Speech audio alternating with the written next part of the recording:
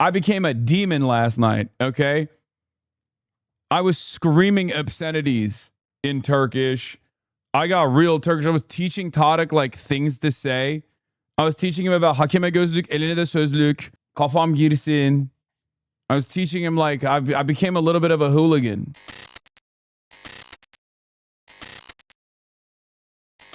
And I headed to SoFi Stadium. Okay. And let's be real. Shouts out to Tarık for getting me and my brother a ticket to enjoy the game. I was there with Tarık's brother as well. A big HasanAbi, big Turkish show of support. And of course, my expectations were, since Turkey had got knocked out, that it was not going to be great. Okay. I thought because Turkey had gotten knocked out, that this game was probably not going to be as exciting. But let's be real. It was exciting. And a big part of the reason why it was exciting is because although I still had the pessimism of the intellect, I maintained the optimism of the will on my and it was a great game. It was a very, very fun game. Defeated second string team. Shut the fuck up. It was not the second string team. Everyone thought we were down and out, but we were there. And yes, so was my GOAT, Eric Adams. Okay. As bayrakları. As. Yeah, also, didn't Pulisic get like nutmegged? Yeah. We humiliated them. Yeah, B team my ass, by the way. That's their star player. Yeah. So what are we talking about? Yeah, we are Charlie Turk. Hashtag Güler Mafia. Up. What's that? Oh, I'm sorry. Did Arda Güler just take your virginity? Oh no, I'm sorry. That's how soccer is played, okay? And it's not called soccer, it's called football now. Just saying. When am I getting you in the LFC Chinese jacket? Yeah. Arda Güler was elected best player of the match between Turkey and the United States. Lost to a twink. Do they have like Arda Güler twink fan cams? What the? Oh my God. I didn't even realize that was a thing. That's crazy. Man, we had 9 scrubs in trying to get them some playing time because number 1 seed already locked in. Get out of here. Okay, I think a lot of people are being a little silly about this defeat because you don't want to hold the L. It's fine. I will order additional copium for all of you, Team America, U.S. men's national team fans in the chat. Okay, no, it's fine. You guys can order some additional cope. Okay. No, it's fine. You don't want to hold the L. You're like, oh, no, we already advanced out of the group. We didn't care about it. It's like, yeah, really? Well, guess what, dude? You got clapped. Okay, you should be excited that we didn't score more goals to ensure that you even lose your first seed. Okay, that's all I'm saying. What is this? The Ghanaian shaman Nana Kwaku Bonsam has issued an apology to Turkey after claiming he accidentally cast the spell on the Turkish national team. Honestly, it was a huge mistake. I had prepared a special amulet to weaken Ghana's intended World Cup opponent, but during my ritual, my apprentice slipped up the map and the energy shifted towards Turkey instead. When I watched Turkey's recent matches and saw the missed chances and unfortunate moments, I realized something had gone wrong. I sincerely apologize to the Turkish people. You were never the target. I'm currently working on an antidote amulet to break the spell completely and make things right. Yeah, well, guess what, dude? It's too late. Loser mentality. Mexico came and took 9 points. No goals conceded. Yanks in shambles.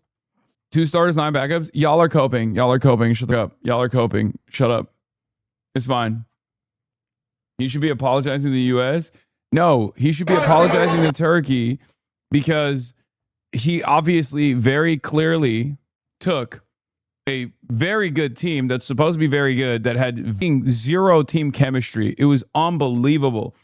Turkey literally has, I think, the most expensive team, right? Like, it literally the most expensive team. And they couldn't play for shit. It was disastrous. Yeah, in the group. Yeah. Not even close. No, dude. In the group. In our group. Yeah, obviously not in the world, dude. What the fuck are you talking about? Yeah, I assume there's the French team and all these other teams are way more expensive. Anyway, I had Ferdi Kadıoğlu in my fantasy team. He's my biggest disappointment. Still love him, though. Stick to politics, little bro. All I'm saying is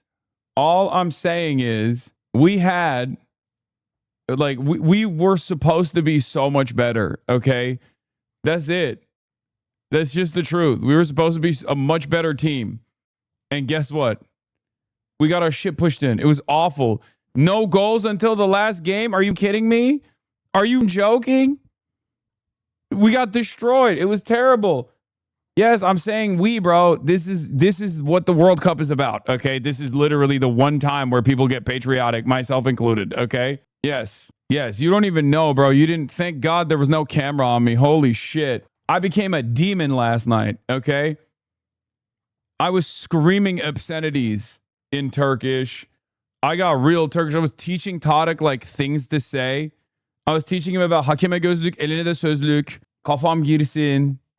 I was teaching him like I became a little bit of a hooligan. When you say we, is that Turkey or the U.S.? Of course I'm talking about Turkey, bro. Yes. Is Austin literally in the Discord complaining that is Austin? Why does someone know that you're in my house? No. Holiganlığı sen nereden biliyorsun amına koyayım? Oğlum biz Türkiye'de büyüdük. Ne diyorsun ya? Allah Allah. Çarşı. Yok ben Fenerbahçe. Bizim aile Fenerbahçe ailesi ama yani. Make sure AT&T doesn't find out you're in the same box as Ludwig. Yeah. Tarık brought coworkers together last night. It was impressive. It was he's an impressive guy like that. He was able to get coworkers to be united for once. Yeah, hopefully AT&T didn't. Well, I didn't take any photos with Ludwig, so no worries. AT&T won't get mad. Çarşı Beşiktaşlı ol. Hayır, biz Beşiktaşlı değiliz abicim. Benim ailem Fenerbahçe ailesi. Eğer başka bir takım tutsam öldürürler beni yani. It's so funny because I have obviously no allegiances to any team whatsoever. But deep down inside, when people will be like, "Well, why don't you support Beşiktaş or why don't you support Galatasaray?" Absolutely not. It's like weird that I still have that like holdover resentment towards a team, even though I have never been like super supportive of Fenerbahçe either. You know what I mean? Like it doesn't really matter, but it also matters, if that makes sense. It's brainwashing. Adanaspor komünist takım. Öyle mi? İnanmıyorum bu dediğine. All right, anyway. British Turks support Tottenham. Come enjoy the disappointment. What is this? That's crazy. This is a ruthless meme, dude. You. All right, I'm blasting on. So you're like the opposite of the Trump curse. When you show up, people win. Yes, that is exactly what happened. That is exactly what happened. I brought life back to the Turkish team. And it's really messed up that you guys are making fun of me like this. Vay anasını o kadar fanatik sizin aile he? Evet aynen. Bro. I was feeling it, dude. I was feeling patriotic. Yes, the HasanAbi bump. It turns out the HasanAbi bump very much exists for sports teams as well. Think about it this way. New York Knicks. I went there, Madison Square Garden. Knicks won after losing in the Donald Trump team. If Turkey had the German Turks on their team, they'd be top 3 in the tournament. I know, Germany stole all of our best players. It's bullshit. Okay. What about the Lakers game, though? Yeah, that's true. Okay. Fair. Yeah, that wasn't good. Anyway, we laughed at Eric Adams, but turns out he was correct. Turkey versus USA is the World Cup's only group stage match where both countries' biggest city is divided by a saltwater strait. New York is split by the East River, which, despite the name, is a tidal strait, not a river. Stay tuned for more cutting-edge, geography-based World Cup analysis. Yeah, New York is the Istanbul of America is real. That's real. Okay? Did you see the Chinese 9/11 that happened today? I know, I have a special correspondent that's going to be coming on to talk about that in a second. Once I'm done doing the intro and talking about my personal news and complaining about SoFi Stadium, I think... Here, I'll just say it, okay? I think it should be illegal to host major events in Los Angeles, California. Straight up. I think it should be illegal to host major events in Los Angeles, California until we figure out public transit, adequate public transit. We are not a city that is capable of hosting major events, okay? Straight up. And I mean it sincerely. Like, I don't think that we should be allowed to host another, like no concerts, no major venue events. I think we should retool SoFi Stadium. We should do it. We should just do a do-over. Okay. Here's why. Perhaps a problem for me is that I went to one of the greatest American arenas of all time, so close to my experiences, SoFi. I went to Madison Square Garden, okay? And Madison Square Garden is one of the only appropriate stages for sporting events in the United States of America because there is literal fucking public transit, okay? So going from Madison Square Garden to SoFi Stadium was whiplash. I could not fucking believe it. Now, obviously, all of the Los Angeles arenas are ass because the city is ass. Let's just be real. It's dog shit, okay? It's fucking dog shit. It's disgusting, and we do not deserve it, okay? We do not deserve to have it until we get public transit. Here's why. Most of these other places around the United States of America at least are like vast enough because you have to drive 45 minutes to go wherever the fuck you need to go anyway. SoFi Stadium is massive. 70,400 people were inside of this arena last night. Okay? And because Los Angeles is a car-reliant city, that meant, 50,000 fucking cars. It's unbelievable, dude. It is fucking ridiculous. Getting in to walk into the arena is already a bitch. You're walking 2 miles. You're walking 2 fucking miles. Why are you walking 2 miles? Because it's a 70,000 occupant stadium that's ginormous. So you need 70,000 fucking cars in the goddamn parking lot. So the fucking arena is surrounded by ginormous swaths of fucking land for the cars. No vertical parking. It's just wide open, miles upon miles of Chevrolet fucking SUVs and Cadillac Escalades and Priuses for all of our eyes to see. If you want to see it, here, let's look up the fucking aerial view of this disgusting monstrosity, dude. Look at this shit. Look at this shit, bro. Parking lots upon parking lots upon parking lots. It is fucking insane. And it's right next to the Forum, too. I'm telling you right now, there's no way to explain to you how bad the traffic is getting out of this place. I walked for like 3 miles. I walked for like 3 fucking miles. Dodger Stadium, too. It's disgusting. And of course, that's still not enough parking for all the people to drive there and park there, obviously. Hella people take Uber. Guess why? Because there's no fucking public transit. Okay? There's no public transit. It's not reliable. And it's non-existent. And the public transit that kind of exists is unreliable. Parking costs a fucking arm and a leg on top of that. There's no mass transit hubs around this fucking around this stupid stadium. It's smack dab in the middle of the city. And they've opened up so much space just for the parking. And guess what? There are only so many lanes on these major roads. So all of those hundreds of thousands of fucking cars that are trying to leave the surrounding malls, the surrounding neighborhoods, and the arena, they get jammed up. I got in an Uber after walking 2 miles last night. The guy was going in the wrong direction, it seems. I sat in that Uber for 25 minutes and I asked the guy, what is going on? And he says, last week or 2 weeks ago or whatever, there was a Kanye West show here. I sat in traffic for 2.5 hours. I said, nope, I'm getting out. I walked home. Okay. Or at least I walked another 2 miles until I could leave the fucking traffic dense area, run into a side street, and then call an Uber. Now, are there no major venues in Europe? Europe is dense.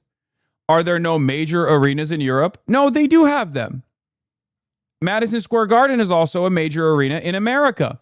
So why does it work in Madison Square Garden, but it doesn't fucking work in Los Angeles? Yeah, I'm not going to be in the city for the Olympics. I'm definitely leaving LA for the Olympics. I fucking hate that shit. I cannot believe it. I don't even know what's going to happen. It's going to be fucking bedlam, dude. It's public transport, chat. That's it. It's the only reliable way to effectively lower traffic density. I can't, it's so, I think we can make people communist. We can make people be in favor of 15-minute cities if we just explain to them how much easier life could be if we actually had decent public transit in this stupid goddamn city, dude. I'm so mad.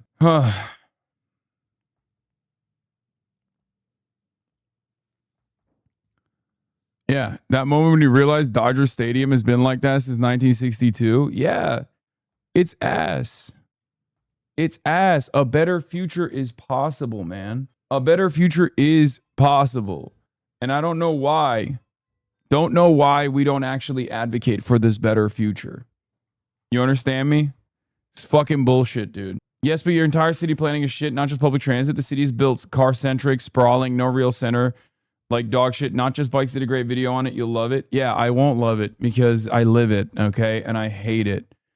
I don't love it because I live it and I fucking hate it. It's unbearable. It's a hellish nightmare. And it's a somber reminder when I actually have to sit in fucking traffic. But like, this is not normal amounts of traffic. This was like in just absolute, utter insanity. Absolute utter insanity. Completely unacceptable. Anyway, watch top 7 largest parking lots of the World Cup. Wait, what? There's a video Messi's magic. Cape Verde's clean sheet against Spain. Oh, would you stop it? Look at that absolute filth. I'm not sure whether some of this stuff is even PG. There are some things that America does better than anywhere else. Milkshakes, they've pretty much got those nailed. Blues music, the existence of which is the only positive argument for slavery, and miles of concrete, as far as thine eye can see. This is an electronic sign for a car park outside of the Gillette Stadium, known as the Boston Stadium throughout the course of the World Cup, which claims to have been voted as the #1 lot. I've so many questions. Voted for by who? Who thought to even conduct such a vital poll? The #1 lot where exactly? At the Gillette Stadium? In Massachusetts? In the... What is this content? Dog, what do you mean? This is the most American content you can have. Okay? There's no greater American content than what are some of the biggest fucking parking lots in the United States of America or around the world, honestly, but it's mostly going to be in the US. Compare the LA arena with this one. What is it? China? I don't get it. I don't understand. Where are the parking lots? Where do they put the cars? Where are the parking lots? Bro, start the video over. You didn't hear what he said? Yes, he says something about blues being the only positive outcome of slavery. He's making a joke. It's out of pocket. I know. What do you want me to do? Go back in fucking time and kill him? Yes, dude. He said something completely unacceptable. I'm moving on from it, and I think you guys should also move on from it. What do you want me to do? Oh my God, a random YouTube video that I clicked on said something unbelievably out of pocket. I'm going to kill myself now in a video game. And I think we should all just close our eyes and lose our fucking shit. What do you want? What do you want? Why does everybody go, rewind? Rewind! God damn, dude. I'm trying to fucking move on. How about not keeping it going? Turn this off immediately. Does it look like I'm looking at a YouTube video, you fucking moron? Does it look like I'm currently watching a fucking YouTube video? Or am I just looking at a fucking stadium in China? You fucking idiot! Does this look like a static image? Or is it still the same YouTube video? If you're gonna get mad about something, figure out what you're fucking mad about. God damn, I'm 43 minutes in and I'm already so fucking annoyed. Anyway, look at your community. Look what you've created. Dude, I literally pop off on a bi-weekly basis on this shit. And then there's like 18 weeks of thought pieces about how much of a fucking white nationalist I am. What are you talking about?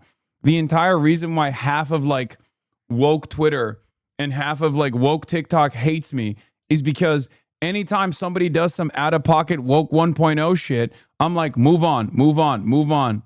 Okay? And then they immediately go, here is a 45-minute think piece on why HasanAbi has created a mortal wound And here is what is actually white supremacy founded. After his 10 plus years of fucking advocacy against white supremacy, we found it. He was insufficient in his reaction. And just like that, a little F. Perfect day. Perfect way to start this goddamn day. Yeah. Here's how Hasan enables fascism. Anyway, Mercury's in Gatorade. From what I heard, Los Angeles is apparently going to stagger business hours like they did in 1984, use special lanes on freeways specifically for Olympic-related traffic, hire extra buses temporarily, I assume, and use no new venues or stadiums. Supposedly, it's definitely going to be a shit show. It's going to be disgusting. It's not going to work. And it's going to straight up destroy the city. There might be riots. Because if you put people through that SoFi Stadium situation every single day, all around the city and all around the state, but especially all around the city, people are going to riot. Okay? People are going to take their California certified weapons and do an armed insurrection. Way more people for the Olympics. These people are coming from civilized parts of the planet, like Guatemala, where they actually have working and relatively reliable public transit. They're not going to understand what the fuck is going on in this third world country, in this developing nation that is in the heart of, a state that is the fourth biggest economy on the planet. Okay? They're just going to be like, I don't get it. I live in El Salvador and we have trains there. You live in Los Angeles. This is one of the richest fucking cities in one of the richest states. What do you mean you don't have buses? What do you mean it's all parking lot? I don't understand it. Yeah, India has a lower GDP than California, and it actually has trains. Yes. I'm telling you, people are not aware of what the fuck is going on. Like, people don't understand how bad this is, okay? People do not understand how devastating this is going to be. We should have never hosted the Olympics. We are not ready for it. We don't deserve it. Plus, the Olympics are already a way to just like melt the homeless. It's like a scheme. I swear to God. Anyway, Hasan has never been more of a transplant in his entire life, Lamau. I'm a transplant for this take. I've been living in this hellish nightmare for the last 13 fucking years of my life. We've moved far beyond transplant status at that point.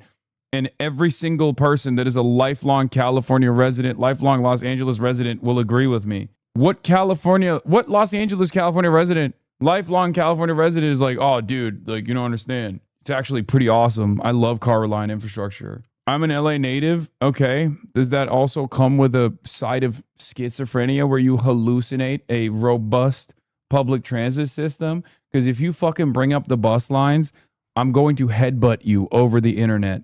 Okay? Oh my God. He just said, I agree. It sucks. It's just manageable. Oh my God. Dude. Oh God. You deserve to watch the riots unfold in your fucking backyard when people from all around the world pour into this goddamn city. Like, have you looked at a map of bus routes in LA and train routes in LA and compared it to like an actual city of similar size? Los Angeles is sprawled the fuck out. So there's a lot of problems there to begin with. It's a sequence of suburbs and exurbs tied together. Okay? It's not a normal city at all. A big part of the reason why we won't tie these different suburbs and exurbs together is because rich neighborhoods don't want black and brown people coming into their neighborhoods. They don't want poor people coming into their neighborhoods. That's the number one NIMBY argument against it. The other reason why is because obviously it would be a nightmare to fucking deal with the traffic in the interim, and it would take a decade to put together. You've been to Dallas is like LA times 100? Yeah, that's true. Dallas is pretty bad too.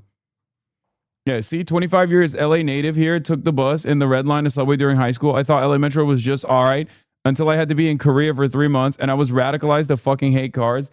Yes, every Los Angeles native never leaves Los Angeles. I take a bus to work. I take buses and trains. It's not great, but it's manageable compared to most of the country. I hope we can get some of it fixed before the Olympics. Okay, listen. Go and exist in any other European city, European capital, any other city in Asia for like a month or a week or 2 weeks, just fucking 2 weeks. And you will understand what I'm talking about. Like, look, man, I grew up in Istanbul, okay? And Ankara. I know what it looks like in a objectively much poorer country, what it means to have a diversity of options and robust public transit, okay? You're out of your dang mind. And Istanbul has a fuck ton of problems with traffic too. And even then, at least it has a working metro a working metro system. And also, one of the biggest problems with buses in Los Angeles is that they're not fast and that they're not frequent and they're inconsistent. And if you have inconsistencies in public transit, then it's not reliable. Then it might as well not fucking exist. There aren't enough buses. There aren't like specific bus lanes anyway, so they get stuck in fucking traffic too. And when you don't have constant fucking buses, then it's not real transit. I largely agree with you. I just thought your take that LA will collapse under the Olympics wasn't perfect. It will collapse under the Olympics, and you will see it. Mark my fucking words. Okay? Anyway, so yeah. I spent 4 months backpacking through Europe. Their public transportation in literally every country, except maybe rural parts of Italy and Germany, are vastly superior. To be very honest, brutally honest about its problems, especially when it comes to not having reliable a walkable city, and which of course comes from our car reliant infrastructure, and having reliable public transit. Okay, that's it. All right, now let's bring in Austin's show. Austin, get in here. Get your ass in here. Bring a chair. Get your ass in here, Austin. Ladies and gentlemen, Austin show. That's right. I'm here, ladies and gentlemen. I outdressed Hasan today for the first time. He showed up to the Fear Amp podcast without a suit. The one time I don't wear a suit, Austin came in. I showed up in a suit. And he had a suit. That's right. And I didn't even know he was going to do it. Like, it's not even a bit. Like, it's not a bit. They caught me in real time being shocked. And, I think it's in an effort, because I've found that people aren't taking me serious enough on the Fear Amp podcast. So I thought by putting on the suit, everything that I say that gets clipped out of context mostly, people would start to take me more seriously. So I've started to wear a suit. And I've got a trans flag pin, which I don't see on your suit, which is very odd. Yeah, I have a DSA pin. Oh, you have a DSA. Which is basically... Right.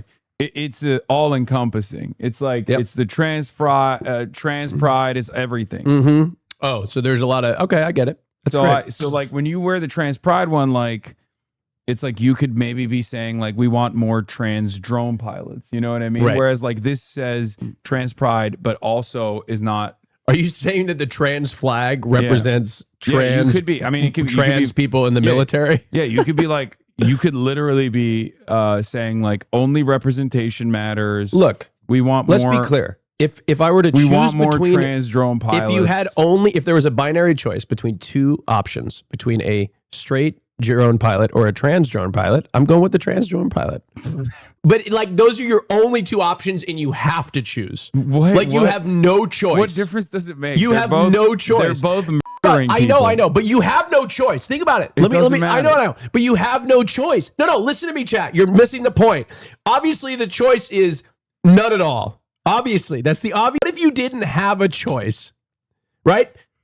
Which is, but you do have a choice. You do have a choice, and it is none at all. He came in and he's digging already. He thinks if he puts a suit on, people are gonna be like, "Well, that guy is making a really good point." Honestly, some of you probably are taking me a little bit more seriously because I have the suit. Yeah, no, but that means that your words hold more weight. So now they think it's a campaign promise. That you're gonna say.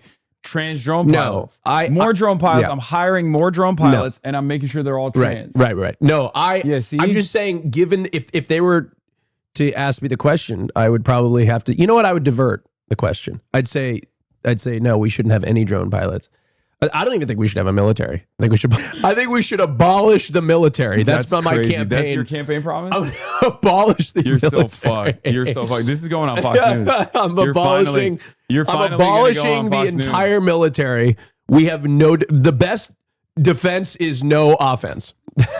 That's my That's my rule. That's it. You know? But yeah, he came in here because he wanted to suit mog me. Yeah, I wanted to. I have not. Unfortunately, I've failed because like this shirt is over. It's too big. Yeah, it's so large. It's so Is it large. mine or something? No, Where'd it's you mine. get it? I don't know. I found it in my closet, and it was the only thing that I could. The other ones need to be dry cleaned, and they were dirty. But you hate my tie. You don't like my tie. That tie is so ugly. It's the only tie I could find that was pre-tied, and I don't know how to tie a tie, so I had to do it. I had to pre-tie it and just put it around my neck and cinch it up there. You're a baby. If yeah. you're gonna wear a suit, you need to learn how to tie a tie. I know. It's millennial gray. Yeah, even the tie is millennial gray. I know. Oh my god. I know. Well, I thought I have a Versace suit and a Gucci suit. I just thought that would be too much for this occasion. Wait, this is literally, you said this was custom made in Italy. It was, but it's not Versace or Gucci, but this is a custom made suit in Italy, imported to the United States. That's more expensive and more I don't costly think and more. It's I more got a fancy. discount. Davide gave me a discount. It's literally more fancy than getting a Gucci suit. Oh, well, anyway, it's custom. It's custom. I, on the other hand, am wearing Penguin, dude. Is that a socialist brand? No, it's not. It's just like, Nordstrom Rack shit. Oh, okay. Yeah. Because I'm a real, working class hero. Well, I mean, I'm a working class hero too. Look, I feel like I'm dressed like somebody who goes to Look at work. your shoes. I haven't even seen your shoes. Okay, I didn't have any suit socks, so I'm just wearing like Calvin Klein, What like the black fuck? socks. You're- Normally, I put. You did the brown shoes, black socks. I know, but I had to see it it was for the podcast, so And like you're my also feet were cut off. You're wearing a navy blazer with brown shoes. That's No. You could tie it with the brown belt. See? Okay. Huh? The tie is way too long. I don't know why you got the Trump tie, dude. What the here? Hold on. That's right. Let's stand up together. Let's do it. Let's do the fit check. Fit check. Hold on, I can tuck it in. Okay, see? Huh? Only one of us is suited to run for office right here, and I don't think it's this guy. Well, come it's on. casual Friday. Come on, look at me. Casual Friday. See, look, I'm already ready to campaign. Look at me. Come on, you gotta admit. I'm already ready to hit the trail. I mean, come on. I got the. Hey, I appreciate all the work you've done for my campaign. I'm not gonna work with it. Come on. Put me in New York and put me against Richie Torres. Bitchy Richie is what they call him. That's right. Richie Torres. Very sad. You're gonna carpet bag to the Bronx. Yeah, I think so. I think I could do it. You would lose so hard. You think so? Yes. You think you would beat me? That's not pretty putting a lot of confidence in me. But yes, I think you would lose to Richie Torres. I would lose by a billion. Yeah, to Richie Torres. You'd lose to Richie Torres by like more votes than even exist in the district. Really? Yes. I mean, they like him there, No. but they would dislike me more. Yes, because you're carpet bagging. What does into that? The poorest What does that district. mean? It means when you fly into a district that you don't have any association with, just so you can run against the incumbent, just so you can run against like a person. Oh, okay. And you literally have no association with the Bronx whatsoever. Right. It's the poorest district in the country. Yeah. It's also, let's just say, demographically outside of your, you're a rich white gay man. This is the poorest I'm a Lebanese black man. district. Yeah. In the country, one of the Right. poorest black districts in the country. In my defense, I didn't know that. You would literally lose by Well, unbelievable numbers. I would make the argument that he lives in the district and he's not in touch with the people that live there. It still doesn't matter. So I would say It doesn't from a matter. distance, from across the country, I can see that he's not in touch. I'm more in touch from across the country than he is, and he lives there. You know what I'm saying? Somebody said run against Tina Kotek. You saying all black people are homophobic? Yeah, that's what I was mentioning. That's what I was saying, you idiot. What? Yeah, I'm saying that. That's what I was saying. I'm glad you got it. Well, No, that's I was the saying vibe that a random dude. I'll be honest, that was the vibe I was getting too. Random So I'm gay happy. white guy coming in from Portland, Oregon. Yeah, I'm happy that I Against Richie Torres. honestly, also, Richie Torres is gay. You What? fucking idiot. Yeah, he Richie's is. gay? Yeah, he is. He's bisexual. Oh my God. I didn't know that. I really didn't. I really should have known that. But I didn't. I didn't know he was gay. Yeah. Or he's bisexual. I think he's bi, yeah. Oh, wow. Sad. Austin pulling at Debbie Wasserman. Yeah, right now there's big drama happening in Florida. I didn't right know now. he was bisexual. Wow. Yeah. I'm finding out for the first time. Still doesn't make him All right, well, a Austin, good candidate. I didn't just bring you here to suit mog me. We obviously have a story that we have to run. Oh, yes. This is, of course, bringing both of our interests together. Right. China I know. and 9/11. Yes. Those are both of your interests. Well, I mean, I'm actually fascinated. I like China. Yeah, you could just aviation incidents. in China. Let's go with that one. Yeah. Beijing experienced its own 9/11. That's right. It did. 9/11 Beijing. Small aircraft crashes into Beijing's tallest skyscraper. Mm-hmm. Okay. Independence Eve. Hold on. I'm going to. Are those twin towers too?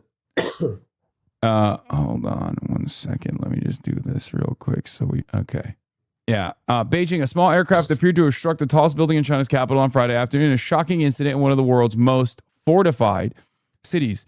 Dramatic footage from Beijing posted on social media showed debris falling from the 109-story CITIC Tower, also known as China Zone, as well as the tail section of the plane and a broken window of a taxi cab on the ground. Yeah. A CNN journalist witnessed people evacuated from the skyscraper, gathering on the streets near the entrance, along with fire trucks, police cars, and an ambulance. Now, let's watch the video. But what I find really interesting... Don't steal my talking point. What I find really interesting... We're coming straight from the financial district in Beijing, and I can tell you, Wolf, that He's going to steal my talking point. What I find really interesting is that Talk everything about it. is better in China. Yep. Including the buildings. Yep, he's stealing it right including now. the protection, this is including the theft. how hardened the buildings are. Yep. Because exactly what I told him before when this happened on 9/11 in the United States of America, it went through the building. It happens in China, and the building is just like, nah, it's fine. The plane bounced off the building. Yeah, the plane bounced off the building. And before you say it was a small plane, we've had enthusiasts try to repeat 9/11 in the United States, and it's gone through the building. With small planes, it bounced off. Yeah, that's my talking point. By the way, he's stealing it right now. No. I shared this with him before the thing. This is my one talking point. Is so that oh, you don't like it when someone steals, someone copy paste your talking points about political incidents. Well, in this particular case, financial area of Beijing, where we're coming to you from now, has been totally sealed off. Police here in Beijing are telling people not to take photos of this scene. So this building that's where I is draw the line. 109 stories tall, and in the upper reaches of Don't the take building, photos of the just scene. Why around not? 7 p.m., right around Classic sunset, China. that's when social media started to light up. China's heavily controlled social media with reports of a small aircraft. What the is this goddamn? Yeah. Because one of the things that Americans always used to cope about is that Chinese infrastructure is dog shit. China can only, build these robust buildings and things like that because it's made out of tofu dregs and there's tremendous deregulation in China, and that's the only. What are you doing with your shoulders? Oh, I have a motor tick every once in a while. Okay. Well, they always talk about how Chinese buildings they put them up because they're made out of tofu. It's bullshit. It turns out whatever the hell they're putting in their buildings, it's windows. And it's still what type of window could just hit a small plane, receive a blow from a small plane and just nothing happens. Well, and think about our houses. Have you ever seen a car go through a house? It goes through the house. I had my Denver DSA orientation last night, bro, and no one knew you. Made me look stupid, dog. Unsubbed. What? He's lying. Oh, he's lying too. Of course he's lying. I was literally with Denver DSA a week ago. I was with Portland DSA. I'm going to start going to their meetings. Do they have meetings? Yes, of course they have meetings. I'm going to start showing up in a suit. Oh my God, you're going to go to the Portland DSA just because they're going to know you there. That's crazy. No, I'm not going to do that. I'm going to do that because you're not even going to become a dues-paying member. You just How much are dues? I could probably put it in my. Okay, how much? Well, you could do solidarity dues. What are those? However much you can give. However much I can. Well, that's recurring monthly payment. I'll talk to my team. team. Put you down for $1,000. $1,000 a month? Yeah. Well, let me talk to my team about it, and we're gonna see how the funds work. Do you buy a percentage of the party? Is that? Do you own? Is it like an equity play? What's the whole thing? Put down. There's no equity play, Austin. Why did I put on the suit and all of a sudden I'm like, want to invest? Yeah. I don't know what it is. Crashing with skyscraper in Beijing, the capital of China. It's crazy. They just ate it, dude. It doesn't make sense. The building only got a bit of a scratch on the surface. What the hell have you turned this AI into? Oh, so this isn't even like real. This is the actual. No. It broke like one window. Wait. I got a conspiracy theory. What if this is like propaganda and they faked a plane? What if they faked a plane crash? Wait. To show how strong their buildings were? Wait, I don't understand. Why is that photo way worse?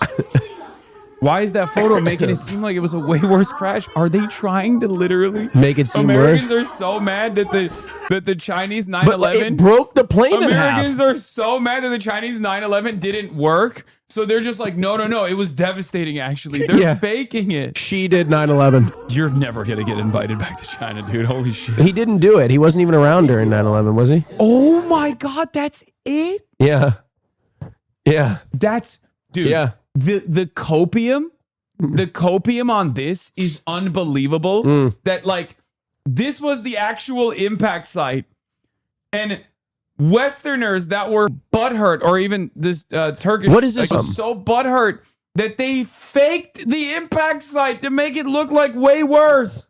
That's crazy.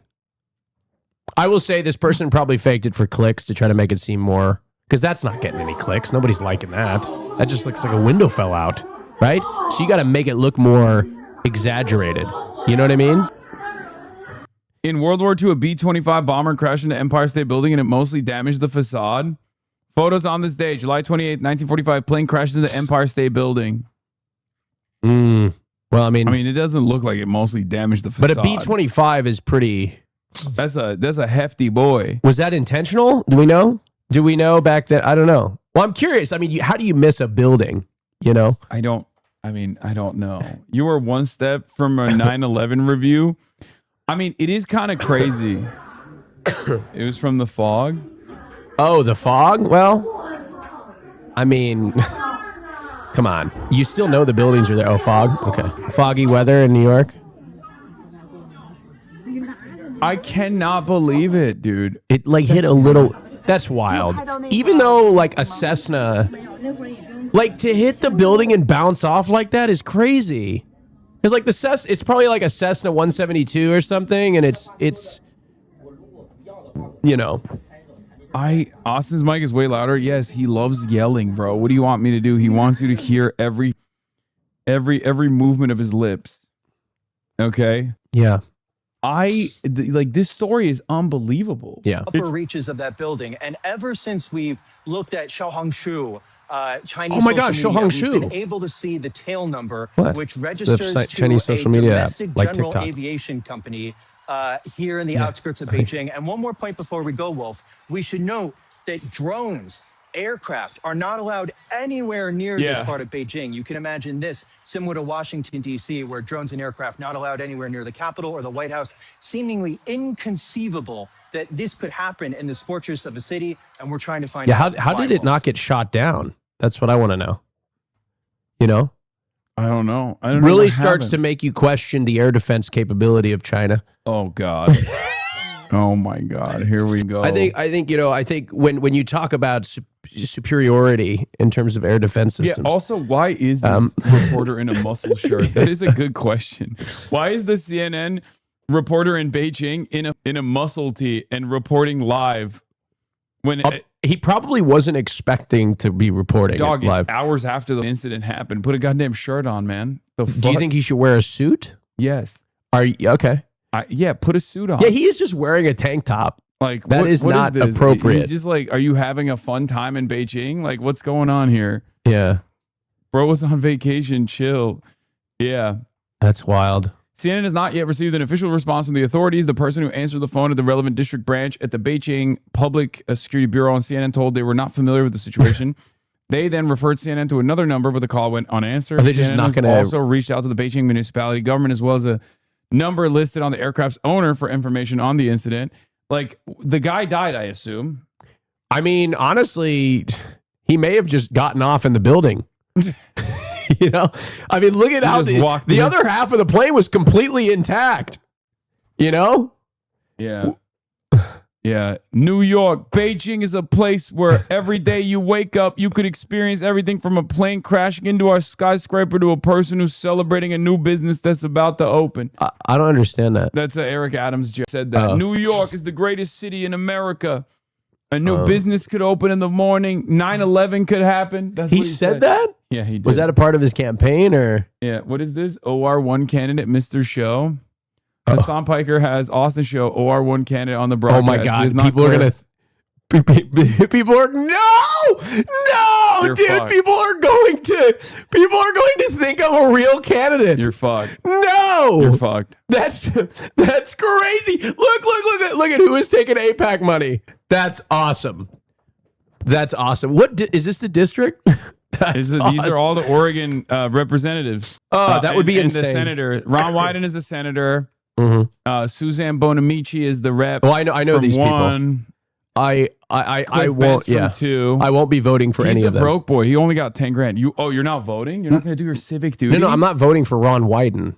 We have another one that's good. Jeff Merkley has taken $0 from the APAC lobby. Yeah, that's why he's not on this list. Yeah, Jeff Merkley.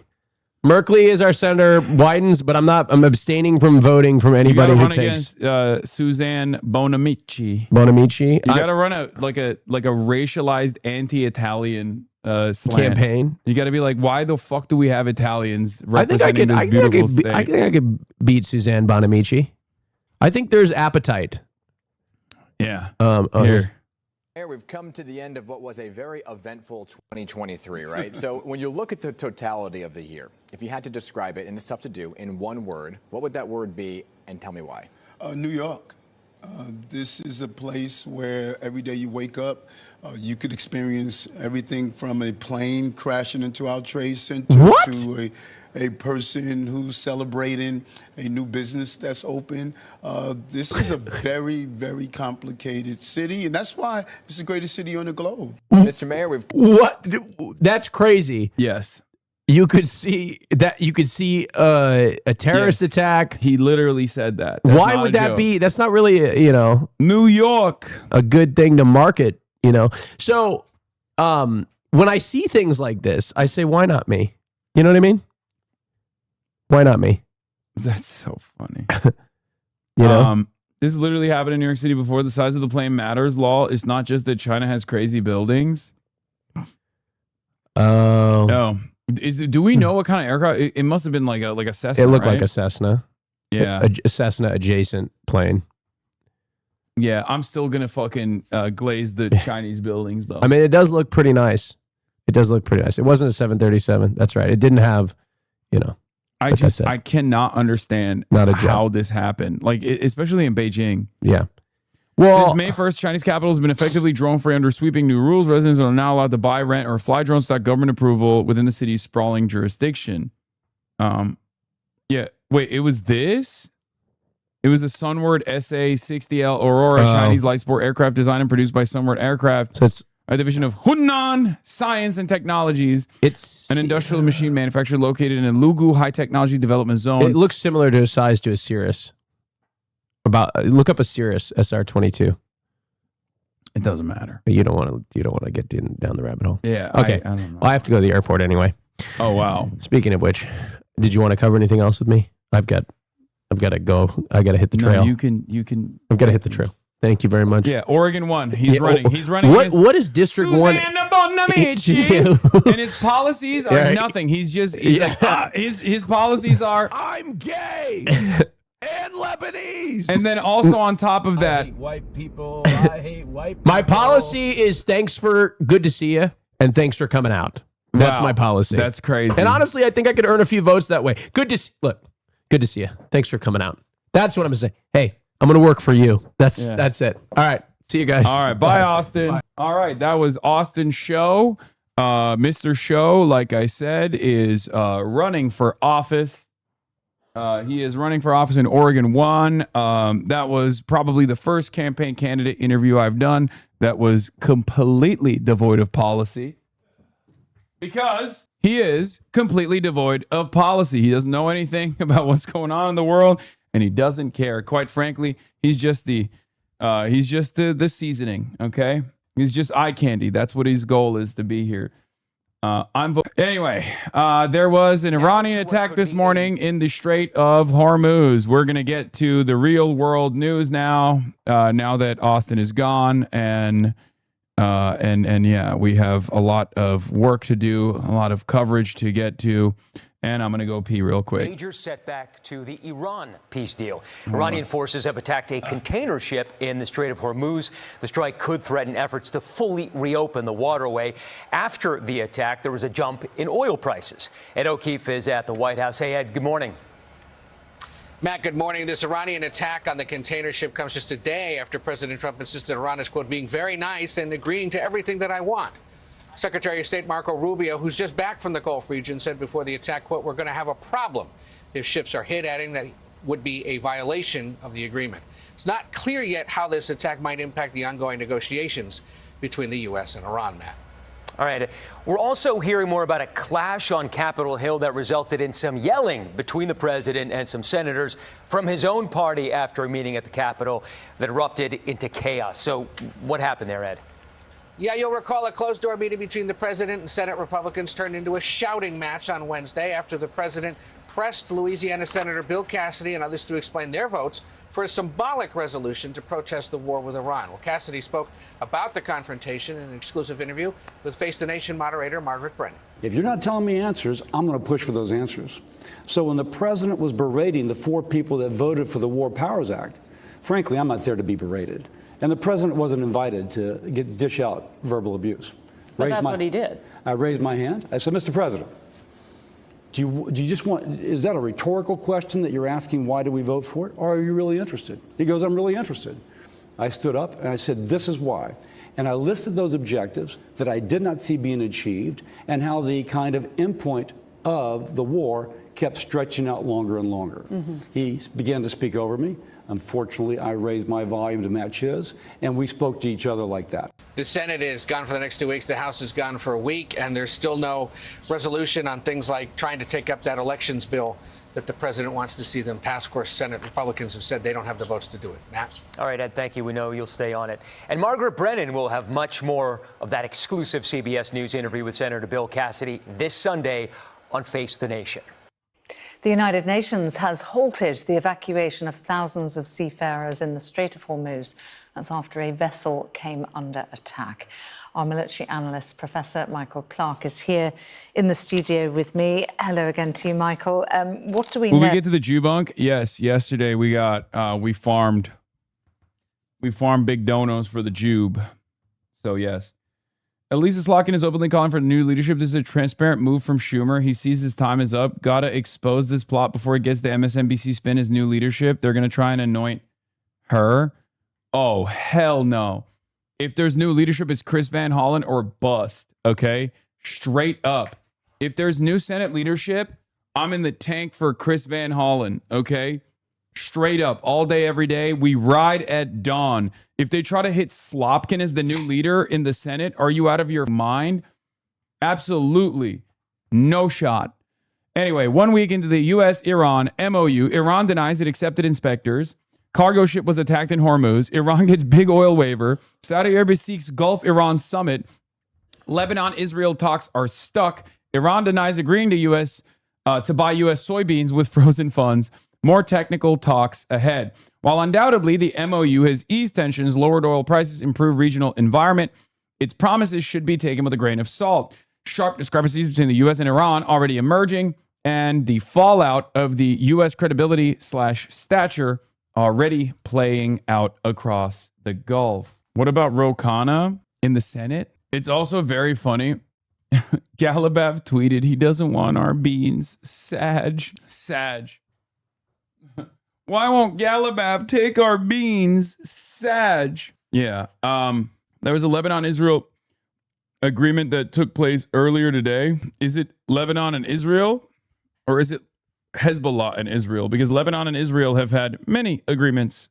They amount to nothing. Can you clarify for Twitter whether Austin is actually running for Congress because Hostwood is losing their minds? Great. Great. Let him think it's real. Austin, people legit think you're running. Yes. Haas Twitter. Haas Twit, it thinks you're actually running, and no. Dude, this changed his outfit already, dude. Yeah, because I'm going on a plane. Anyway. No. All right, get out of here. Get the hell out of here. I'm talking about. I need to make it clear it's a joke. I don't think it's a joke. I don't think it's a joke at all. It's real. It's real. It's real, guys. It's real. Yeah, and I will be endorsing his opponent. We've been covering the sentencing of the Prairie Land protesters. Yes, of course. Nice. Myself and some HasanAbi heads phone bank for Maylot last night and made over 31K calls. People power. You love to see it. Hell yeah. Your stream is in this clip. What is this? What is this clip? Oh. Mom Donnie's popping up all around the country. They're saying we need Medicare for all. Free college. People are ready for a new generation of leadership that are actually going to address the issue of money in politics. And it is a clean sweep for the Democratic Socialists of America. Dude. By the way, the Denver, God, I love Denver DSA so much. I mean, straight up, listen. I'm going to keep it $150. Okay. Outside of NYC DSA, you guys might be the second best in the nation with a lot of the content that you put out. This hat is better than New York City DSA. Okay. Straight up. I've said it already. This hat is the best DSA merch. This hat is the best DSA merch that they have ever made. Okay. And while Denver apparently has the worst food, as everyone keeps repeatedly mentioning over and over again, Denver DSA has so much emotion. I believe in you. Okay. Is Portland dead still spamming you? I mean, Portland DSA is basically the Portland Democratic Party. Like, what are we talking about? Like, Portland is already the mecca of socialism, where people look at the DSA as like not radical enough. Okay.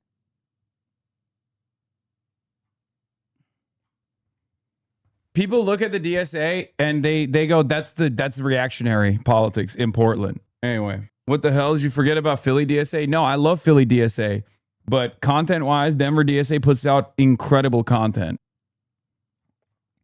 Austin Show, or OR1 candidate, on his Zionist opponent, Suzanne Bonamici. I think I can beat Suzanne Bonamici. I think there's an appetite. Oh my God. Oh my God, that's awesome. Wrong, Portland is anarchist. I know. People only critique the food because it takes a couple weeks for your taste buds to adjust the elevation. It dulls flavors initially. What? Then why did people in Denver also say their food is ass? It's not like people who were visiting Denver that said the Denver food is ass. They said, go to Aurora instead. Denver food is notoriously ass. I live here. Buds have not adjusted to living in Denver after many, many years. They live there. I'm sure they're adjusted to the altitude. What is this? Socialism and National Socialism have more in common than you think. John Hinckley. Wait, look, man, I love your previous work. Awesome stuff, but you're completely wrong here. This is easily your second biggest mistake ever. This ain't going to impress Miss Foster either, Chief. Oh, my God. Oh, my God. They're cooking his ass. John Hinckley, you're way off. Not the first. You really missed the mark, unfortunately. Oh, my God. Hey, no bless yous. Science you only, okay? This is a rugged hashtag. This is a rugged r/atheism subreddit style community. Anyway. Unfamiliar with his other work, but this is a good first impression. John Hinckley, the now free would-be Ronald Reagan, says socialism is the future. Yeah, well, socialist news media, you spoke too soon, and so did Liv Agar, actually. Why are you dodging the question of if you endorse the Austin for Oregon movement? No, I don't. I endorse their opponent. I literally endorse Austin's opponent. I don't even care who his opponent is. They will be better. A Republican would be better suited for that position than Austin Show. How can I make this more clear? Oh, it's awesome. Oh my God. The more Republicans freak out about the DSA, the better things get. Okay. This is literally DSA's time to shine. It's aura edit time. Okay. And I know they're going to make a lot of aura edits off of this. Here, I'll play this from the top so I can do it some service for Maylot Kiros. Okay. The effect happening around the country. Short summaries, there are many Mamdani's popping up all around the country. They're saying we need Medicare for all. Free college. People are ready for a new generation of leadership that are actually going to address the issue of money in politics. And it is a clean sweep for the Democratic Socialists of America. What the mayor is doing here should be done all over this country. We lost our way there for a while with Bill Clinton, but guess what? We're back. It's the Democratic Socialists of America party now. A plus 17-point net favorability rating on Democrats. That is actually better. Capitalism has absolutely fallen through the floor. Look at this. Socialism, on the other hand, up like a rocket. Poll has her at 26 ahead of Gavin Newsom, Kamala Harris, and oh my God, hardcore. I'm gonna cry. It reminds me of this saying that says, a society becomes great when old men plant trees under the shade of which they know they'll never see. Today begins a new era. Wow. Wow. Wow. Chills. Chills. Hope Corps. Hope Corps. Socialism Corps. Rama is more based than Zoran. Say it, Hasan. Wait, what? I say it every day. I don't say America deserved 9/11 every day like Scott Libido claims I do, but I do say Rama is more based than Zoran every day of the week. She's my mayor, okay? She's the real mayor. She's my president. MN, DSA sees you, big dog. Listen, just as I can't choose a caucus, it's like asking me to pick between my children. The different DSA chapters all have wonderful things that they do. Okay. All right. I tried law. I saw you look at it. What? Look at what? No, I didn't see it. Okay. What is this? Oh my God. Are there any West Virginians in the chat today? I'm in talks with developing an Eastern Kentucky chapter of the DSA, and we're developing our own chapter to combine into an Appalachian chapter of the DSA. I know our history, and I know DSA ain't dead here, just unorganized. Please get into contact either through Reddit, user Rev Up Your Engines Law, or Instagram main. Okay. Isn't that like a slur or something? I don't know what's going on there. Also, trying to organize through Reddit, what are we doing? Or Instagram, Meta, what are we doing? Come visit Metro Detroit DSA. I will. Idiocracy, Nazi descendant Anna Paulina Luna submitted a bill that literally had a Claude sign-off in it. Yeah, I saw. Speaking of DSA, bottom comment. Gabor Mate being interviewed by Hasan Piker, but it's Hasan Piker being psychoanalyzed by Gabor Mate, Mr. President. DSA can't even win a Democratic House primary. Lamau. Ooh. Yikes. Yikes. To that one chatter. Too liberal for you too.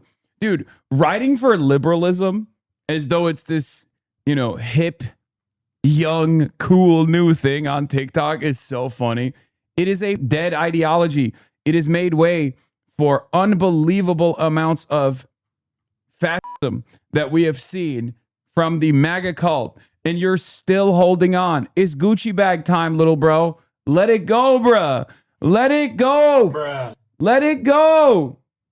Bro, why did they put you in F tier?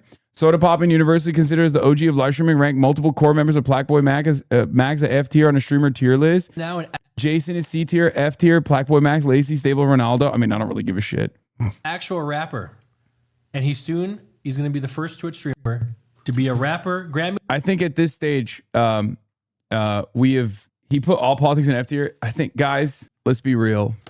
Okay. You might have noticed that I've had quite the eventful year, or quite the eventful past couple of years. And the more I have had real world impact, the less I have been, relevant in the Twitch streamer sphere. And those two things move in the exact opposite direction. I don't really care if people, if other streamers think I'm a bad streamer. I've moved on to different things. Nominated and also come out of the closet. Is that BB No Money? Who is this? Blackboy Max. Oh, an object of fear or alarm, a bugbear, originally 18th century. Okay. Oh, there's a different word that is a slur. That's why I thought it was a slur. I do not know who this is. People taking Chance seriously and not realizing he's joking is sad. Lol. I've seen the name, but I have not watched anything. Soda Poppin always is a memer. Not sure what's going on there, but good for him. Oh my God, he put Ice Poseidon at A tier. Thought it was going to be BB No Money or something. All right. Next. Nest? Next. This is one of the big boys coming in from the WCOM. Lacey. F tier. You don't watch him? Nope. All right. Someone here who you've been fighting for weeks now on Twitter, and you probably still don't even know his name. Who am I fighting on Twitter? Stable Ronaldo. I have an open Twitter. Am I fighting him on Twitter? You don't even know. Am I? Should I open Twitter? Nah, that's fine. Okay. Yeah, okay. Dude, the only clip I've seen of Stable Ronaldo is that one you showed me on the podcast. Mm-hmm. And then there was one clip that was so funny from him where he was like sitting there talking to that worker, and the worker did not give a about him. Yeah. And he's like, you want to go through my clips? I've got time. And I thought it was the funniest. He said he likes you. He's just done with politics on Twitch. He said, hey, I don't really care. You and Chatter's not understanding. This is an OG ranking. They're ranking 2013 to 2015 era streamer impact. Yeah. Oh my gosh, right now the poster board. Yeah, Soda Poppin is an OG Twitch streamer, and he's very funny. I like Soda a lot. I haven't really been keeping up with whatever the fuck he's been doing. I think he got like a 2D girlfriend or something, right? And then he just kind of, like, he literally is the guy who got a girlfriend and then just stopped most of the things that he was doing. Like, he got off the internet.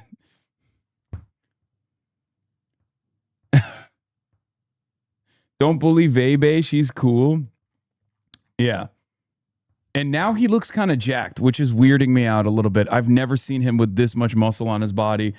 I just realized I haven't seen like a Soda Poppin clip or just Soda Poppin in real life in a long time. Okay, so you actually watch him. This has to be Well, better I don't than- actually watch him. I just seen the clip. And it was funny. Yeah, everything is short form nowadays. Okay.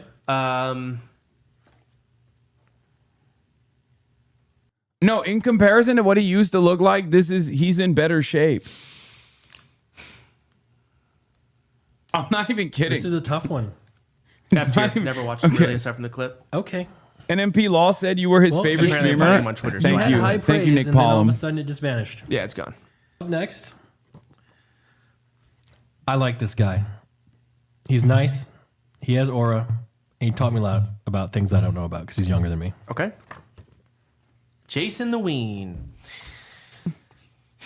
I'll be honest, my impression of Jason went higher recently. Why? I saw him beat Trainwreck's ass in a CS 1v1, and he's also apparently a League player. So this guy games. Okay. But he doesn't stream any fucking games, at least not from what I've seen. So, ew.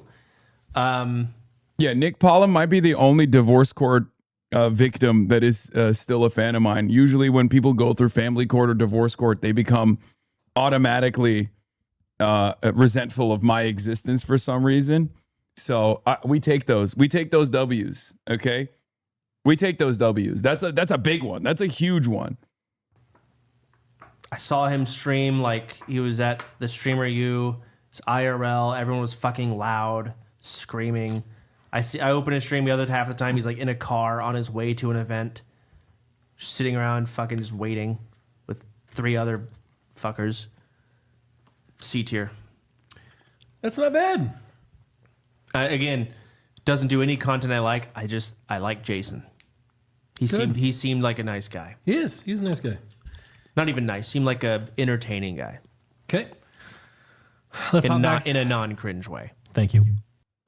Divorce court dad here, still subbed and always will be. Hell yeah. Okay, we got some more. Anyway, yeah, Soda Poppin is the Soda Poppin is a OG for sure. Bro, someone dug up some real dirt on Zoran. Yeah. I will say, I will confirm this. Zoran Mamdani 11 says books, FIFA 2003 and SimCity 3000 computer games. 11-year-old Zoran Mamdani was featured in a New York Magazine story about what gifts kids want for the holidays. One of his answers was SimCity 3000. Today, he has a real-life city to run.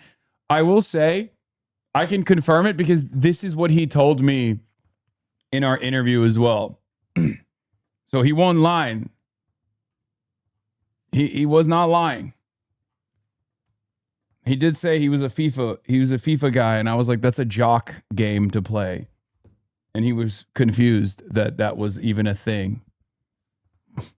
Still games more than HasanAbi? Okay, shut the fuck up. All right. You're a bitch. Okay, where was I? All right, let's get back to the Strait of Hormuz, and then we'll talk about domestic politics. We haven't done a lot of we haven't done a lot of IR shit in a minute. And since there are hits in the Strait of Hormuz, the situation must be monitored. About what has happened here. It's interesting, Sam. In the last hour or so, we've seen more material coming out from the UK Marine Trade Organisation or Operations Group, who are very accurate about these things. So the ship was the Ever Lovely, and it's called that because it's owned by a Taiwanese company called the Evergreen. So that's why. It's flagged in Singapore. But what they said is that this ship was hit on the starboard side on the bridge, broke some windows, and that was it. No control surfaces, no functioning of the ship was affected whatsoever. And the ship has now gone out of the strait. It didn't even have to stop. So what does that tell us about who did it? That tells me that if it was hit on the starboard side and it was just off the tip of Oman, of the Musandam Peninsula, so the side it was hit was the side facing Oman, not the side facing Iran, which would indicate it wasn't a drone, not a missile, and the damage was so small. I think it was somebody in a small boat firing something at it, probably an RPG, a rocket-propelled grenade, something like that, which did a small amount of damage. But what it indicates is that attack led the IMO, the International Maritime Organization, to suspend operations for a while. What that tells us is it takes nothing to close the Strait of Hormuz. And as this process goes on, negotiations between America and Iran, the Strait of Hormuz will open and close and open and close according to this battle of wills between the International Maritime Organization, which the Americans want to promote, this route round Oman, this difficult route, and the northern route around Larak Island, which is what the Iranians say. You've got to use this route. This is the Persian Gulf Straits Authority, which we've established, which has no legitimacy, but they're claiming that you've got to do things according to their authority. So there's that battle going on, and every time they want to make a point, they'll find a way of closing it. Equally, every time something happens in Lebanon, which is supposed to be part of the ceasefire, they will be able to say, well, because of what's happening in Lebanon, we're closing the strait. And I think we'll see the strait open and close on a regular basis. Trigger, isn't it? Exactly. So it's going to be very difficult. It gets more difficult because this Omani route, right round the tip of the coast of Oman, it's already, the depth there is only about 25 meters, so it's already pretty shallow, it's rocky. We're in the middle of the southwest monsoon in India. That's June to September. In July and August, the southwest monsoon normally brings very humid air from the Arabian Sea into the Gulf and creates mist. It throws up sand into the air. Visibility gets very difficult. And so you've got captains in the Gulf in low visibility with little boats zipping around. Most of them are smugglers. They're smuggling cigarettes from Iran to Oman, lots of other things too, but a lot of cigarettes. So you've got little boats zipping around, and nobody knows the difference at a distance between a little boat that's a smuggler's boat and a little boat that's an IRGC gunboat, which has got rockets on board. It's very fraught, and it will get more fraught as the visibility decreases, as it normally does in July and August. And meanwhile, we've still got something like 11,000 sailors still stuck. So, fewer than that now, because some have got out. But that was the figure the IMO gave. 11,000 seafarers trapped the wrong side of the strait. We don't know how many have got out. Quite a few ships have gone out recently, but not enough. All right. As ever, thank you very much. Meanwhile, overseas, another big obstacle to peace. Iran-backed Hezbollah says 3 civilians were killed in an Israeli drone attack, calling it, quote, a flagrant ceasefire violation. Israel says those killed were with Hezbollah. Holly Williams traveled to southern Lebanon to see the destruction firsthand. In the ancient city of Tyre, Israeli strikes shattered this neighborhood. We were given permission to travel to Tyre by Hezbollah, but they didn't control what we filmed. Since this conflict reignited in March, the city's been battered. Israel says it's striking Hezbollah, which is backed by Iran and designated a terrorist group by the US. This one here. But Rashid Mahmoud Al-Zain told us he has nothing to do with Hezbollah. Oh, wow, it punched a hole right through here. Look at that. Gone. And showed us the damage to his house from a strike right next door. Al-Zain told us they were given a warning to get out by Israel's military and nobody was injured, but said he doesn't have enough money to rebuild. Tyre is around 8 miles from where Israeli forces are now occupying a section of Lebanon, nearly 250 square miles of territory. Israel says it needs the occupation to protect its own people from Hezbollah rockets and drones. Many people here in Lebanon do not support Hezbollah, but in Beirut, we saw one of the ways the group wins hearts and minds, handing out free sandwiches.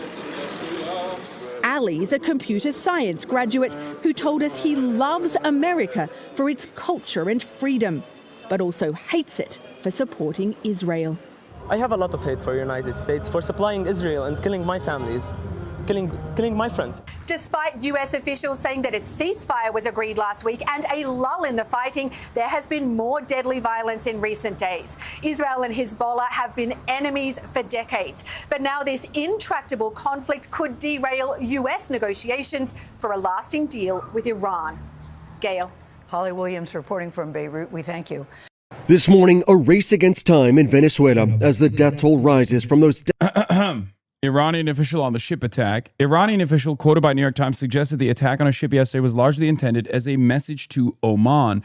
Oman's decision to coordinate with the IMO on evacuating ships angered Iran, which was to be in the key position to determine navigation through the waterway. What the fuck? With Oman, I hate to see, I'm going to be honest, that was a Ashura ceremony. Shia give free stuff. Ashura.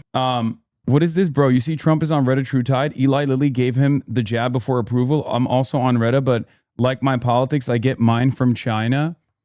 All right, y'all. Welcome. There is no shot that Donald Trump is on Reddit True Tide before me. That is fucking bullshit, okay? That is bullshit. That is bullshit. I don't want to believe it. That's crazy. Come on, man. I mean, it's supposed to be coming out soon. Explosion in Iran. Iranian state media reports Heruya Shirik in southern Iran. The source of the sound is not yet known, Idib says. Exclusive footage smoke seen rising. Explain what it is. It's one of those peptides / GLP-1 agonists. It's literally like Ozempic, but it's for Ozempic that makes you jacked. He got an approval early from Eli Lilly. There was one 79-year-old approved for early access, and his birthday was last week. Oh, so it's a meme. So we don't know if it's actually real or not. Because God, you're so... Is it real? Did Eli Lilly actually confirm it or not? It's blue and on bullshit? Okay, Jesus Christ. All right, guys, come on.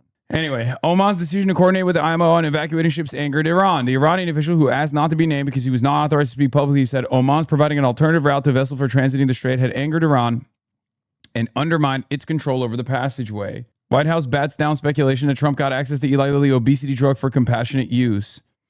There's only one patient approved for this access, and it's someone who was 79 in April. Dog, you think Trump is the only one who was 79 in April? What is happening? What is going on, Blue Anon? Calm down. First of all, Retatrutide is one of those drugs that, like, you'll know. If he just, like, randomly starts losing weight, out of nowhere, then you'll know. Yeah, it doesn't make you jacked. It just helps you retain more muscle than other GLP-1s and similar agonists. Yes. It's speculation. Confirmation would violate HIPAA law, but the process for the application is only meant for life-saving treatment through the Compassion Program. Okay, well, I'll cover it. It's something that I'm obviously very interested in. So I'll fucking cover it. God damn it. New Bold Progressive is endorsing Maylot Quiros. Progressive Change Campaign Committee, the PCCC, is endorsing Maylot Quiros over Representative Diana DeGette in Colorado 1 per release first share with Axios. Next Tuesday's primary seen by the left as their next big target coming off wins in New York City. New York's political earthquake put Maylot Quiros' lead in recent polls shows that voters want a fighting Democratic Party that is not owned by corporate interests, billionaires, or corrupt Trump allies like AIPAC. Diana DeGette has consistently gone to bat for her big funders and big pharma, big insurance, and other corrupt interests, the exact opposite of what Democrats and the country need in this moment. We proudly support Maylot Quiros as the change agent in this race, shaking up a system rigged for billionaires against working families. Adam Green, co-founder of Progressive Change Campaign Committee, says, yeah, that's great. They're not Pinos. I mean, this is PCCC. It's not the Congressional Progressive Caucus. I was talking about the Congressional Progressive Caucus that obviously has backed Diana DeGette, who is a member of the Congressional Progressive Caucus. Oh my God, you guys are so on board with this fucking dumb. Oh God. You guys are so silly for this story. Okay, God damn it. There's like real shit happening in the world, and you're like, Donald Trump, is he on Reddit True Tide or not? God, it's so fucking stupid. More to the story than just age. This person has had their identity protected because of risk of retaliation if they had their name go public. It's not a candidate. In the study, it's one person who was allocated early treatment. I just don't think Donald Trump would be taking Reddit. I don't think he would. I think he's too much of a bitch. Let's talk about this news that I think might be a good lesson in how internet rumors start. Because the way that you have this start is with a report from Stat News yesterday about Eli Lilly giving access to an experimental obesity drug to a 79-year-old patient. It's called Reddit True Tide. If you are even remotely on fitness, TikTok, or those feeds, you've heard a lot about it. Clavicular and Trump are both on Reddit. Take it, and so far it's been proven to be very effective for weight loss. But it is not FDA approved yet. And according to Stat, Eli Lilly and the FDA have allowed one person to gain access to the drug via compassion. I know someone that did the clinical trials, and he literally swears by it. Like he can't sing its praises enough. Use, which lets patients with serious and life-threatening medical issues access experimental drugs. And a clinician apparently ordered it to treat someone for refractory obesity with obstructive sleep apnea and pulmonary hypertension. The person was reportedly 79 years old when the request was made in April, and so you had sources saying it drew the interest of top health officials suggesting the person receiving this drug was well connected. And so then, with that stage set, you had people going, okay, who is 79 in April, is generally a big person, is well connected. But isn't it just a massive cheat? No. I know many people on GLP-1 agonists. It's fucking life-saving. It's a miracle drug. And the reason why people say it's a miracle drug is because, look, a lot of people you will never understand it if you've never needed something like this, but like there is a thing called food noise, okay? For a lot of people. Like it's something that, it's like saying, yeah, wearing glasses is cheating. A lot of people going, is it Donald Trump? And what you saw is that the reporters at Stat, they did the same mental math. But with one writing, given the demographics and the peculiar nature of the application, I asked the White House if this patient was President Trump, and adding, I did not get a direct answer. And so the fact that the White House didn't give an answer, it kind of just created this space for people to run wild with the theory. And so you have people kind of just compiling evidence to prove it, and they also didn't have to look that far back to try to do that. Because, I mean, just yesterday, Trump gave remarks praising Eli Lilly. Because right here in... Yeah, see, Zepbound saved me. I've lost over 110 pounds on it. These meds are amazing. So many people, dude. It's a game changer. It's a life changer. It's a lifesaver. I will ride for it till the end of time. Eli Lilly has just announced, great company, by the way, drug company, a $3.5 billion investment. And then you had Trump. He's told this story before. It is actually, I am not a fan of the man, but I just appreciate this story. He started talking about weight loss drugs and that friend who's apparently using them. Who takes the fat drug? And a friend of mine who's extremely fat, sloppy, but very brilliant. He's a brilliant businessman, but he's a slob. There's no question about it. Very neurotic person, which you know. But he said, President, I just came over here and I bought, I won't say Ozempic or whatever the hell it was, but I bought the fat drug. I said, I didn't know you used it because it's not working. And I used him as, he's begging me not to use his name, so I won't. But he's a very successful guy. He's actually a pretty well-known guy, brilliant business guy. He's literally talking about Elon Musk, by the way. Why does our first sassy gay president also has to be Hitler? Well, the last one was actually pretty good. It was Abe Lincoln. Worth a lot of money. And well, with that story, you have a lot of people wondering, who the hell is this friend that he is just roasting? You also had some saying it sounded like Trump was really just describing himself, especially because, again, this is not the first time he's told this story. And actually, this popped one of the last times because you had a lot of people think that he was talking about Elon Musk. But now, with all the people that were running these theories, you had the White House kind of ending this and shutting the rumors down. Or with the rapid response account writing, no, it wasn't President Trump, and you people are truly sick and deranged. The spokespeople also slamming the reporter who said that she asked the White House for comment, and the White House Director of Communications writing, how is this a real quote? You're just a big idiot. You certainly made a name for yourself by completely embarrassing yourself at the expense of being thirsty for clicks and peddling falsehoods. You know, the deputy press secretary also saying, because this has to be spelled out for Lizzie Law, who has proven herself to be an unserious gossip columnist, this application was not for the president. Though again, like, it does appear she in fact asked them prior to publishing only to get the runaround. And I do have to add, even though I didn't think that it was the president taking this, and I also don't care if it was or it wasn't, act like people are crazy to think that it might have been Trump is so stupid. Like, people have eyes, they see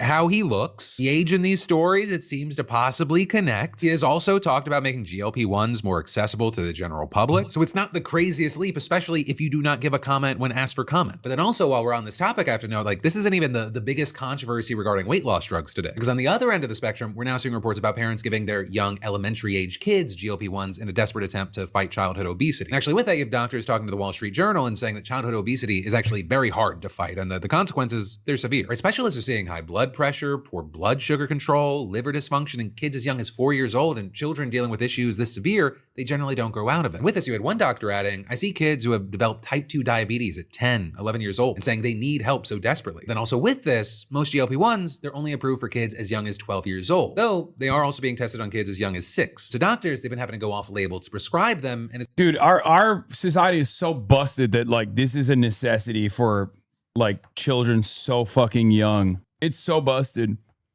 Our dietary habits are dog shit. What's really interesting about this is that, so the way fat cells work is that they never go away. They just shrink, but they never fully go away, which is why, especially if you have like a really healthy regimen, really healthy diet, and you lose all the fucking weight, you have to keep up with it for the rest of your life, because no matter what happens, you will literally very quickly blow back up, especially if you just like, you know, unless you do liposuction. Okay, that's an unbelievably complex and sometimes deadly surgery. Yeah, that's true. Adipocyte cells just deflate. Props for being a stem cell.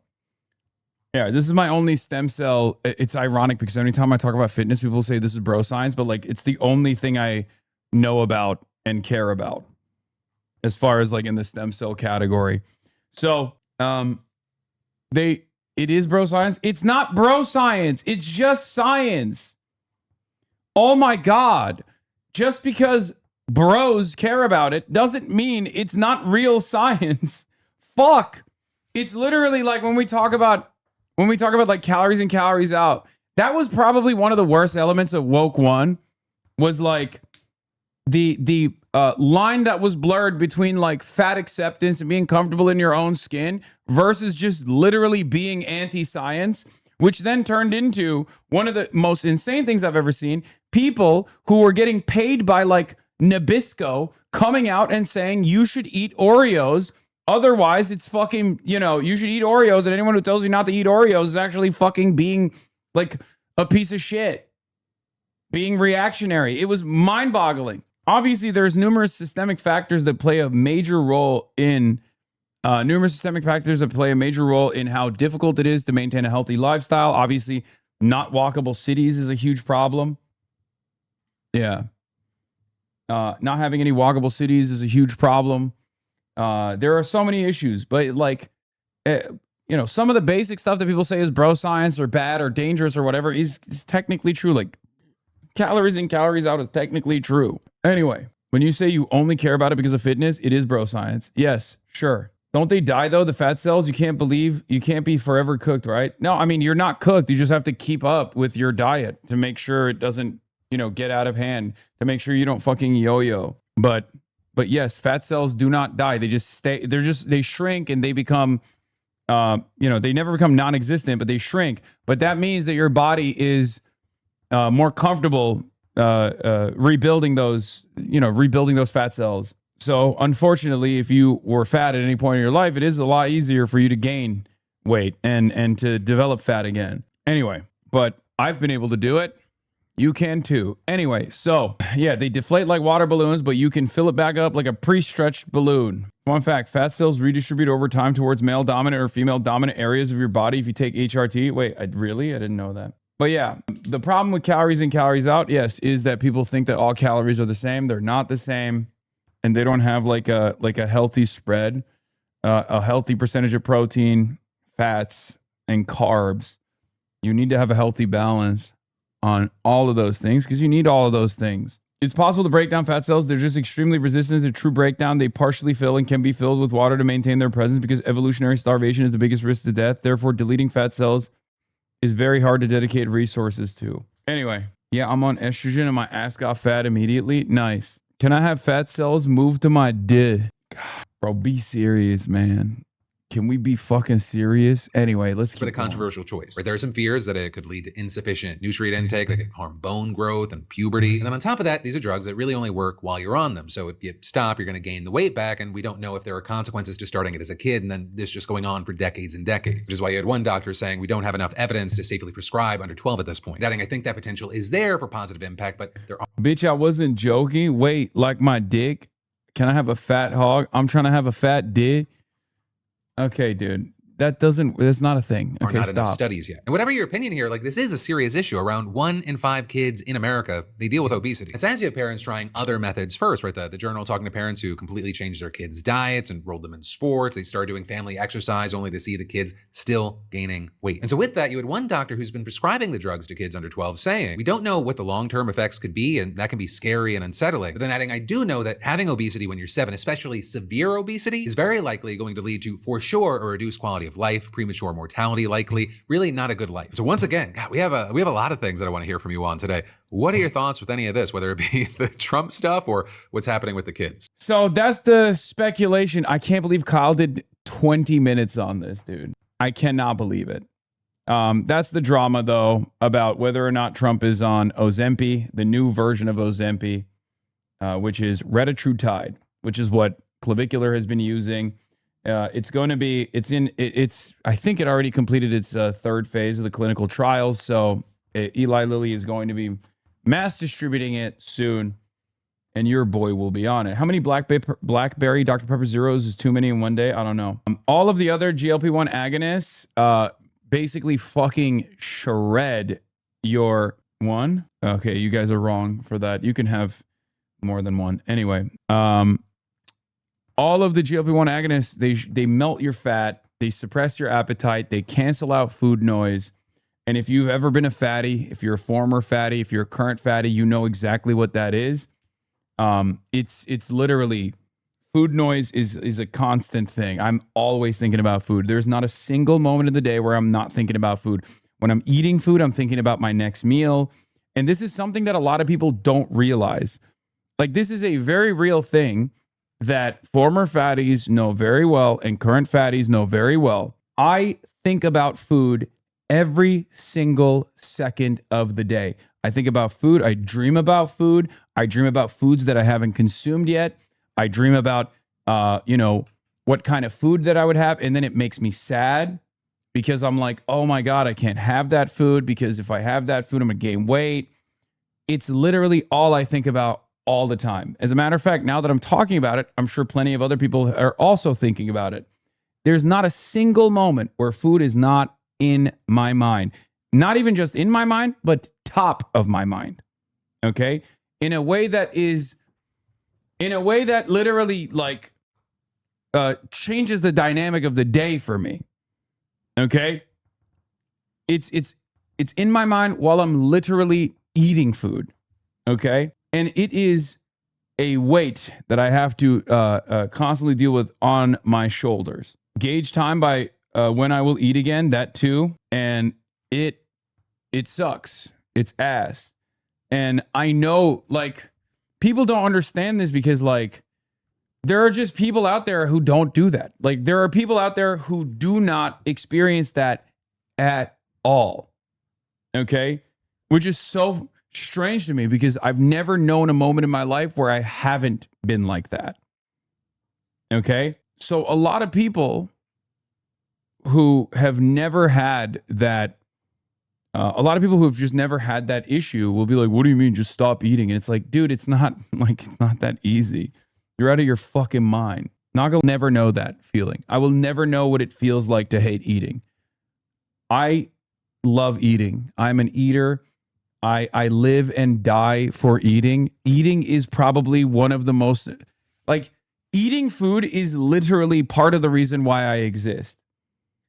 Perhaps it's also the reason, maybe it's part of the reason why I have never felt like chronic depression in my life.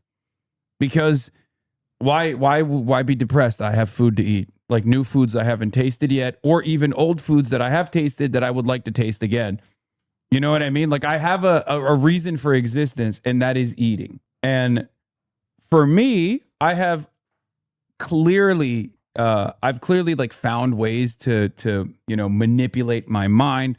Like, for example, I love treats. I love sweet treats. Okay. I have a big sweet tooth. So what do? Okay.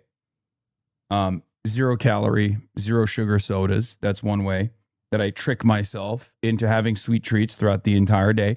And then the other thing that I do is I have protein snacks. I have protein substitutes. I love chips. Okay. I love chips. So instead of having fucking Pringles or, Ruffles or Lay's or any of those other brands, I eat Quest chips, right? So at least I'm still getting my protein intake, and it doesn't taste as good, but it tastes good enough that I can trick myself into believing that I'm having fucking chips. So then I'm like, okay, I'm full. I've gotten enough chips in me. Because if it tasted more delicious, I probably want to crack open multiple bags. But it tastes just good enough that I can eat one and be satisfied. Okay? Same with, Halo Top ice cream or other like shittier versions of ice cream. Ice cream that's like real and good, like Salt and Straw, I need the whole pint. Okay? I can down it like it's nobody's fucking business. See, I'm talking about food again. I love food so much. Ice cream that is like one of those protein substitutes is just good enough to satisfy my craving for ice cream, but it's not so good that I have to eat like 1 million fucking pounds of it. Okay? So there's also that. Same with all the other protein snacks that I have, like protein Pop-Tarts or, protein, like a protein shake. I love milkshakes, but protein shakes are fine. You know what I mean? It satisfies the craving. It kills the need, but it's also not so good that I want like 1 million fucking, I want to slam back multiple protein shakes. Stabby calls Halo Top methadone. Oh my God. By the way, 100 pack from Amy Goodman's peace sign. Thank you, Amy Goodman's peace sign, for the 100 pack. As a fatty who is allergic to dairy and can't eat protein enriched things because it's just whey protein, I'm jealous. Yeah. So working out is low-key goated because you can eat more. That's literally not true. And that is the wrongest thing you could possibly say. You can never outwork your diet. Okay? That's literally untrue. That's the wrongest thing. It's the classic. Abs are made in the kitchen is a cliche, but it's true. Okay? You cannot outwork your diet. It's just virtually impossible. Okay?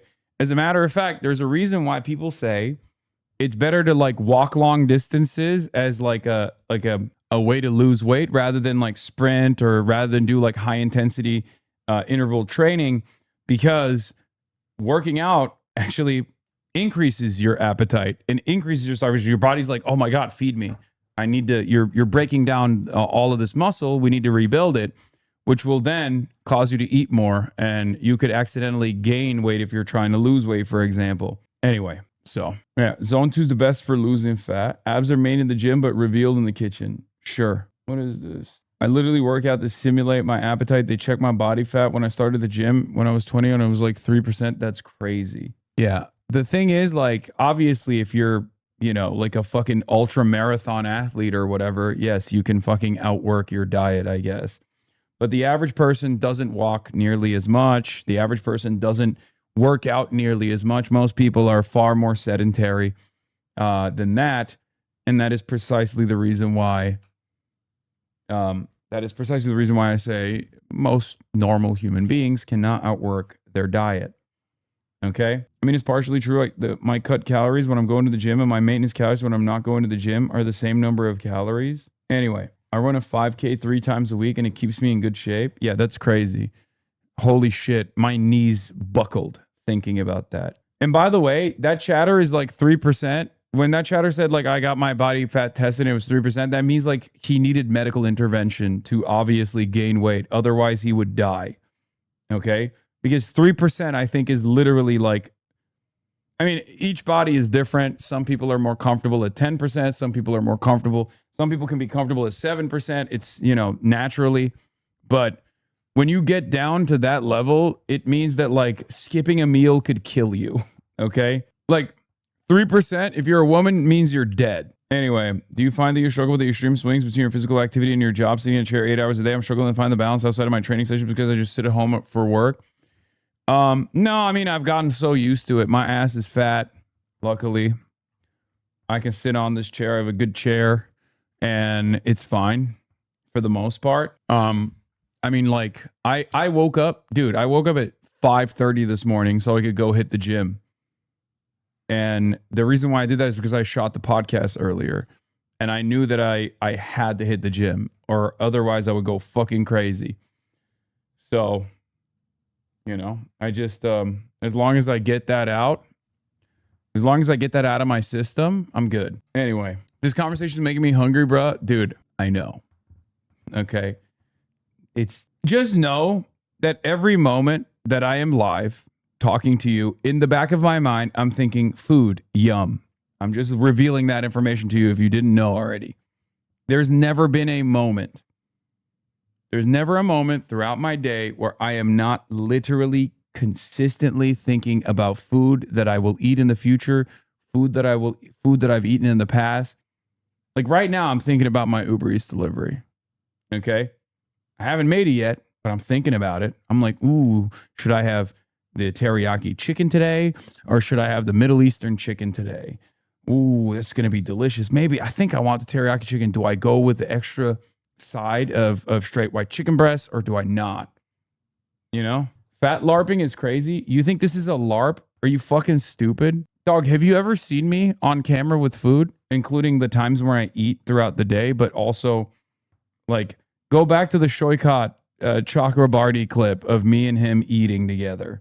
And you will see if I'm fucking LARPing or if I'm a real one. I get sad when I'm full. There's still yummy food on the table. It's weak, man. I finish all the food on the table. I don't leave food on the table. Okay. Breaking. U.S. CENTCOM announces a wave of strikes on southern Iran. The memorandum of understanding has no impact whatsoever. In Lebanon, a U.S.-backed agreement was signed with the Lebanese government recognizing Israel and ensuring that the Israelis will remain occupying the south. Now the U.S. is actually bombing Iran directly again. In other words, the U.S. couldn't honor clause 1 of the agreement and end the hostilities on all fronts. Here's U.S. CENTCOM. U.S. strikes in Iran in response to attack on commercial vessel. U.S. Central Command forces conducted strikes against Iran June 26 as powerful response to yesterday's attack on a commercial ship that was transiting the Strait of Hormuz. U.S. aircraft struck Iranian missile and drone storage locations at coastal radar sites after Iran hit MV Ever Lovely on June 25th with a one-way attack drone. The Singapore flag cargo ship was exiting the Strait of Hormuz along the Omani coast at the time of Iran's attack. The unwarranted aggression against commercial shipping by Iranian forces clearly violated the ceasefire.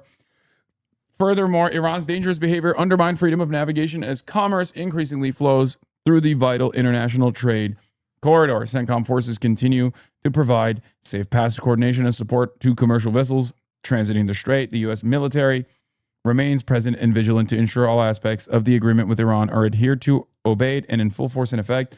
There was an Iranian official who said Iran struck this commercial vessel because the commercial vessel was not coordinating with Iran, but instead coordinating. What is this? Pete Buttigieg Substack. A terrible thing happened in my family. What the fuck is this? Pete Buttigieg had Child Protective Services called.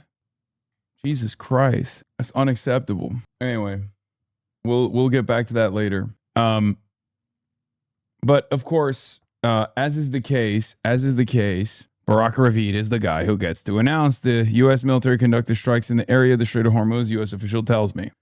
I feel like it's a flex, dude. You know what I mean? To me, it feels like whenever Barack Ravid gets to be the one who explains this, I feel as though this is a flex. It's like flex mode, beast mode, After market close, as usual, yeah. When you get used to it, when you get fucking used to doing a thing over and over again, it becomes routine. It becomes a habit. It's much harder to shake that habit. And you can't really fault U.S. CENTCOM and even Iran to consistently have this tit for tat back and forth, they do memorandums of understanding, but then old habits, they die hard. It's not easy to kill old habits like that. So Operation Epstein's Fury is back on the table, potentially. I don't think it is, but we shall see. They're calling you and Mayla anti-Semitic in the Denver Post. Yeah, I saw. We'll cover that later. We'll get to that. Do you think hawks have food noise, but for death and destruction? What the fuck? Is it Denver Post right wing? I don't think it is, but it's like, it's kind of libbed up. So it is right wing to us. Did you get a new DSA New York hat? No, I did not. That was Romke's fault, by the way. I don't know if he's in the chat right now, but I only have the black DSA New York hat, and I'm still waiting on my burgundy New York DSA hat. You're on notice, Romke. You get no free hat from New York DSA after this? I brought you guys gifts. This motherfucker. Yeah. And the one thing that I did not actually intend to give them as a gift, I only gave some of them away. I didn't give all of them away, for the record. But I did think it would be nice to give the fucking Breakfast Club guys some DSA merch. But here's what's fucked up. I left my hat, the New York DSA hat, not the Denver one that I'm currently wearing, but the New York DSA hat in the green room. And one of the camera operators literally took it and told me, oh, dude, you forgot one of the gifts that you were giving people in the green room. So I took it for myself. And guess what? I didn't have it in me to be like, no, dog, that's actually my hat. Like, I wasn't intending on giving that. So I just let him take it. I was like, haha, okay, yeah, great. And now I miss the hat. It's my favorite fucking hat after the Denver DSA one. Bro, why didn't you say that? Dude, come on, man. That's fucked up. That is not... You would not be able to overcome that social mountain, okay? That's crazy. That's crazy that you think someone in a situation like that where you're like giving gifts out and this guy also thinks that's a gift, you're going to be like, no, that's not a gift, that's mine. No, it feels crazy. Yeah, that's literally like a fucking Larry David plot point, dude. No, I did not nail the interaction at all. I lost the interaction. Anyway, yeah, so US CENTCOM, you're overthinking it. All right, let's talk about Venezuela. There's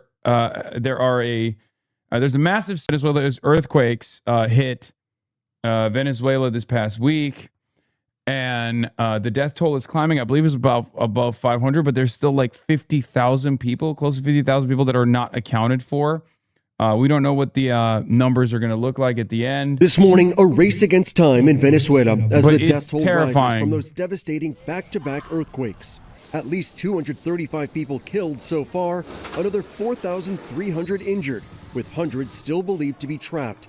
Emergency crews digging through mountains of concrete and twisted metal. Crowds cheering as people are freed from the rubble. 4-year-old Adrian carried to safety. Venezuelan TV showing 3 more children covered in dust pulled out alive. This woman saying she held onto a door frame during the quake and watched her friend disappear. USGS estimates at least 10K dead based on the size of the area affected. Family members calling out for missing loved ones. As many as 25,000 still unaccounted for, as experts warn the death toll could ultimately top 10,000. New aerial footage capturing the extent of the devastation. High-rises leveled, blocks upon blocks reduced to debris. And we're getting new accounts of the initial moments of chaos when 2 earthquakes struck with 10K is the lower end of that estimate, chatter. within just 39 seconds of each other Wednesday evening. At the end of the road where I was, a building collapsed, cracks were appearing in the front of the buildings. Everyone was terrified. American Alex de Riviere was along the coast when the quakes hit. It all started to really settle in when the buses started shaking. Immediately, like, people started screaming and panicking.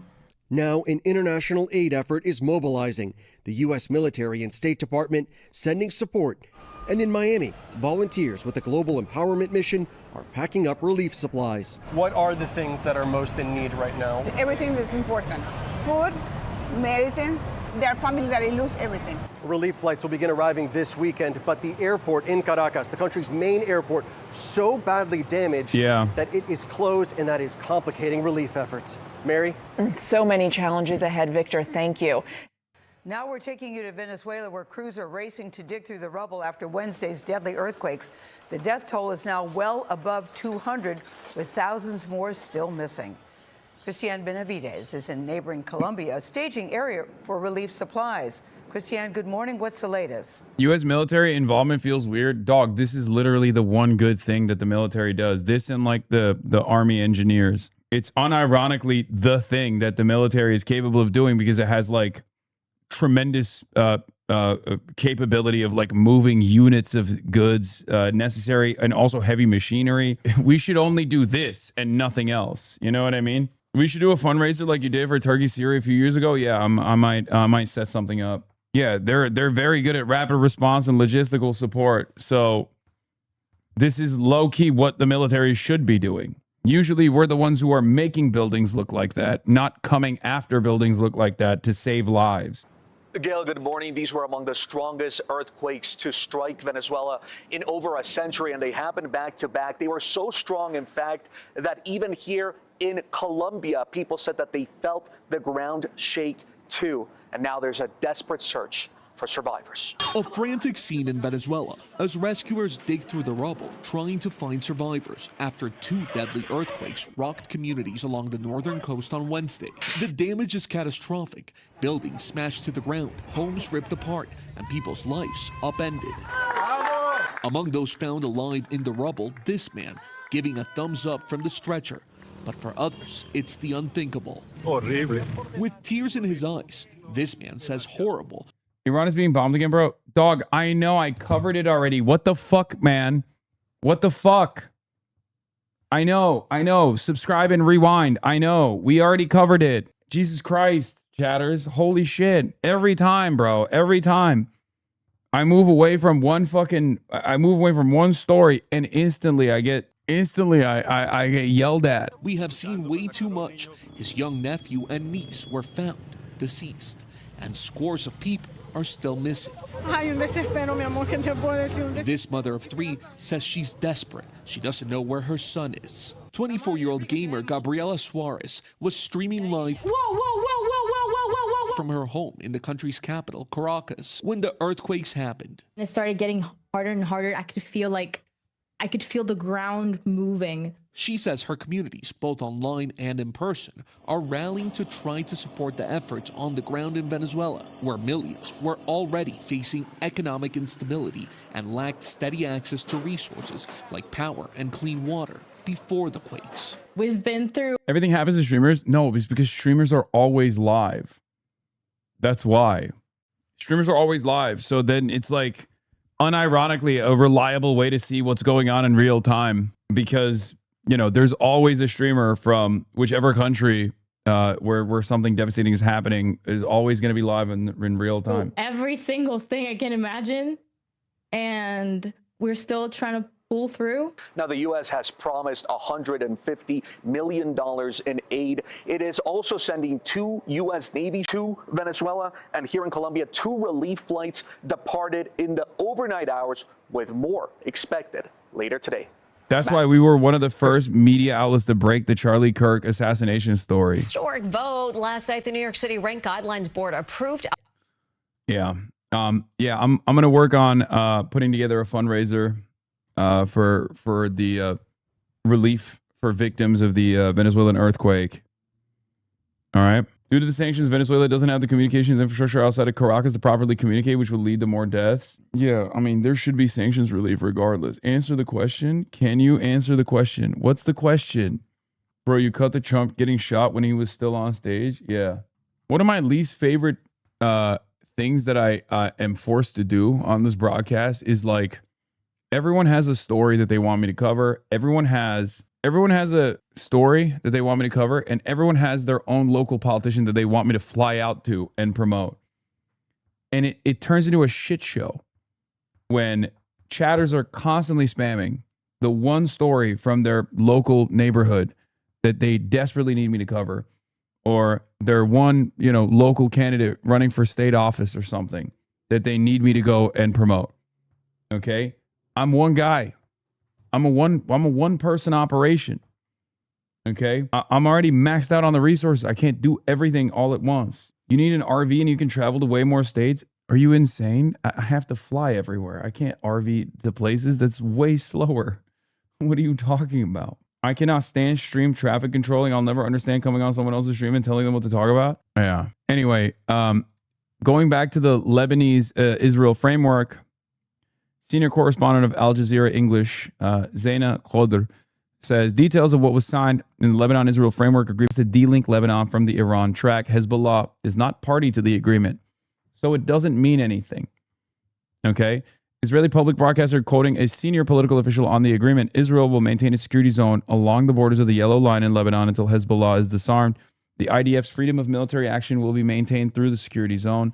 2 areas have been agreed upon where a pilot program will be implemented. One area outside the Yellow Line, south of the Litani, and the second outside of the original Yellow Line, north of the Litani. So it doesn't really mean anything, right? It doesn't mean anything at all, as a matter of fact. This deal, I mean.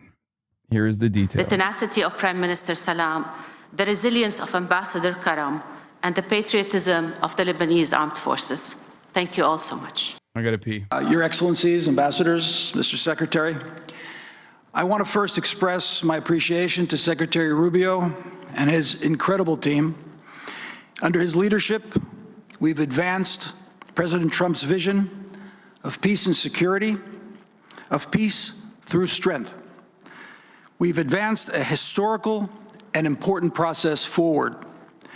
I want to express my deepest appreciation to my colleagues, Dr. Dresden of the NSA, our foreign ministry personnel, our IDF officers, who worked alongside, together with me, under the leadership and guidance of Prime Minister Netanyahu and his team back in Jerusalem.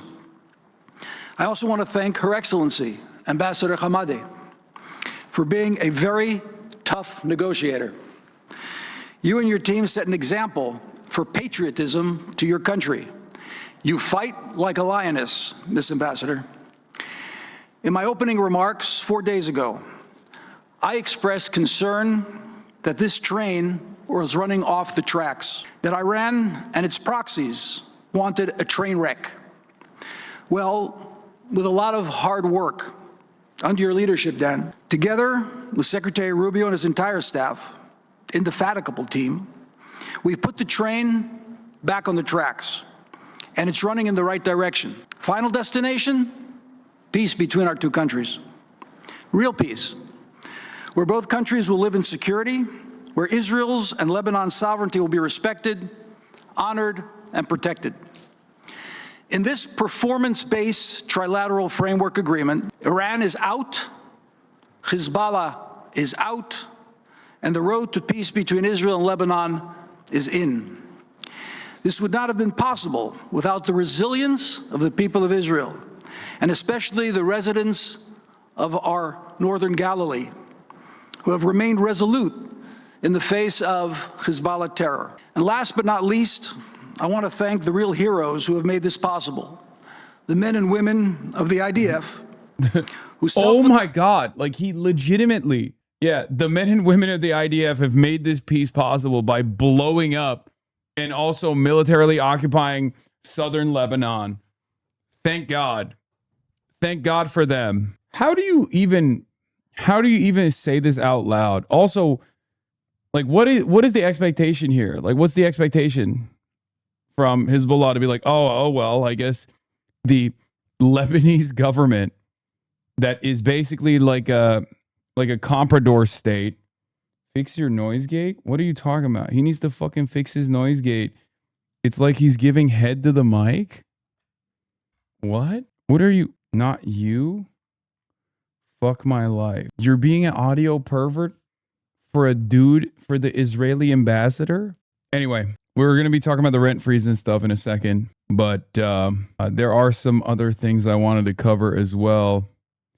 Yeah, Gottheimer went back on CNN to complain about democratic socialism. AOC on Jen Psaki at 9 p.m. Eastern tonight. Will she carry the flame? Will we carry the flame today? That's the real question. We haven't carried the flame at all. Next hype train level 10, we carry the motherfucking flame, okay? Anyway, what was I going to do? Oh, here. This was Donald Trump being asked about the Iran ceasefire.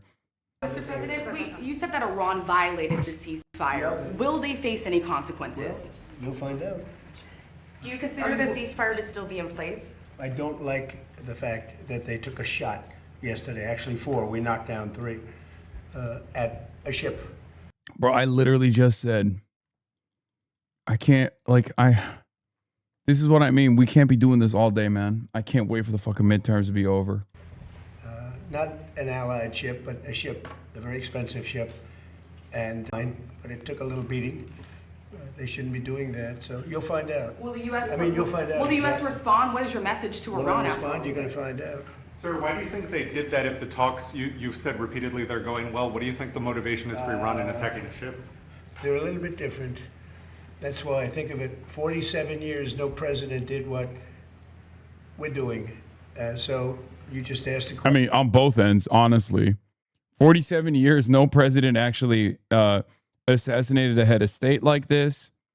But then 47 years, no president also gave such a great sanctions relief package to Iran either. Question, you'll find out. Okay, I think we had enough. This is so important. I want to have it stand on its own. These people are incredible patriots. They're people of great respect and religion. They're among the most respected people in our country, and I just want to thank Dan. And he looks skinnier from this angle. Oh my God, you guys are so fucking annoying. You're so annoying.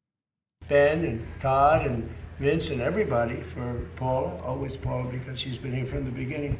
We have a white. He looks exceptionally jaundiced today. That's the healthy tone of his skin. Okay, it's just normal. Pod save again. Once again, finding any reason to pearl clutch, stall momentum, fearmonger, reactionary framing. Democratic Party, if not its voters. Oh God, I bet John Favreau has some choice words about Daria Lisa. And what we saw yesterday evening were Democrats across the city turning out and voting for a new kind of politics. A slate of 3 candidates endorsed by Zoran Mamdani won their Democratic primaries in deep blue House districts. In the 7th. Listen, this man sincerely voted for Katie Porter, okay? Look, I don't have any beef with the Pod Johns. I just have reasonable disagreements, okay?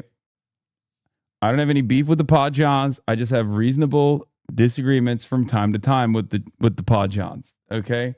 District, Democratic Socialist Claire Valdez won the open seat over a pretty progressive opponent endorsed by the retiring Democratic member of Congress.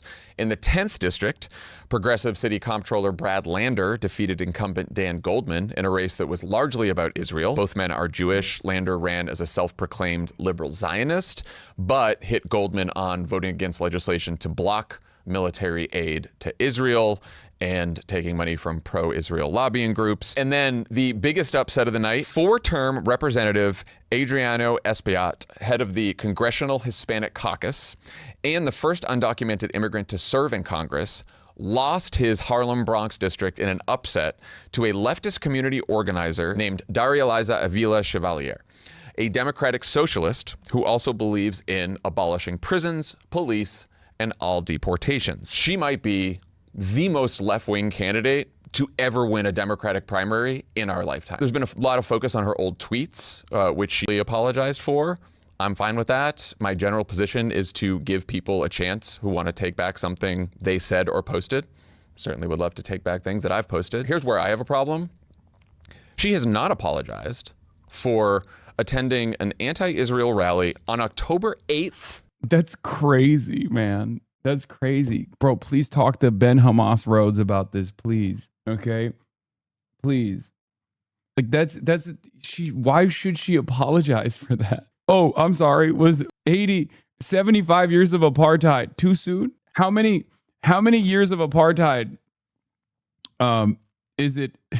How many years of apartheid should the Palestinian people withstand until it's appropriate for there to be a pro-Palestine rally at any point? I don't know why liberals think this is like a good line. I don't think this tracks with the average person. I'm not kidding when I say this. I don't think, like, guys, test it with your parents, your lived up parents that probably are now anti-Israel. Because I want to hear why you have no clue what you're talking about. Jewish Jack 002. Are you a Brandon supporter? I'm Jewish, Jack. It's the Mac attack. Like, I'll give you something you can understand, okay, as a Brandon supporter. I think it is unbelievably inappropriate for Joe Brandon to fly to Israel right after October 7 and give Benjamin Netanyahu a bear hug than it is for an American citizen to protest against Israel's apartheid and protest at the behest of Palestinians on October 8th. Straight up.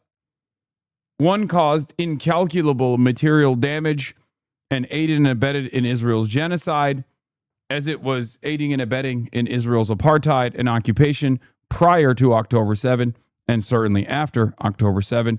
The other is just being on the right side of history, the right side of a moral issue, but perhaps a little too early for the taste of many liberals. You know what I mean? Is 9/11 for people that are into Israel? Most of us don't have that relationship with Israel. Some of us didn't even have that with America after 9/11. Yeah, but it just like doesn't make any sense to say it right now, because like Jon Favreau is not a massive dick rider of Israel. Okay, he's not. Like he's probably more pro-Israel than the average person is, because he was in fucking he worked in the Obama administration, but he's also certainly not as like, it's not a genocide, but all right. Oh, you're a denier. You're a denier of the Israeli genocide. Okay, what else do you like to deny? Are there any other things that you like to deny?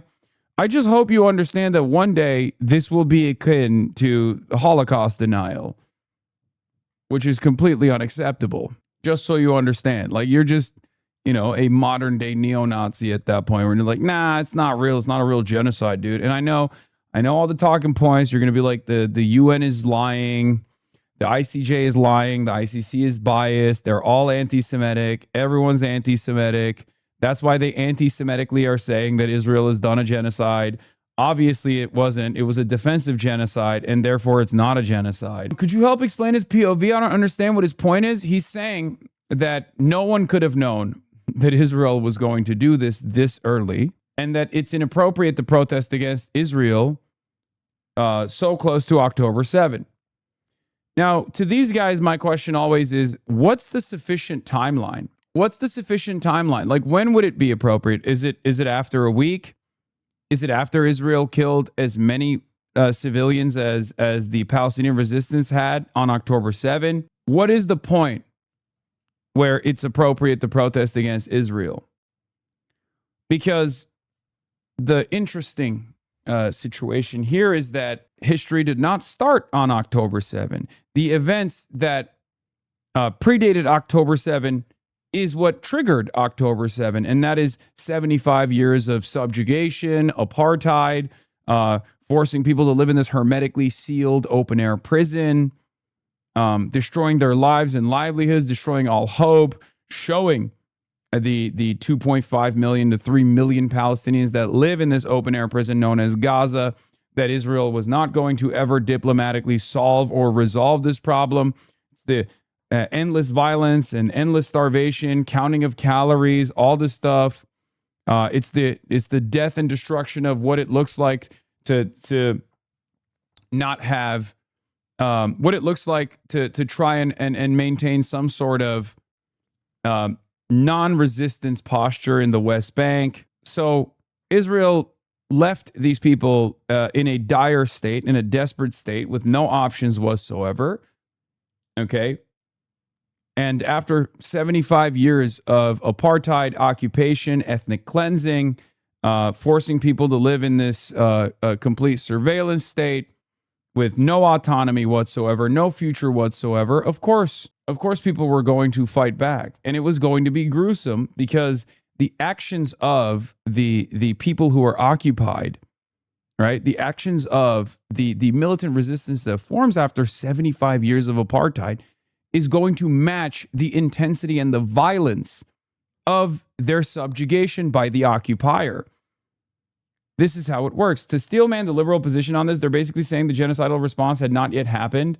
So any rally is about how resistance is justified on 10/8 is just celebrating 10/7. Personally, I think that doesn't really track, because they are counting on, they're counting in decades of blockade on Gaza and apartheid in the West Bank. Yes, anyone that knew enough about the situation to literally go out to a pro-Palestinian rally on 10/8 knew exactly what Israel was going to do, and knew exactly what Israel had done leading up to October 7. It's that simple. I knew. You heard my commentary on 10/8. Like, here, I'll take it one step further. I kickstarted the fundraising initiatives for Gaza, a week in after October 7, when no one else was touching it with a 10-foot pole. I talked to someone in ANIRA, one of the many organizations that we fundraise for, to the tune of $1.8 million or something larger than that. Obviously, the total was much larger than that, but just this community alone, we raised around $2 million for PCRF, Palestinian Red Crescent, ANIRA, right? And I had to coordinate with organizations that were active on the ground, because many of the organizations were not even allowed into or were not allowed to operate in Gaza, all this stuff, right? So here's the thing. Should I apologize? Oh, no, it's 1.2 million. Sorry. Should I apologize? Was that too soon? How could I have known that a genocide was going to take place? You know? Perhaps it's because I knew what Israel had done. Perhaps it's because I knew what Israel had done and what Israel was doing and what Israel was going to continue doing. Israel cut off the electricity in Gaza on October 9. And that's it. So I think the other million was a second fundraiser. Yes. History did not start on October 7. So if people were out at a pro-Palestinian rally on October 8, those were the people who were knowledgeable about Israel's actions leading up to October 7. It's that simple. You are the main reason why Jewish people are harassed and abused on the streets, bro, and no one is saying it. Wait, first of all, this is probably the most wrong anyone has ever been. If you think I'm the main reason why Jewish people are harassed and abused on the streets, you are delusional. But if you think no one is saying I'm the reason for why Jewish people are harassed on the streets, you're doubly delusional. What are you talking about? Every fucking Zionist institution in this country blames me just like you are for the increase of anti-Semitism. What are you talking about? They, just like you, are delusional and think that there is anti-Semitism here in my criticisms of Israel when there isn't. And you miss the forest for the trees as far as the growth of anti-Semitism in this country that has come as a byproduct of your hysterical behavior in some ways, ironically enough, and also the litany of neo taking advantage of the situation to foment anti-Semitism. That's what's ironic. For saying the truth, this guy and many other streamers are the reason why Jewish people are getting harassed more often. Mate, you are disgusting. I actually know what I'm talking about. Realistically, all you are is a bully. Really? What am I bullying? Your emotional support apartheid state? That's what I'm bullying? Get your head out of your ass, man. You are literally the reason why anti-Semitism is rising. Straight up. It's this kind of idiotic behavior. It's this arrogance, it's this hubris, it's this sense of entitlement that Israel only gets unlimited support from the West, and anything short of that, any criticism whatsoever of Israel's actions, any demand to reconsider this allegiance with Israel is met with, you're an anti-Semite, you want all Jews to be killed, you need to lose your job, you need to be deplatformed, you need to be banned from entering different countries, including yours. You're saying, mate, so I assume you're from the UK. Because of your consistent anti-fascist and your principled anti-genocide position. People hear that and they think you're an insane person. Nobody likes a cry bully. Israel is the cry bully nation, dude. You will never understand this, I don't think. And doing all of this while simultaneously forcibly associating it with Jews and Judaism is causing incalculable damage, not only to discourse, but is literally the reason why anti-Semitism always rises. Israel does it, and then Jews living in the Western world that are Zionists will then turn around and sincerely say, no, that's right. That's right. It's very important. And if you criticize it, you're anti-Semitic. You are literally fomenting anti-Semitism without even realizing it because you're fucking hysterical.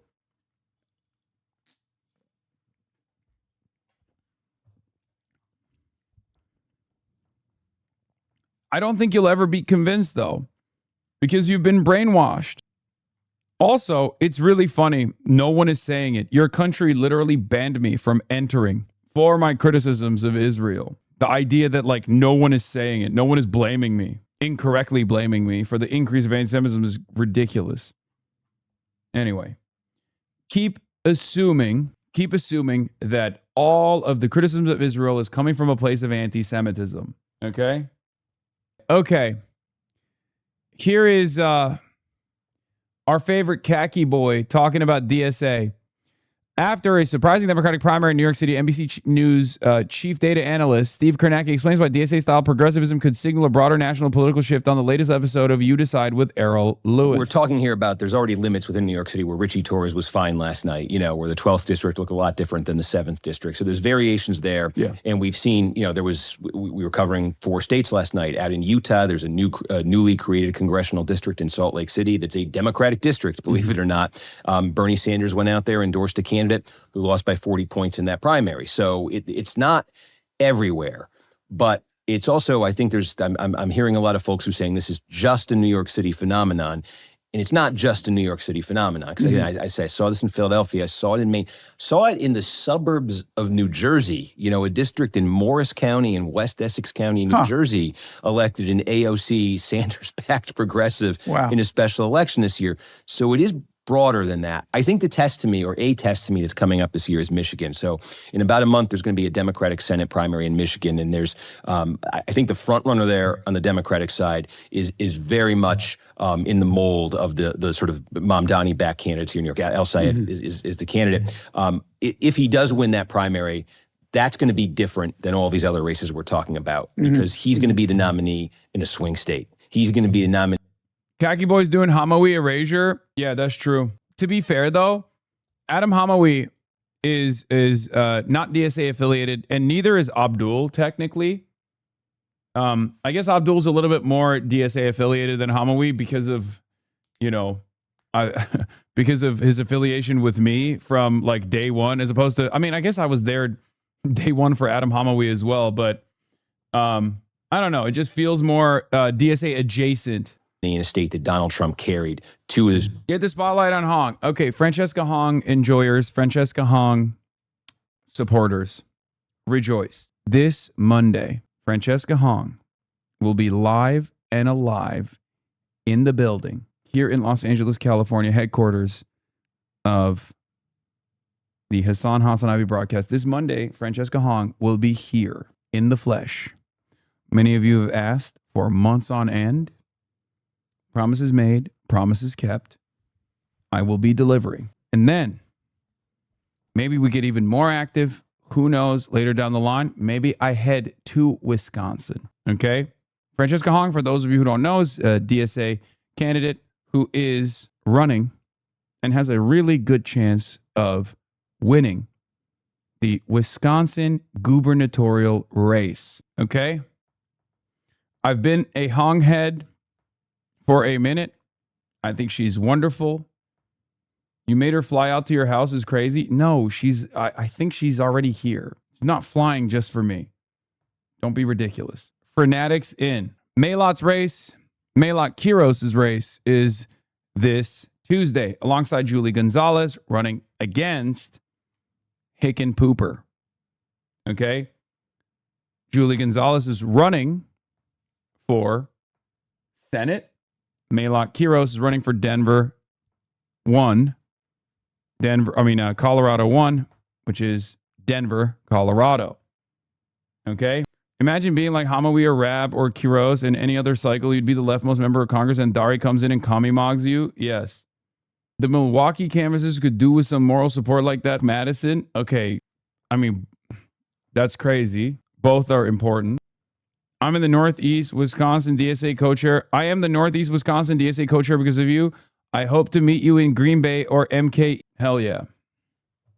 Hold on. Oh, shit. 1 second. God damn it. There's so much going on. Will you be wearing a cheesehead? Sure. Medis or knock thousands of doors, but yeah, fair. Go visit that guy.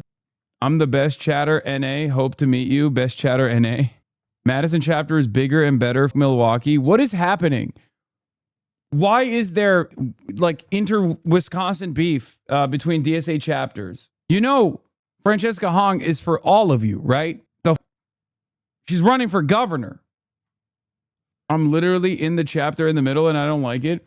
Okay, judging purely anecdotally by how many people are from Wisconsin in my goddamn chat, I think that's also going to be a shock the world style situation.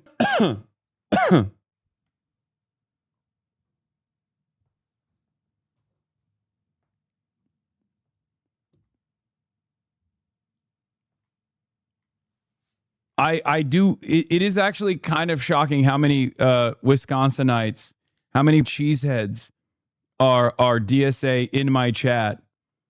I guess it makes sense. You got nothing else going on, so you're like, might as well join the DSA. Bro, there's nothing else to do. Cheese me up, daddy, DSA. I just joined our campaign. There's a desperate need for boots on the ground.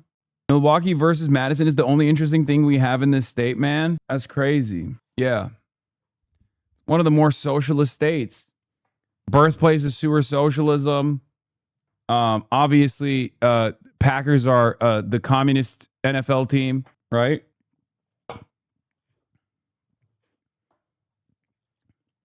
It's kind of funny because it's like weirdly a lot of socialist motion in Wisconsin, and then also a fuck ton of drunk driving. Wisconsin was a huge political pivot point like 15 years ago. Something crazy went down with a Republican leader doing something horrible to the state, and I can't remember the details, but there was pushback.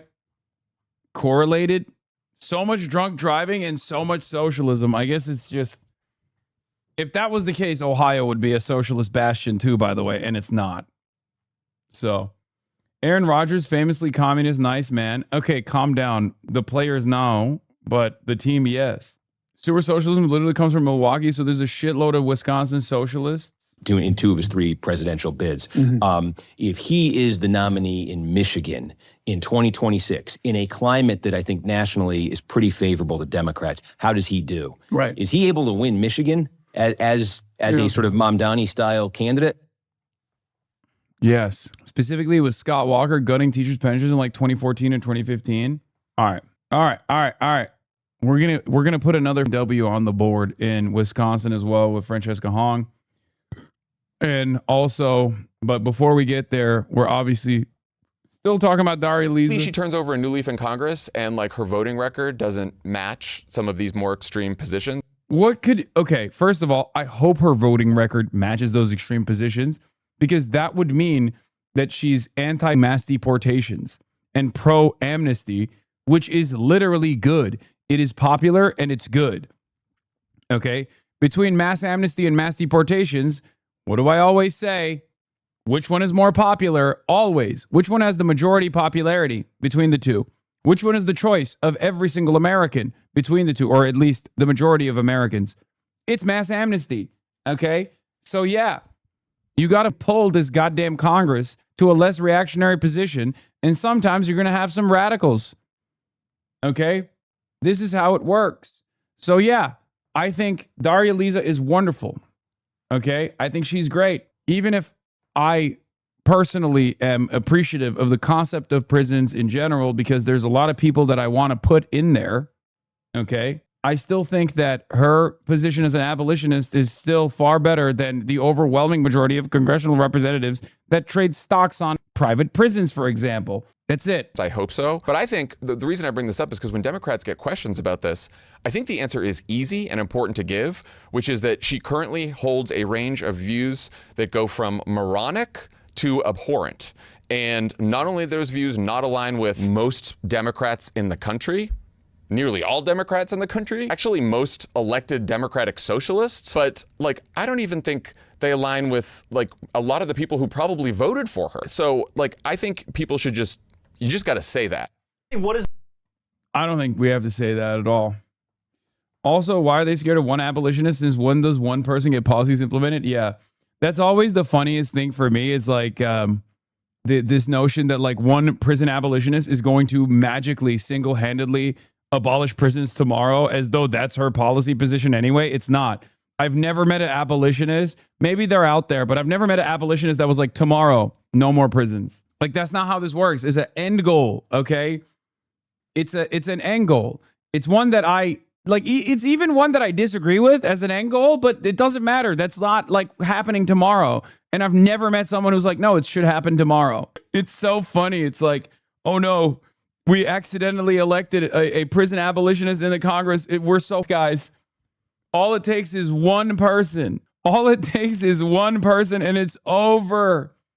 She's going to single-handedly flip the switch. There's a switch in Congress that destroys all prisons, and she's going to hit it. I really hope she doesn't hit the empty out every prison button, dude. Anyway, Mike Johnson is doing another promo, cutting another promo video for DSA. Let's see. The insurgent left is taking over. Now, listen, I don't know if you've seen this, and if anybody shared it from the podium, and if they have, forgive me for repeating it. But the DSA, the Democrat Socialists of America, it sounds so innocuous, doesn't it? No, it doesn't. Don't say that. No, it doesn't. This is their platform. Listen, this is actually quotes from their platform that they published, I think, about a day or two ago. You can find this on the internet. Okay, here's just a sample of what they're about. They put this on paper. They're saying the quiet things out loud. Abolish the Electoral College, replace the two-party system with a multi-party democracy. Expand the House of Representatives, implement proportional representation, and ranked choice voting in all elections. Wait, why is that? Wait. Dude, my favorite thing is when they start talking about like national DSA policies or whatever, and they're not even like fucked up things at all. They're just good things.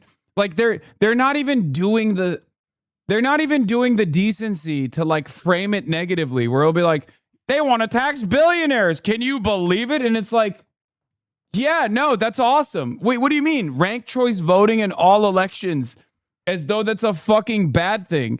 Why? Why would that be a bad thing? Giving people the option to rank who they think would be better is a good thing. It's not a bad thing. Abolish the Electoral College, replace the two-party system with... Again, abolish the Electoral College, replace the two-party system is fucking awesome. Again, like, it's funny because, like, these guys, like, the average Republican has unbelievably extremist views that are directly at odds with the Constitution, right? Like, fucking, I don't know, banning abortions. Like, and they get that across, ironically enough. And it's so fucked up and so bad that once they do implement it, they go, oops, we fucked up. We should maybe dial this back a little bit. Meanwhile, on the other hand, these are all good policies. Multi-party democracy. Expand the House of Representatives. Implement proportional representation and ranked choice voting. Wow, that's terrifying. Implement proportional representation. Implement ranked choice voting across all elections. Wow, I can't. It's too much. It's too much. Lobster too buttery, steak too juicy type shit. Smoke too loud type shit. All elections. Establish public ownership of the largest corporations and essential industries to ensure democratic control and accountability to the people. Yeah. Oh, dude, can you imagine? Can you imagine? Dude, you can sell this to every fucking red state. Okay? You can literally explain this to a guy in a red state. I'll do it real quick. Okay. Have you ever been on a fucking plane? Have you ever traveled by plane? Okay. Think about how much those guys get. Think about how much federal funding those companies get. All of that goes to the fucking CEOs. Okay? These liberal elite dipshits that went to Harvard, that went to Yale, that went and learned about finance, okay? So they can sit on these fucking corporate thrones and take all of your tax dollars and fund their lifestyle, their gay-ass lifestyles, okay, in these liberal elite cities. Imagine if we had accountability so those guys couldn't do whatever the fuck they want with the money, and they wouldn't be able to cancel your fucking flight randomly, for example, or overcharge you, for example. Imagine a world like that. There you go.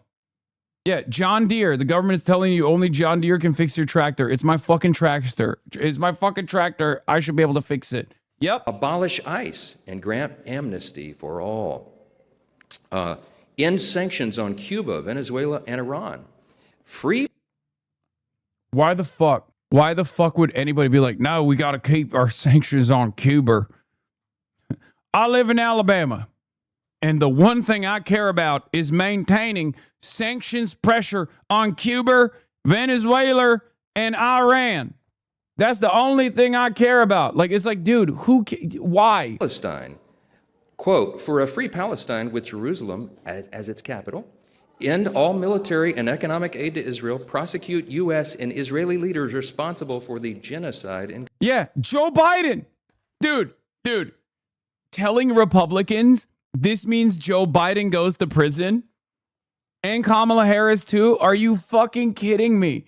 Dude, I'm telling you, there is a very funny and very cool way of selling everything that he just explained to Republicans in a way that they would be like, yeah, fuck yeah. Also, many Republicans also don't fuck with Israel. You'd be like, why are we giving $380 billion in your tax dollars to this fucking random ass country over there that's fucking everything up and is directly responsible for gas prices going up? Don't you want to punish those guys? Don't you want to punish those guys? Don't you want to punish the guys who made this happen? Okay? Including Joe Biden. LeBron numbers. Gaza. Abolish the carceral state. Listen. Quote, redirect police and prison funding to public services as steps towards abolishing the carceral forces of the capitalist state. Y'all. This is the only part that's hard to sell. Americans are unbelievably draconian, unbelievably reactionary when it comes to criminal justice. That's the only part. I like it, obviously, and I agree because I know that crime is a direct consequence of material conditions, socioeconomic factors, socioeconomic factors in which crime manifests need to be eradicated, obviously. But that would be a little bit of a tougher sell, I think. It goes on and on and on. Defund the Department of War, replace the president and the way you just said 2 minutes ago that you want prisons. Yeah, I mean, I still do. I still want to put people in prison, okay? I need you to understand. I think there are a lot of people that should be going to prison. It's just the people that should be going to prison are the ones who are never going to prison, okay? To rehabilitate. Supreme Court with an executive and judiciary chosen and subordinate to Congress. Wait, what was this one? I missed it. With an executive and judiciary forces of the capitalist state. Y'all, it goes on and on and on. Defund the Department of War, replace the president and the Supreme Court with an executive and judiciary chosen and subordinate to Congress. Okay, I love that. Oh my God. Yeah. Parliamentary system. Fuck yeah. Yeah, this was the Canary Mission promo that they cut for DSA. Look. DSA is taking over the Democratic Party in New York, winning primaries in safe blue districts. We're going to make sure that we are undeniable as a force in not only New York politics, but politics across the entire country. All DSA candidates follow the same pipeline. They start with campus radicalism, then move to street organizing, then they run for office backed by the DSA machine. New York City DSA built from the ground up. They built a political machine. We need to turn DSA into a factory. Moving from outside agitators to people with real power. Step one. It's so funny because like there's just like there's like scary music, right? But everything that's being said is like perfectly innocent. There's nothing even remotely scary about this. And it's so dumb. Like this attack ad is so fucking stupid that like even an average person that doesn't know anything about DSA, if they heard this, they'd be like, okay, what's the problem? Yeah, okay, these are people who are like organizing, they're protesting, and then they literally turn around and run for office. That's kind of the whole point. That's literally the method. That's what you learn in fucking school. Exercise your First Amendment rights. Protest. When you see something that you don't like, you protest against it. And then you take it one step further. You run for office. You vote, and then you run for office. That's literally the fucking point. They just copy-pasted Civics 101, and they're like, yeah, this is terrifying. What are you, fucking stupid? I guess in their world, it's just like, it's dumb because the way it's supposed to work is you go to Yale, or you go to Harvard, or you go to fucking Brown, or you go to one of these goddamn colleges, Dartmouth, Cornell, okay? And then you graduate, and then you go and work for a financial firm, or you go and work for a consulting firm, right? And then afterwards, after you got your licks in the corporate world, in the corporate universe, you then run for office, and you do that by going to a bunch of Zionist groups, Zionist advocacy groups, and you beg them for money, and you tell them you will literally suck Benjamin Netanyahu's dick every day of the fucking week, and then they give you like $7 trillion. And then you just sit there and you make sure that all of Israel's best wishes become your desires. And that's how it goes. That's the only way. That's the only way to do it right. What is all this other shit? Like, you're an average American with serious problems about the way things are run in this country. And then you go out, you vote, you recognize that things aren't changing. So then you literally run for office. How dare you do that? That's really fucked up. 1. Campus radicalism. Like Mamdani, several candidates began their radicalization through campus activism groups like Students for Justice in Palestine, or SJP, founded around the idea of inciting a violent uprising in America.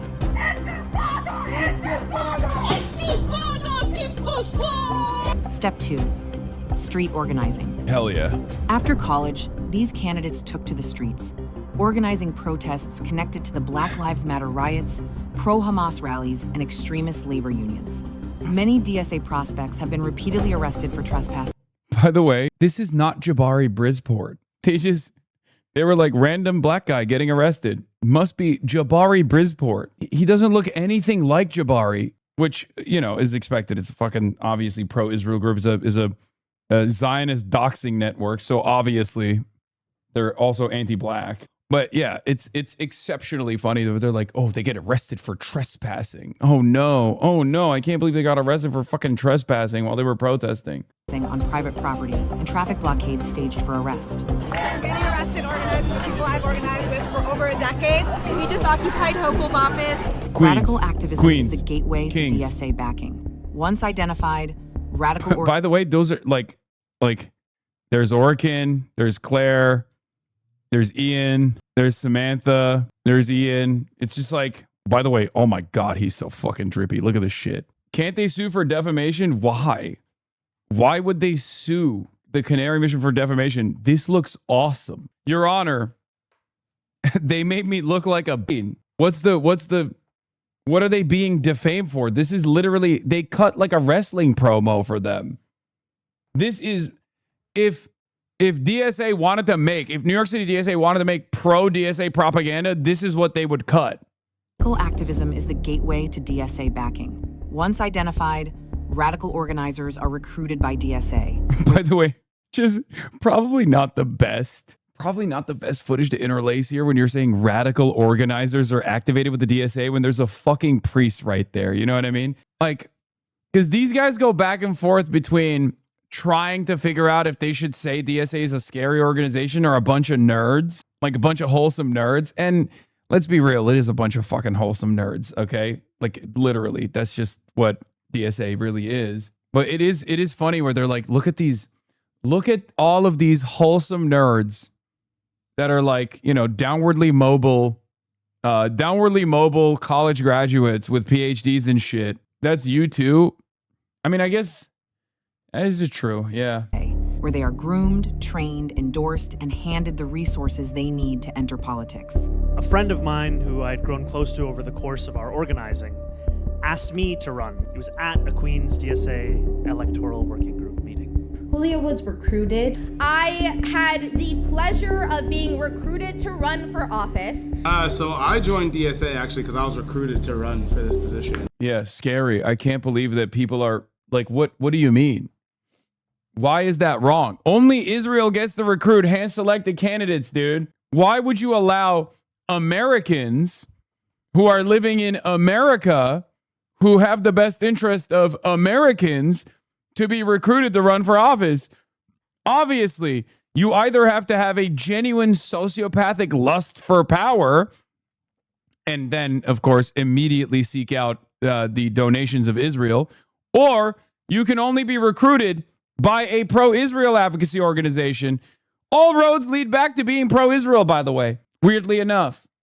I got recruited by DSA. The democratic socialist machine comes at a price. Once a candidate earns DSA's endorsement, their loyalty is not to the voters or the Democratic... What? Their loyalty is not to the voters or the Democratic Party. Yeah, it's not to the Democratic Party. Oh, look. Their loyalty is not to the voters of the Democratic Party. Their loyalty is to the Quran. That's right. No, their loyalty is only to the voters. It's only to the masses. It's only to the fucking to the working class. That's it. That's what it's supposed to be about. Party only to DSA. Every component of our campaign is being run as a shared project of our Broward DSA and of the larger Democratic Socialists of America. This is who I'm accountable to 100,000 members plus nationwide. We must make sure that they remember they are a member of this organization, and this organization stands with them. We made you. Yeah, just, sometimes it's okay to remind Zoran of that too. I'm talking shit. He's done a great job. This is his month. Stands with them. We made you happen, and we can, if you do break with us enough, we can withhold that. DSA handpicks street agitators, turns them into political candidates, and backs them into office, where they can be controlled to push DSA's extremist agenda. As an organizer, I tell people to organize me. We bring in the movement with us. As an organizer, I tell people to organize me. No matter which way you cut it, is not going to be scary. Okay? She's literally saying, I'm accountable. I'm accountable to my constituents. I'm accountable to the people around me. Also, they wrote candidate. They did this thing where I guess they're so used to just people being backed by pro-Israel advocacy organizations or billionaires only, hand-selected blood boys of billionaires like fucking JD Vance with Peter Thiel, that they're like, wow, it's really shocking that these guys are acting like a real political party with a real political movement, a real political party with a real political movement that centers the working class in its goals, that seeks out to improve the material conditions of the working class. How dare they? Don't you know you're not supposed to do that? You're supposed to only be accountable to Exxon Valdez, not Claire Valdez. You're shadow banned from my following tab. What is Twitch doing? Being blacklisted. Scary communism, dude. This is about a movement. DSA politicians are not Democrats. They are part of a machine built to subvert American democracy. Learn more. Dude, it's so funny that a fucking an organization that has literally gotten funds, is a doxing organization, Canary Mission, that has gotten funds from the Israeli Knesset, is talking about an American political organization seeking out to subvert American democracy. About DSA's plans to overthrow America at canarymission.org. Anyway, I said they're cutting promos for us now. And then I said, not me, of course. I'm independent media. What is this new edit? This TikToker laid out why Dems hate DSA. Democrats don't believe in democracy. They view the election as a formality, and to them, these roles are appointed. In their minds, the way a political career should work is if you're a kid from a well-connected, wealthy family, you get a job as a... What is this? I hate white people. I hate white people. Austin Show. Mr. Show is not fit to serve. Of course, radical Hasan Piker is endorsing people like this. Austin No Show. Oh my God, the slander is crazy already. Staffer, because only kids who are supported by their parents financially can afford to live in DC and work as a staffer for little to no pay. And while working as a staffer, you schmooze and you make connections and you network and you get other politically related jobs and you move up the ladder and you do your time schmoozing until eventually the establishment decides that it's your turn to have a congressional seat or a Senate seat, and they pick you as their candidate and give you the endorsement. And sure, there's a primary election, but that's really just a formality that they have to get out of the way. They weren't mad about third-party voters because it would split the vote. They were mad about third-party voters because to them, their endorsements are essentially appointments. If they endorse a candidate, in their minds, they're giving the seat to that candidate. And it's true. This is actually very good. I mean, this is very clear and correct analysis. Straight up. No notes. Yeah. You're rocking the boat. You're rocking the boat. You're ruining our thing. This is not how it's supposed to work. It's medieval nobility. The actual election is this annoying formality they have to go through. Part of the reason they're so mad about DSA members winning so many seats, aside from the fact that they're afraid of politics that will actually support the working class, is because those seats were supposed to go to somebody's nephew. You know, there was a whole squad of nephews and grandsons who had kissed the right butts and shaken the right hands and had been promised a congressional or Senate seat. But dumb old democracy got in the way, and they weren't able to just appoint people to the seats they wanted to. All the literature they send out about registering to vote to make your voice heard is actually about having more people register to vote the way they want them to, so that their ability to appoint people to positions will be more powerful. All of these people actually getting out and making their voices heard really irritated them. The thing is, establishment Democrats don't... Great take. Olivia Reingold exposed and reported on a very scary tactic that the DSA does. This is a classic DSA tactic that they've been building on in recent years, using URLs to track user activity and gather data. An organizer just discussed how using a DSA voting guide link, they were able to track where people showed interest in their movement. That data will help them figure out where to canvass next, especially as they try to oust Hakeem Jeffries, which they said is their next target. Wow. What? URLs? Tracking user activity to gather data? Cookies? Not the kind of cookies that your mother baked for you, okay? You mean the thing that every website does since the beginning of the invention of the internet? Everything that these guys are complaining about can be explained as they're doing it, but they're doing it socialist style. That Claire Valdez voter from TikTok noticed you. Chicken dinner because Miss Valdez won. Gra gra boom, big New York. Felicidades, mami. Y'all, this is crazy. Like, Mom Donastan is up. Alhamdulillah. Inshallah. Allah. Okay, I guess I'll keep voting. Oh, and to all the haters who was in the comments, y'all, Claire, this is crazy. The Republicans were attacking me on Twitter. I saw Hasan saw my video. Hi, Hasan. To all the naysayers in the comments, because I think I got some Republicans in my followers. How does it feel to lose? Yeah, sure. Olivia is the perfect reporter. She's learning on the job. No, it's awesome. Olivia Reingold maintains her childlike curiosity about just like normal things that happen in the world. Okay. And you got to have that. You got to maintain that childlike curiosity all the time. Okay. Otherwise you become too guarded. You become too cynical. And it's awesome. Basic facts dupe Olivia Reingold all the time, and she learns. Look how many times Olivia Reingold has tweeted about Palantir, huh? Well, maybe she'll learn about it, and then she'll be really scared about this mass surveillance apparatus that's using artificial intelligence to collect data on every single person, and not by tracking URLs like a website normally would. And God knows what they're doing with that information. Reingold HasanAbi collab when? I don't know. Next time I go outside. She's probably sitting outside my house right now. The fuck do you mean Reingold HasanAbi collab when? I'm actually shocked that she wasn't at the Claire Valdez election night party. She literally stalks me physically. She followed me to Michigan. Anyway.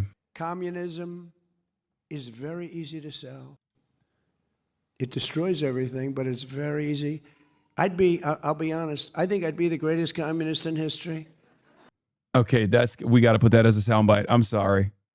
I think I'd be the greatest communist in history. That's perfect. I'd give free rent. Ladies and gentlemen, from now on, you don't have to pay any rent. From now on, anybody wants a house, don't worry about it. Just pick the house you want. Okay, that sounds awesome, though. You can't... What? Trump? Oh, Trump has some thoughts on the rent freeze? Of course he does. Oh, my God. Oh, he's going to fucking hate the rent freeze. I mean, he's literally a New York real estate developer, a New York landlord. Obviously, he's going to fucking... he's going to hate the Zoran rent freeze. He's going to be like, I love Zoran. He's so handsome. I want to kiss him. I want to kiss him in his mouth. I might have kissed him already in my dreams. But Zoran, what he's doing on this rent freeze is no good. No good. Anyway...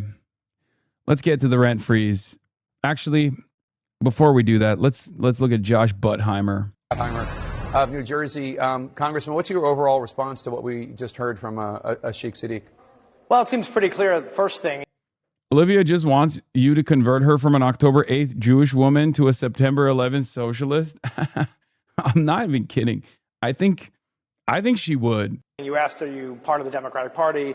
It sounds like he was doing everything he could to avoid answering that question, and to the point that some have made it, I think the socialists are just using the Democrats as a vehicle right now, and he seemed to confirm that.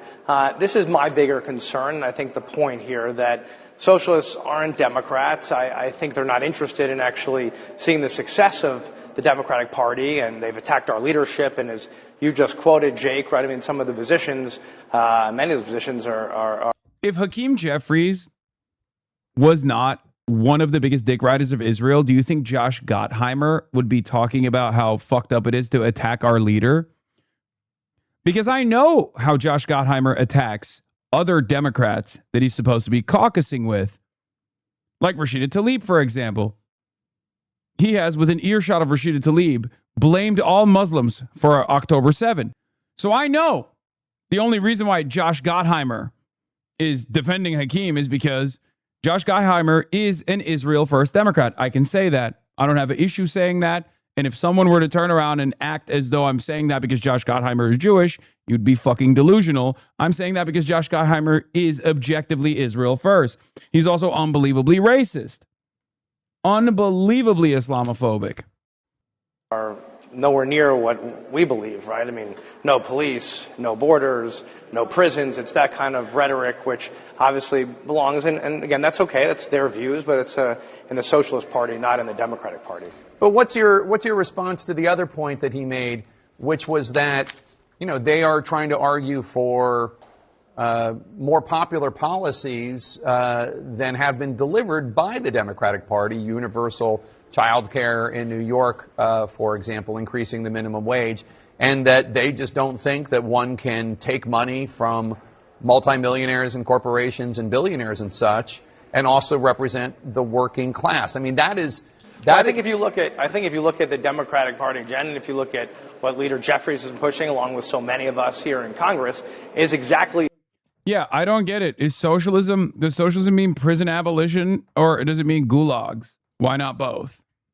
We contain multitudes. Issues related to affordability, about child care costs, you're getting your utility bills down. I'm a little bit confused because, like, for the longest time, everybody was like, oh, dude, you need to shut the fuck up and vote for the Democrats.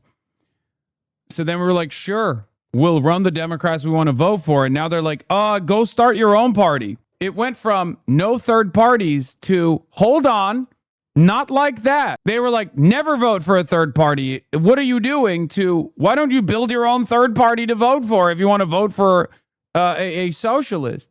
Huh. That's just, it's interesting to me. It's interesting. It's just odd. Your taxes down, making life more affordable for you.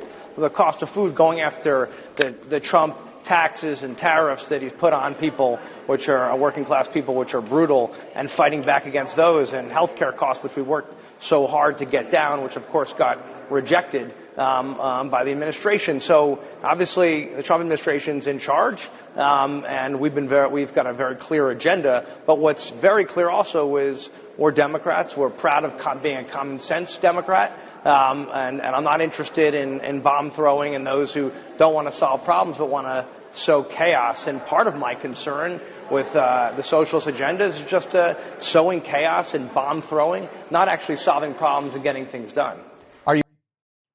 Guy who is a consistent bomb thrower at the behest of, Israeli bomb throwers, talking about fucking bomb throwing from the left flank. There will be an attempted purge, as was successfully done to the UK Labour under Corbyn. Hopefully DSA has a way to deal with this. Yes, there will be a way to deal with it. What you're describing, there's numerous theories on how this will go. What you're describing is a dirty break. Okay, that's already something that I don't know. I'm not affiliated with the organization. I'm just a random guy, but something that has been thought about for many, many years.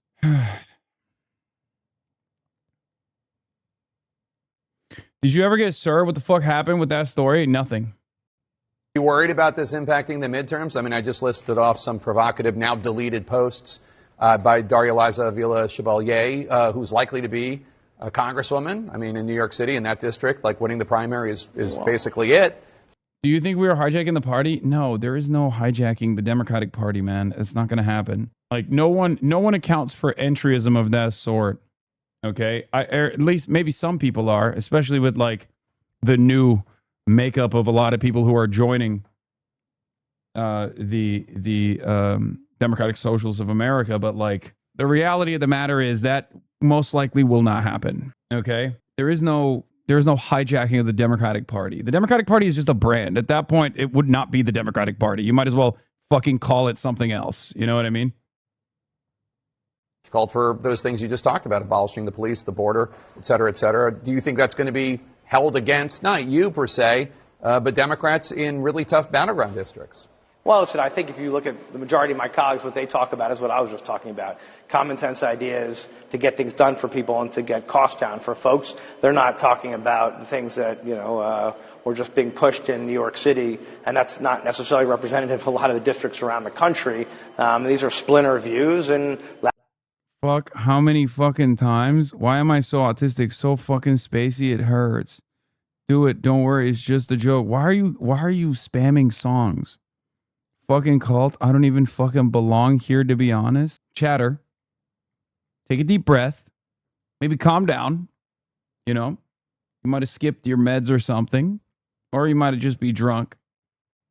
But maybe don't drunk post. Views, and by the way, you always have some of those, but it's not broadly representative of our party. It's certainly not representative of what Leader Jeffries has been pushing all over the country as part of our broad democratic agenda, which is all about getting things done and solving problems for people and standing up to extremism. And let me just say, like, those views that... Shut up, he's right, asshole. No, I totally get him, dude. Josh Buttheimer? Or the other chatter who's clearly going through something. Funny to build a segment around how unpopular DSA is with the broader electorate without noting the same Marquette poll finds Democratic Party favorability at minus 25. So basically the same. Should Dems distance themselves from the Democratic Party brand as well? If a dirty break happens, will the Ultras join us or will we still be sheepdogs? Buddy, what are you talking about? The Ultras are like 12 total people. Okay, and they're all on Twitter. Who gives a fuck if they join or not? What do you mean? You think they have a principled fucking disagreement? Or you think all their output is just posting on Twitter? Please, stop. That in and of itself is utterly irrelevant. I spend way too much time on a marginal group of people whose only output is to like come in here and be annoying in here and nowhere else, because nowhere else will they be listened to. I really got to stop doing that. I really got to stop like paying any attention to these guys. They are very loud though. Yes, they're very loud because Twitter algorithm breeds hostility. And these guys are always in here breeding that hostility. My anger and resentment does stem from a bunch of dummies in my community that have fallen for it, okay? And there are. It sucks. It's unfortunate, but there are some who fall for the engagement bait. You just heard that from those tweets that were posts are extremist views, and it's really a declaration of war out of there on common sense instead of getting things done for people. And okay, those are those views, but I'll tell you where the majority of us are, and that's not there. Anyway, now let's get to the rent freeze. A rent freeze on 1- and 2-year leases. And the move impacts about 1 million rent-stabilized apartments across the city and is a big political victory for Mayor Mamdani. Christina Fan is live outside City Hall in Lower Manhattan. Yeah, you know what else is a big political victory for? The fucking millions of renters that will be impacted by this. Not just Mayor Mamdani. Christina. Well, Cindy and Mary, while this vote is a huge win for both the mayor and tenants, it also comes with a lot of controversy. Critics are slamming the decision to freeze rent, saying that while it may be politically popular, it is going to hurt the city's housing crisis in the long run. You can hear the room erupting in applause following last night's historic 7-1 vote. For the first time ever, the Rent Guidelines Board approved a 0% increase on both 1- and 2-year leases. Renters say the freeze was necessary as they struggle to combat inflation, ICE escalations, and federal cuts to Medicaid and SNAP. But landlords called the whole process a sham. Just hours before the vote, Christina Smith, a member of the board who represented landlords, resigned from her post, accusing the panel of ignoring data because it was required to deliver a freeze. Building owners say the decision means there will be less investment in maintenance and repairs, ultimately hurting renters. Yeah, and if you're a bad landlord, Zoran has said they'll take the apartment complex. Just saying. Carrot and the stick. I guess no carrot, just stick for the landlords, but you know.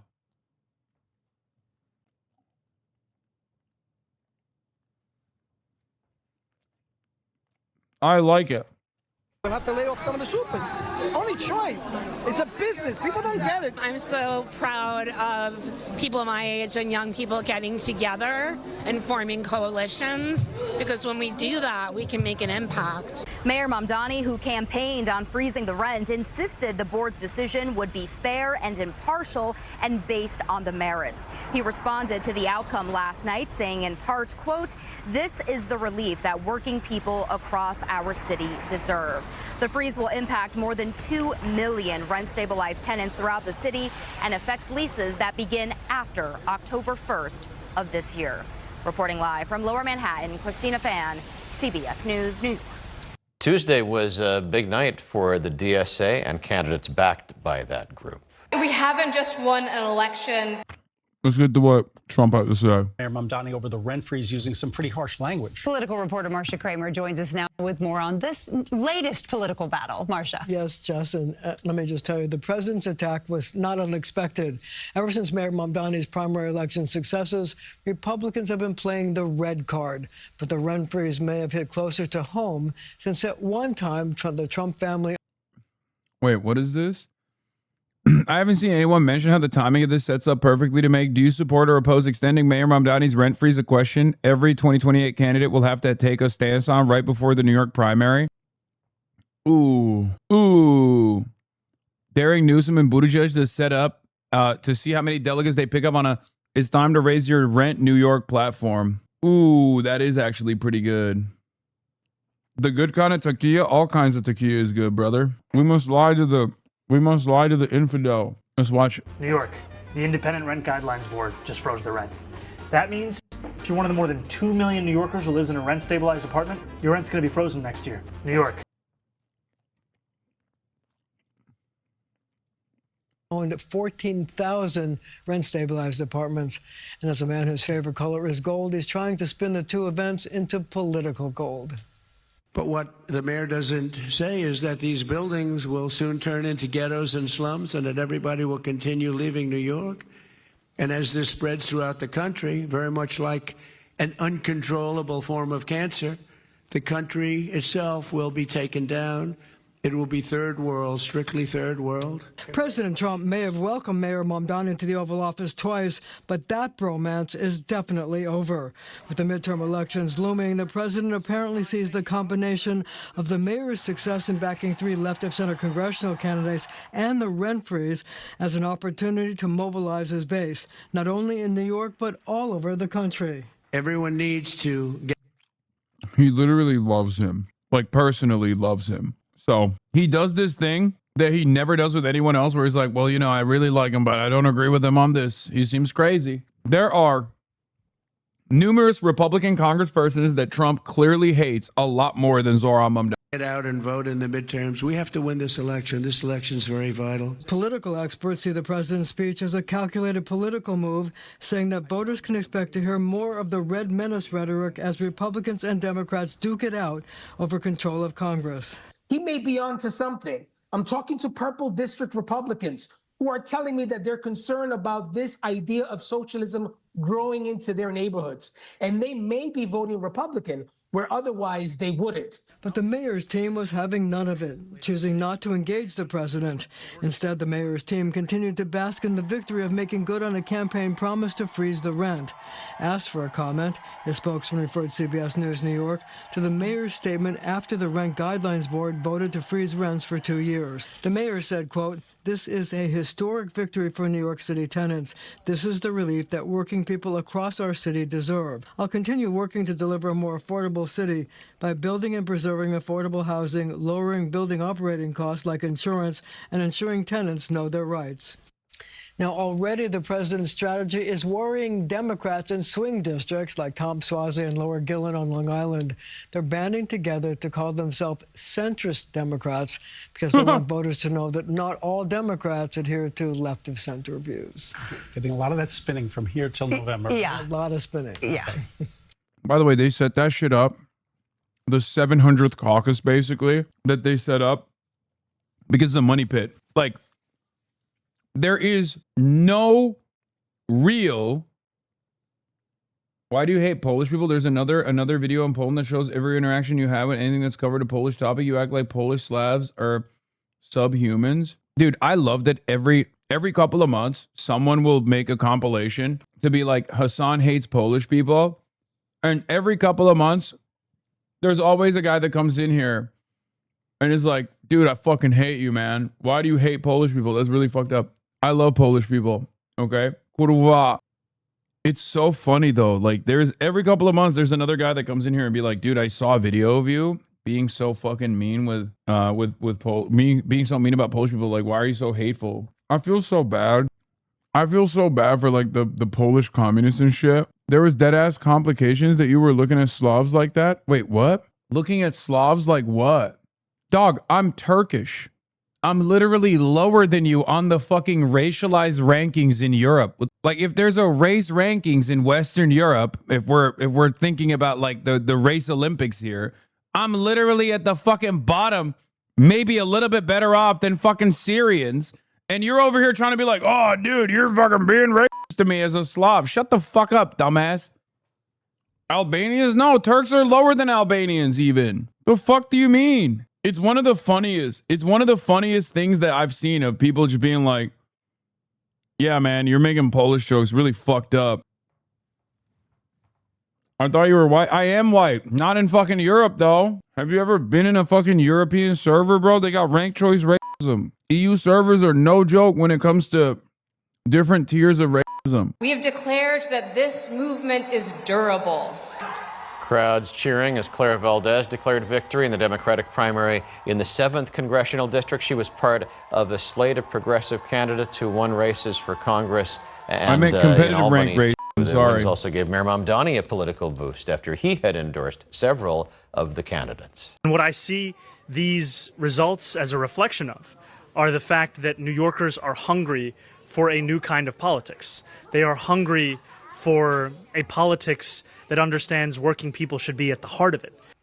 Here to talk about what the DSA's wins mean for the city and for the Democratic Socialists is Grace Mauser, who's the NYC DSA co-chair. Thank you for coming in this morning. Thanks for having me. A lot to process in the last 48 hours. What happens next?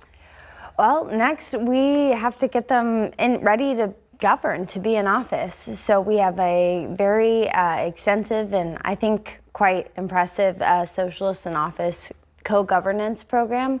We're going to be building that out more at the federal level alongside Representative Ocasio-Cortez, and of course integrating the new state legislative representatives into our existing program. The candidates you supported broadly are in safe Democratic districts, so the general election is not something that's a major concern? Yes, in New York City, we mostly run in areas where the primary is the main contest, so we're feeling pretty okay about the general election, but of course we'll be watching closely and rooting for people that are running against fascists in the general throughout the country and the state.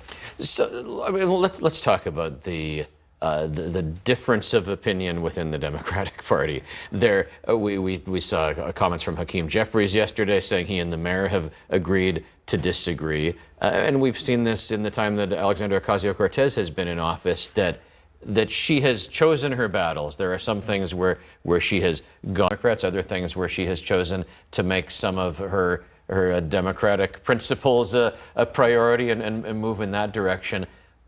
Do you have guidance for these candidates? Is everything going to be a fight in the next few years? No, we're very serious about winning key battles, both electorally and also legislatively and in terms of governing. You can't fight every single fight. You have to fight the ones you think you're going to win. I think AOC has led in a lot of ways on doing this, and we also do it at a smaller level in the city and the state. We don't fight hard battles on every single possible priority that we have. We focus instead. For example, this year, we ran a really impressive and I think somewhat successful campaign to tax the rich. We didn't fight across all areas that we care about. We focused on that one. We'll see what happens with the rent guidelines board tonight. But yes. Clearly, I mean, another issue that your candidates have brought up repeatedly. That was another phone bank that I was a part of. Yeah, we're very excited to see what the rent guidelines board does. It's been something that we've been, I mean, freezing the rent, making housing more affordable has been something that socialists have been talking about for many, many years at this point. So we're excited to see that hopefully culminate tonight. I'm going to play a moment here from Derelicia Villa-Chevalier's victory party. Here's the clip from 2 nights ago. For those who can't make it out, there was a chant of Free Palestine in the room. For a long time in New York politics, it has been a baseline for candidates that they should offer some support to Israel, and as part of that, they were expressing their support for Jewish New Yorkers. There has clearly been a turn where support for the Palestinian people is something that is happening openly. How long do you think that change has been developing? That change has been in the works for many, many years. I think after Hamas attacked on October 7th and Israel responded by increasing its efforts to genocide, frankly, the Palestinians. But have we reached a tipping point where now somebody's not afraid to express that view in the way they might have been before? Absolutely. I mean, Yeah, I mean, this is actually a kind of nice interview for the record. Like, this is not a contentious interview at all. But it is still very funny that he's like, you know, these people are saying Free Palestine. Don't you feel like that's strange? You not only see socialists doing that, but more progressive candidates like Brad Lander expressing a lot more support for Palestinians. And I think it's part of a larger anti-war sentiment. Americans are tired of going to war. President Trump said he wouldn't. He lied, surprising. But we're in not only supporting wars in Israel and Palestine, but in Iran, in Venezuela. We're talking about invading Cuba. People are so tired of that. They want to see those billions of dollars invested into a government and public services that help them. For the second morning in a row, there's a headline on the front page of the Post to this effect this morning. The young and the clueless Israel-hating radicals to represent Democrats. Are you troubled by attracting the attention of the New York Post in that way? It's not new. Telling the New York City DSA co-chair, asking the New York City DSA co-chair if they're troubled by being noticed by the New York Post is the funniest thing you could ask. Honestly, I'd be troubled if the New York Post wasn't constantly fucking talking about DSA. It's the New York Post. There's literally never a day that goes by where the New York Post is like, yeah, today we're just not going to do the anti-communism, anti-socialism beat. I'll have to buy that one later. I have a couple framed. So it does not concern me that a right-wing tabloid like the Post is not on our side. From here, the focus, if not on the general election, will be on what? Well, I think from here, it's about, of course, tonight we have the rent freeze, so that's a short-term goal. And we need to start thinking about our goals for 2027 and 2028. Mayor Mamdani said in a recent speech that the race, that 2028 starts on Tuesday. And it did. We have a lot more to win across the country, across the state, and we're not stopping here. I feel like we all deserve a break of a week after a big election, but I understand the sentiment of already looking ahead to the next one. Thank you for coming in this morning. Yeah, thank you for having me. I love Fox News, man. That's our favorite shit. I enjoy watching Fox News more than I enjoy watching CNN. Because at least, like, they're both, they're unhinged, but at least one is more entertaining than the other one. I think in most circumstances, the reason why I enjoy watching Fox News more than, like, I don't know, Dana Bash is because in polite company, there is still a little bit of prestige associated with CNN, whereas there is no such thing for Fox News. And Fox News doesn't take itself as seriously, or even if they are, I can't see them as taking themselves seriously, whereas CNN takes itself unbelievably seriously. Come on the show. Finally, Sanders has an army, but Mamdani's commies are a whole new breed, and the establishment can't see it coming. We talk a lot about the party being a big tent party, and we should be. We are a big tent party. That's who we are. One of the things that makes the Democratic Party great is it's a big tent party. We need to stay that way. These people are fools. The tent's not big enough for both of them. When the commies come in, they're not going to share it. They're there to take you out. The communists are like parasites. They're going to use the Democratic Party to get ballot access, get elected, caucus with them when it works, and then suck them dry until they die. The party did it to themselves. They screwed up so badly and didn't deliver a damn thing when they had power that they had to play footsie with the commies to shore up their base. And now they're completely out of power. They're weak, brands in the toilet, and they opened the door just a crack, and danger walked right in. These people are cold-blooded revolutionaries who want to bury America. Bury it. Some Democrats get it. Lady, I ain't in the same party as you. I'm sorry. I just not. Everybody's always said, no, we're coalition, we're big tent. And there's just some that I can't be in the same tent with. These people do not like Democrats. Not only are they not Democrats, they wish Democrats poorly. But I'm done. I'm not in a political party. The Cajun Paul Revere. But the commie wave is creating a lot of cowards. Anonymous D.C. executives are calling it an earthquake. Oh, cooking them. But cook them. Oh, my God. I can't believe it. This is one of the funniest parts about the inside, like the actual chaos taking place within the Democratic Party, is that for Republicans, they're like, who do we dunk on? You know what I mean? They're like, do we shit on the cowardly, the cowardly institutionalist liberals who are too afraid to put their name on a criticism of the socialist wing of the party? Do we just, greatly overemphasize how terrifying the socialists are? They're like, why not both? Let's do both. Random question, but what do you think the future of NA in Egypt will be? I think Egypt before the next decade ends will have a revolution. Puff piece from Jewish Insider for Nira, who was brought back to axe Cap's first black president at the behest of wealthy pro-Israel donors who wanted to punish the previous president's sympathy for Palestinians. Yeah, Nira Tandon reemerges at Caps, draws red lines at extremists in Dem Party. You said collapse in 2 years? Yeah, I mean like the current government. It's going to happen. Reasonable Democrats are going to have to get off their couches, roll up their sleeves, and start organizing real voters on the ground. We can no longer rely on only TV ads, digital spend, and endorsements. Just donating from afar and complaining about the DSA won't cut it. The DSA, Democratic Socialists of America, can beat moderates in a growing number of blue strongholds. Why? Because the DSA has patiently built an army of on-the-ground organizers. How are you going to get the Barbaras and the Deborahs to go out and door knock for a reasonable amount of criticism for Trump, but not too much? That's not what draws the attention of the activist base of the party. This is what I have explained over and over again. If you remember, I was like, look, I don't have the biggest audience, but I have the biggest army of motivated door knockers. What are you going to do? Knock on doors and be like, guys, our opponent is anti-Semitic? Is that what you're going to do? You'll be shocked to find out how people respond if you say that.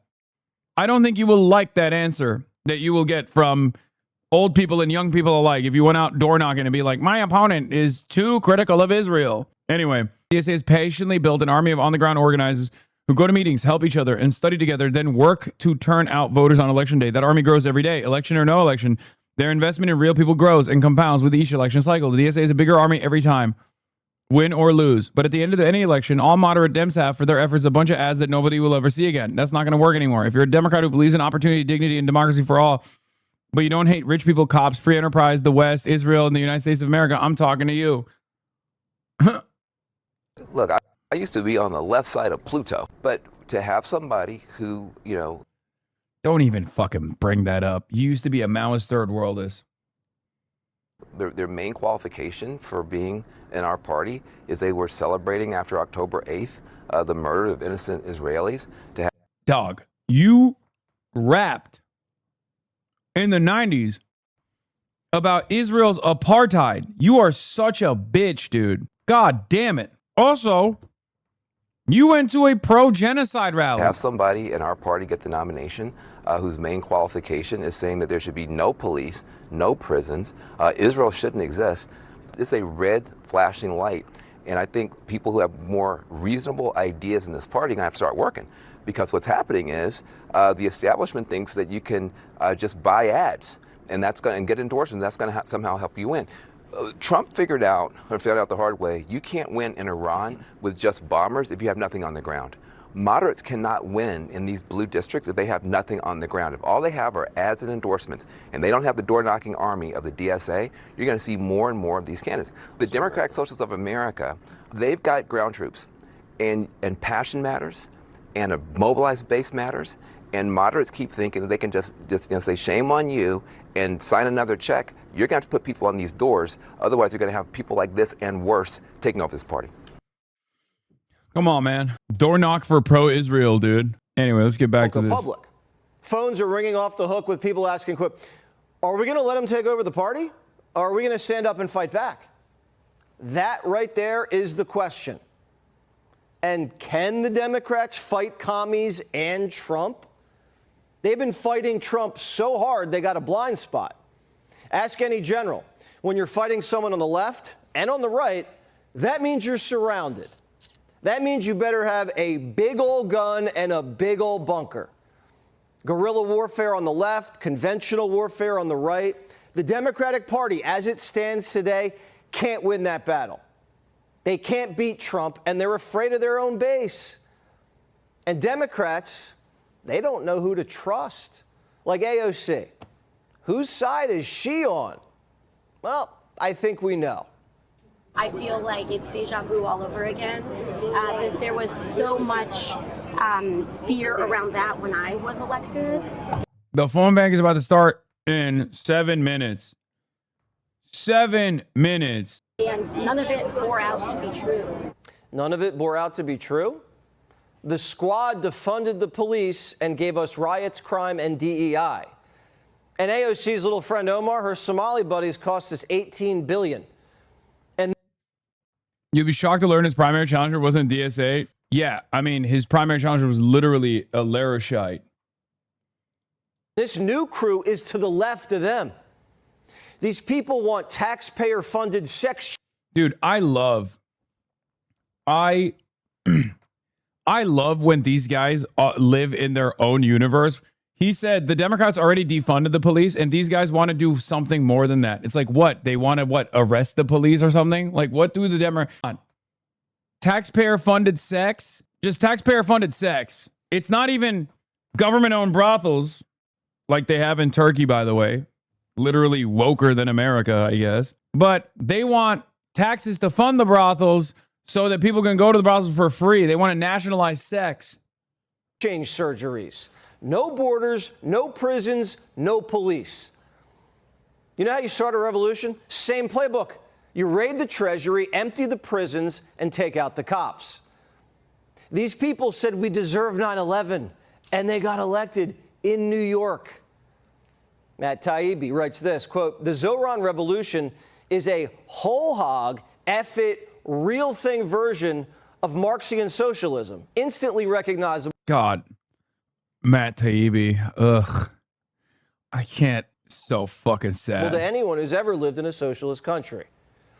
This movement's young, it's ethnic, media savvy, with a real desire to overthrow the American system. Whole thing. Chevalier, one of the Bandani extremists, called Manhattan occupied Lenape land and says we need to become... It's true. It's true. What? Who cares? Why are you so butthurt about it? Bad bitches and seize the means of production. Yeah. This is the woman who says she wants to eradicate Western civilization. She's never had a job. She's been a grad student for 7 years. Pocahontas was asked about her, and she played dumb. A world without borders and a world without prisons or police is possible if necessary, the only moral way forward. She said abolish the border, all deportation is wrong. I mean, are those sentiments that you think Democratic candidates should hold? Look, I don't know her. I'm not familiar with what she's written. They pulled the same thing with Plattner. Oh, I'm not familiar with these allegations that he's abusing women. He's abusing women? I don't know him. Well, does the communist admit she's a communist on live cable TV? all sorts of Republicans ads to say, this is what you're going to get if you vote for the Democrats, a communist. For far too long, this reactive conversation of what we should be afraid of has prevented us from being able to have a politics of hope and a politics of life that Democrats can actually identify with. That wasn't an answer. She's a communist, and she's slick. And we told you last night, these commies have friends in high places. They're not afraid of the term democratic socialism. I'm not scared of the term. I think they're scared of the term in this country. But Social Security is a democratic socialism. Partly unemployment insurance is. The people who pick up your garbage, the people who take the fire out at your house, all of these things. Hold on. I'm trying to figure out the Zoom link real quick for this campaign, for this rally, for this phone bank rally. Okay. Thank God for Jesse Waters, champion of all women everywhere. Is this it? Wait, why wouldn't it? Hold on. Is this the right link? Oh, that's the fuck? Okay. Chatter, you shouldn't be dropping links like that in the chat. You're crazy.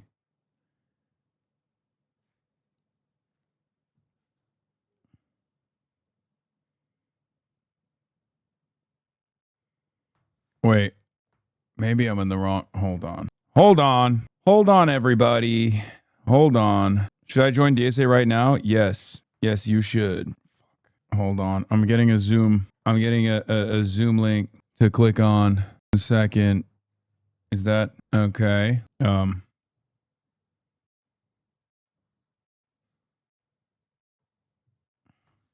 Wait. Host has turned off the audio for this. Okay. Okay. Recording in progress. Is Hasan here now? I think so. Whoa, there he is. Hello. Hey. Hey, what's going on, guys? Can you hear me? Yes, we can hear you. Okay, perfect. I wanted to spam the link real quick for everybody to join. Right? I can show this on stream.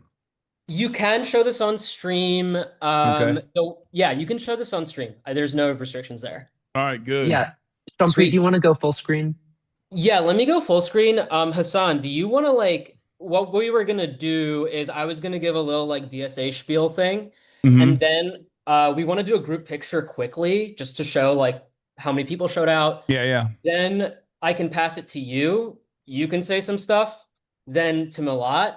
I did have Q&A with Malat, but if you just want to do that, it's up to you. No. You guys do your thing. I just wanted to, I wanted to lend as much help as possible and fire up the troops and tell them about the importance of phone banking and how much impact we actually had in the Daria Lisa race specifically as well in the last couple of days right before the election. So that's what I thought I could talk about. But yeah, no, I'm very excited. I see my man Vincent over there as well. The bird dog himself. Anyway. Oh wait, yeah. This is getting streamed. We have music playing that's not It's fine. I don't care. But also, it's not. I can't hear the music right now. It's not playing right now. Oh, okay. Is everybody ready to go? Can we real quick just repeat the speaking order of the introduction, Champri? Me? Yeah. Pass it off to Hasan. Hasan to Malat, and then I do Q&A with Malat, and then we do training. And you guys are still letting people in right now, right? Because there are people asking in the chat. Is there a direct Zoom call that I can just spam in the chat so people can join it? Yes, let me put the Zoom link in the chat for you. Give me one moment. Or is it better to go through the sign up sheet? It might take too much. Yeah. Let's do it through the sign up sheet. Let's do it so that people can put their information it'll help us down. keep track of everybody too. Yeah. All right, I put the short link in the chat for you. And in the Zoom chat? Right before the music, starts, I'm in a voice of God, the press thing. So I'll say that and then cue the music. Okay. Yeah, the only press allowed is Hasan. Independent media. Independent media, not affiliated with DSA, as I like to tell people. I'm just a outsider. The hack can mean anything. Yeah. All right. Are we ready to open the floodgates? Yeah. All Also, right, you guys are not letting. They're saying tell them to let people in. I don't know why. They're. Let's open the gates. Oh.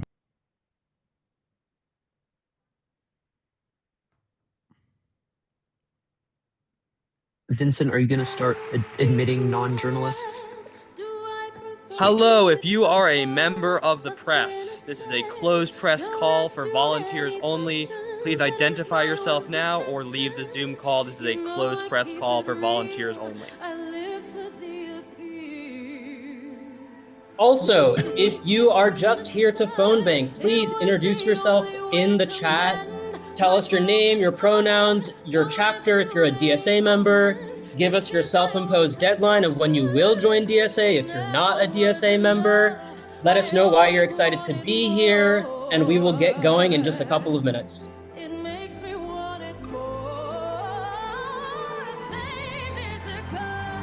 Chat, I want to see more movement. We only got 217 participants right now. We got to get it to 300, and at 500, I will carry the flame. You understand? Join the link right now. I want to see more than 216 participants right now. Get in there. We got to make a serious impact here, just like we did. win.kirosforco.com/mass call. All right, as more people are coming in, we're going to be starting up very shortly. Give us your name, your pronouns, your home DSA chapter, and if you are not a DSA member, all good. Just let us know why you're here. We'll be getting started very shortly.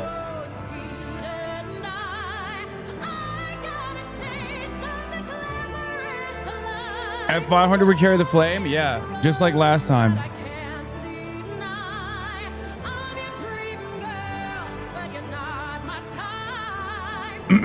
There we go. Now we're getting in more numbers. I want to see the number. I know you like the number, and I want to see the number. You can join even if you don't have an American phone number. That's not true. You can join online. All right, everybody, we are going to be getting started just now. Thank you, everyone, for being here today. Can I get a quick check? Can everybody see my screen? Okay, I'm seeing thumbs up. Let's get going. Hi, comrades. My name is Chunpreet. I'm a member of Seattle DSA, and I serve on DSA's National Electoral Commission's Steering Committee. Many of you know that DSA just had 2 very successful primary cycles with 8 of our nationally endorsed candidates in May, including Rep. Rabb, winning their races or advancing to a runoff. Rep. Rabb will be Philadelphia's next congressman as an open socialist. And more recently, and one of the reasons many of you are here today is that Daria Liza and Claire Valdez won their congressional races in New York. We need another socialist in office to help out our comrades on the East Coast. It is a lonely place in DC for socialists, and we need to make it a little bit less lonely by sending Mila Kuros to Congress.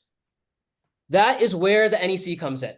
For those of you who don't know, DSA's National Electoral Commission is a democratic mass body in national DSA that supports chapters' electoral work through trainings, fundraising, if you've heard of socialist cash takes out capitalist trash, grants, and GOTV phone banking just like this.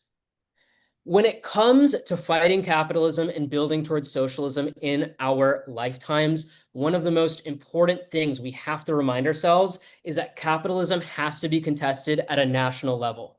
The systems that makes our lives unaffordable, perpetuate genocides overseas, deport our immigrant neighbors are not organized at a local scale. They are organized at a national and global scale. And that is why we do this work on DSA's National Electoral Commission. It is our job to make sure that we have our comrades' backs from coast to coast and that we're building a political project that is capable of meeting the scale of the enemy that we're facing. It's also why we're so thankful for all of you here today. Many of you are supporting a socialist and a chapter on the other side of the country, even though it's not even in your own district. Okay, before we get going, because we have 2 very special guests today, and we will get to the dialer eventually, there are 2 main asks we have of everybody here. Other ways that they can help send more socialists to office besides just being on the dialer. Okay, you can't join if you don't have an American phone number. I was wrong. DSA. We need you. These campaigns are not just about the I was wrong. candidates, Just the they're about US the only. volunteers and the members powering them from behind the scenes. We are building a party of organizers and working people to fight back against capitalism, and we want you to join the party. We will be sending that link in the chat. If you're not a member, please join or get another friend to join. And if you're already a DSA member who is active in our electoral work, come join the NEC. We are building Canada the machine and Puerto Rico at the also national works. level to fundraise, GeoTV phone bank, and much more. This work would not be possible without the NEC. We would love to have you on there, and it's a great way to help out if you're already in DSA. Okay. Before we go to our special guests, we want to take a quick group picture. Vincent, are you ready for the picture? I am ready. So Okay. we're going to take a minute to do this, folks, because there are over 387 of you who want to defeat with socialism. So please smile and stay smiling. I'm going to count numbers and just stay smiling. Starting now. Wait, Vincent, one second. If you don't want to be in the picture because you don't want it on socials, let's give them like 15 seconds to turn off their camera. Your names will not show. We're getting rid of the names. But if you don't want to be in the picture, turn off your camera right now. Okay, sorry. Go ahead, Vincent. All right. I'll count to 10 for you to turn off your cameras. 5, 6, 7, 8, 9, 10. Okay. There's All more right. than 5,000 Here we go. people in Stay here where from you are. America. Start smiling. Picture 1, screen 2, screen 3, screen 4, screen 5, screen 6, screen 7, screen 8, screen 9, screen 10. All right, we're through. Everybody with their cameras on. Thanks, guys. Thank you, everybody. And now, without further ado, I would like to introduce our favorite socialist streamer, HasanAbi, to take it away. What's going on, everybody? I'm Hasan. Pronouns he, him, unaffiliated with the DSA. Just a sympathetic figure who's not involved in any way, shape, or form with the organization. You guys should join the DSA, though, if you do want to fight. And you know that the only way to successfully build a resilient working class movement and defeat once and for all is by becoming a socialist. But I wanted to come in and rally the troops a little bit. We've had a couple successful initiatives in phone banking, and I caught the bug. First, I did a rally with Abdullah Syed in Michigan, and I caught the rally bug.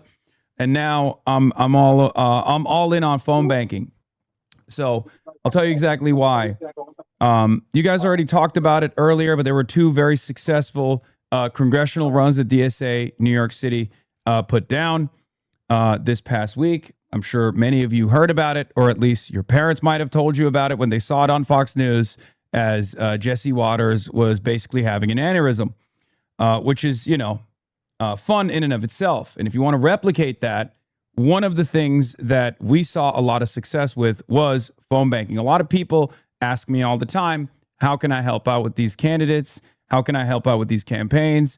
I find these brave and bold fighters to be perfect for this national position significance, but I don't live in the district. Many of you don't live in Denver, Colorado. Maybe you get altitude sickness. Maybe you think the food in Denver, Colorado is not that good. Now, I personally thought the food in Denver was fine, even though many people in Denver say that it's not. I don't know where that comes from. But if you're not in Denver, Colorado, you can still participate. You can still aid this campaign. And you can do that through phone banking. Now, this is probably the most bang for your buck that you can get. Door knocking is great. Canvassing is obviously great. It's very important. But smiling and dialing and phone banking is one of the best possible ways that you can not only promote candidates like Melot Quiros, but also ensure that you can combat that misinformation. Remind people that there's midterms happening, or the primaries are happening. Obviously, there's always going to be lower turnout in the primaries, especially for the midterms. But outside of that, it's a really important and really successful way to combat all the misinformation that's out there. These primaries have gotten very vicious. And one that I was closely involved with was the Daria Liza one, where Daria Liza, 32-year-old organizer, was able to unseat the head of the Congressional Hispanic Caucus, the 5-term incumbent, Adriana Espaillat. And that race was very close. Okay. That race was unbelievably close. She won by approximately 2,300 votes. And on election night, when the ballots were being cast, I talked to one of the co-chairs of New York City DSA, Gustavo, and he told me that on the eve of the election, This community, my community, and New York City DSA had 600 people on a phone bank operation. And those 600 people burned through the first list. They thought it was going to be a smaller event overall. They thought they were going to barely go through one list potentially. We burned through that list in like 10 minutes.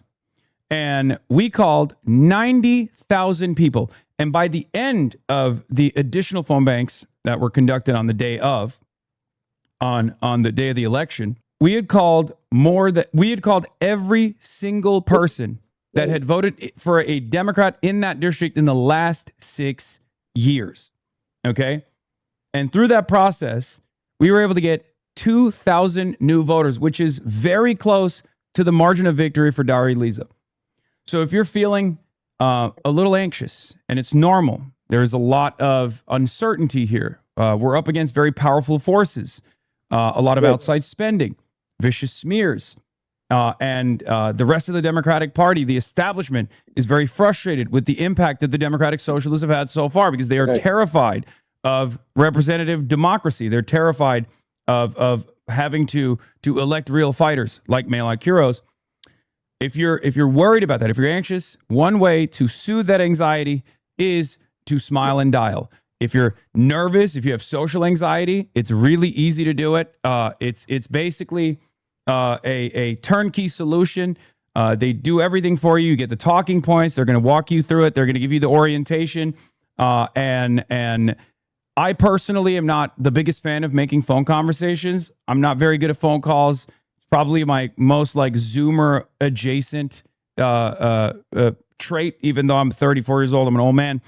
And it's gamified. It's basically like a video game. And you can work through that social anxiety through the process of phone banking and by calling the wonderful people of Denver, Colorado to spread the good word and hopefully elect another progressive socialist fighter into Congress. Sorry, I yapped too much.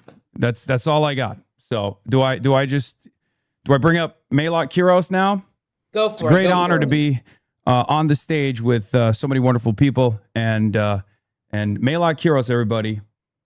Thank you so much, Hasan. I really appreciate it. I genuinely am so grateful to see all of you guys. Oh my God, my face just like blew up on my screen and that was a lot. Wow. Hi, everybody. I'm so excited to be here with you guys. There are over 400 people on this call right now. That's fucking insane. You guys are all incredible and amazing. And we're about to carry all the momentum that just brought Claire and Daria Lisa to a win in New York here to Denver. This is the next stop where we're going to get a socialist into Congress. We're going to finally get the coalition that we need to pressure the Democratic Party to get things like Medicare for all and social housing and universal child care and elder care, all of the basic things that we know that working people need to be able to not just get by, but to be able to thrive. And we know for a fact that the people already support it. The only thing standing in our way are the corporations and the billionaires and the special interests, of whom $1 million into this race, literally $1 million just yesterday. That's how we know that we are making a massive difference right now. That's how we know we have them scared. And when she is putting out these ridiculous attack ads that are incredibly ridiculous and people are seeing right through it, we can see the desperation that's coming out from there right now. And that's because we are actually on track to win. We have some polling that shows us up at 5 points right now.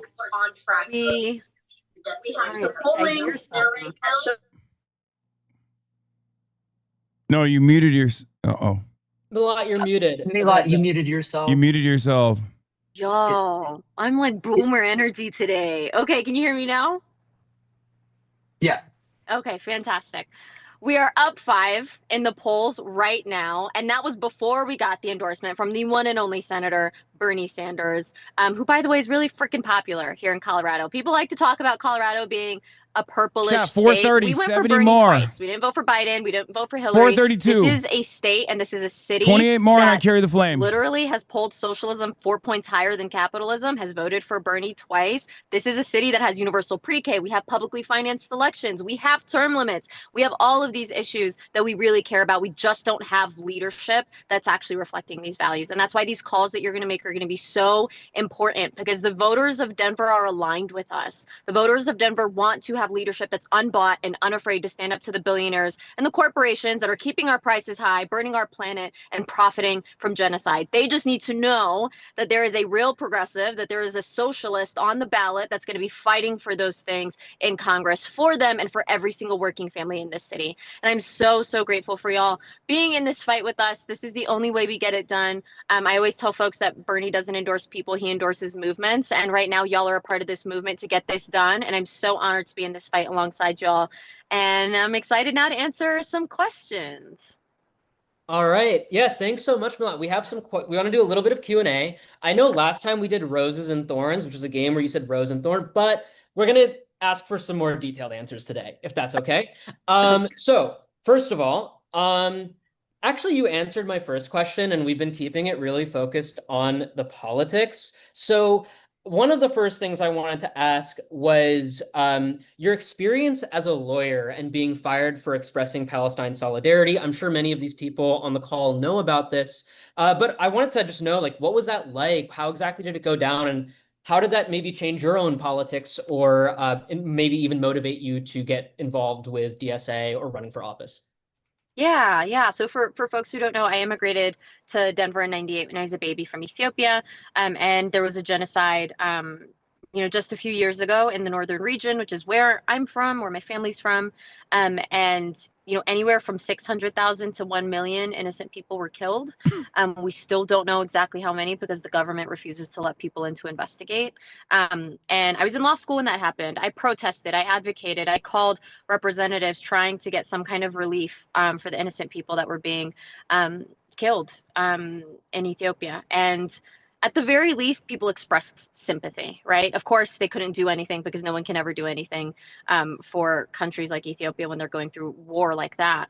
But I got sympathy at the very least. And, I remember while I was in law school, I tell everybody, Bernie, law school is where I learned that the system's not broken. It's actually working exactly as it was designed. So to be totally honest, it just broke my spirit. I was in classrooms arguing with classmates about whether or not contract was unconscionable when it was charging a single mom 300% interest rate for a fridge, and realizing this is fundamentally broken, and I didn't feel like any one person could make a real difference.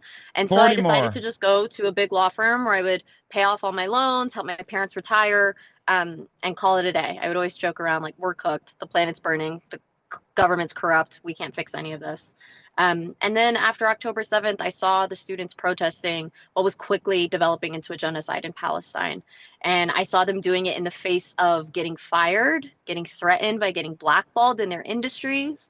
And, remembering the treatment that I got versus the treatment that they were getting right now, where you couldn't even get sympathy sometimes. You were getting people that were celebrating even the genocide that was happening in Palestine.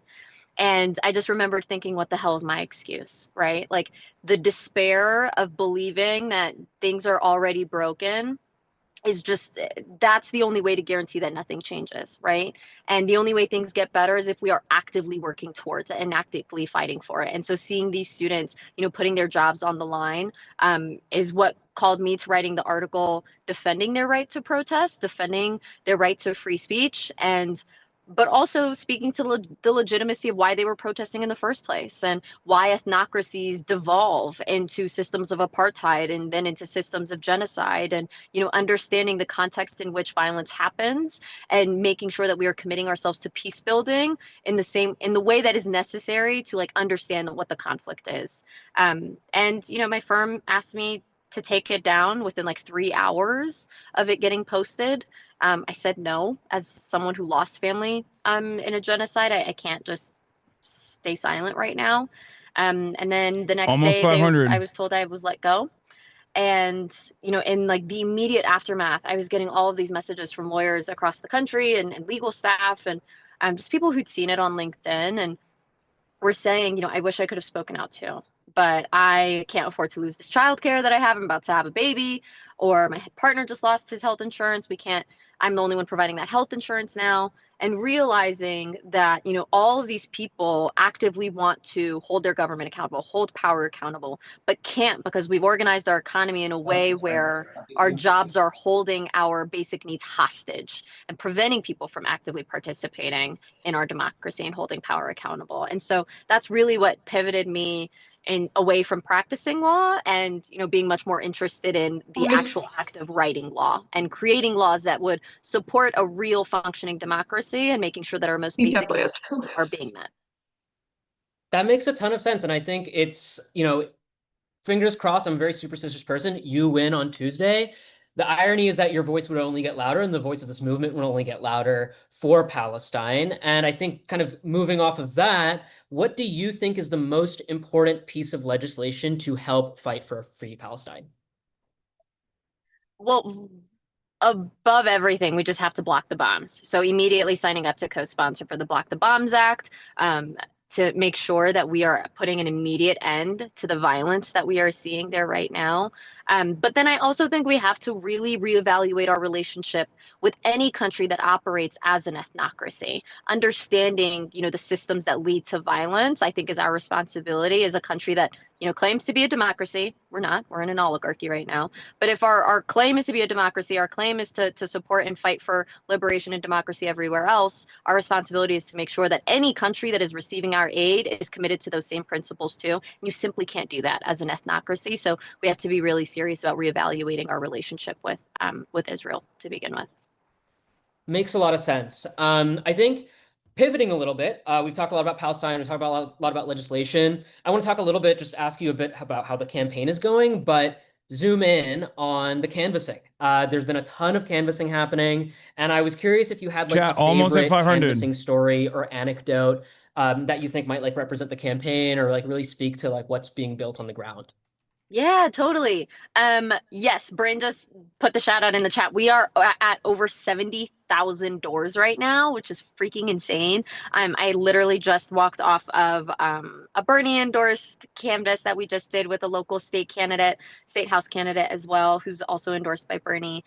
We're having canvases all across the city right now. We have over 1,000 canvassers that are signed up with the campaign and over 5,000 volunteers that are helping in all other facets of the campaign, including phone banking and text banking, which is freaking amazing. It's the biggest field program that we think Colorado's ever seen. And that's all DSA because we're that freaking great. I'll say probably my favorite story was walking down a block and we saw this house that was like in full Halloween decor. And it's like, what the hell is going up? Numbers going up, not like, down. Oh, okay. These people are cool. And we saved it for the end because we were like, I have a feeling these are going to be cool people. And we knock on the door, and lo and behold, it's a younger guy. He's super cool. He never voted before in Denver. He moved here recently, and at least in like the last few years, and they never voted because they didn't think it mattered, right? They were fully on the same page as I was, right? As far as like, we're living in an oligarchy, the corruption is just ridiculous and rampant, the climate is being destroyed right now and there's nothing we can do. And I'm like, I agree with you on all of those things. And actually there are so many things that we can do. All we have to do is send in leaders that are committed to those values. And so we got to meet him. We got to meet his wife, who does all of the Halloween decor and keeps it up all year long. This is a Halloween house. So that was really cool. That is funny. I don't really see much of that around here in May, but that would be a fun house to door knock. We only have you till 5:30, or that's PT, 6:30, right? Yes. Yeah. Okay. Well, that you 2 minutes to just give some closing remarks. Anything that you feel like you want a phone banker to know heading into that dialer to make them more confident, feel better going into those conversations. Yeah, absolutely.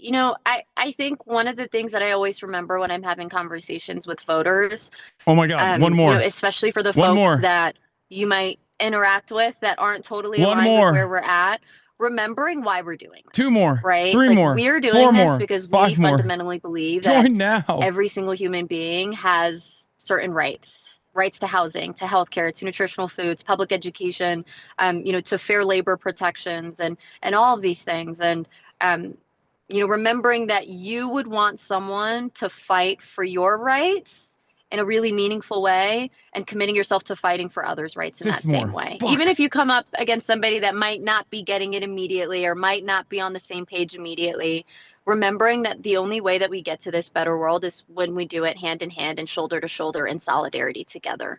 And that takes conversations like these face to face, or in this case, ear to ear, where we get to talk about not just the Wait, policies does that we Zoom care reach about, capacity? but, you know, the world that we want to live in, the values that we want to live by, and the kind of country that, you know, we want to live in so that we could No potentially shot. actually be proud of it. And, you know, that's the kind of thing that I think voters are really hungry for right now. And nothing beats getting a call from a volunteer who's donating their time, donating their energy to a cause that's bigger than them, and talking about the world that they want to live in together. And Scammer? so I just can't Nope. thank y'all enough for being $4.99. here, for No doing this, for 500. talking to the incredible people in our district about the good work that we're trying to do, and about the good work that we have to do together in order to bring out this better world. So I appreciate y'all so much. Thank you so much, Chunpreet. Thank you so much, Hasan, for hopping on here with us last minute. And happy dialing, everybody. Of course. I have a question for you guys, by the way. If we can't reach past the point of 500 participants, is there a limit? Yes, there is a limit, but hold up. Does someone have, can someone make another Zoom?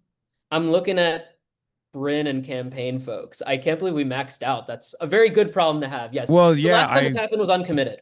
So, been a while. Shit. Yeah, Rebecca's not here. Fuck. Well, anyway, It's dipping a little. So if you're just spectating, no, it's because people were trying to. People from my stream have been trying to join because I told them I would carry the flame at 500, and it just kept stopping at 499, and then people kept complaining that they can't get into the Zoom call. But it's fine. I mean, I have an idea. What we can do is, if they can just sit tight, we can send a trainer to another Zoom link on the National Electoral Commission Zoom, because it's on a campaign Zoom, and then let me find out. Let's see if we can just get another link going or something like that, and we can get that to you. All right. Sweet. Yeah. Does that sound good? Sure. I mean, it's fine. It's also not a big deal. It's you know. Okay. Cool. We'll see what we can do about the extra folks, and if we can get another Zoom. In the meanwhile, because I know a lot of folks are waiting to get on the dialer, we are going to get started on dialing very soon. Just waiting for Bryn to get back. Bryn, are you good to start the dialing? Yes, I am. Let me get my screen shared real quick. Whoa. All right. We looking at my web browser now. Great. So, hello everyone. My name is Bryn. She, her pronouns. I am currently co-chair of Denver DSA. Very excited to be here with y'all. So we're gonna go over phone banking, how to do it. So we're gonna before we click any buttons, I want to go over like what we're doing here, like what type of phone banking, right? Because I will carry the flame afterwards.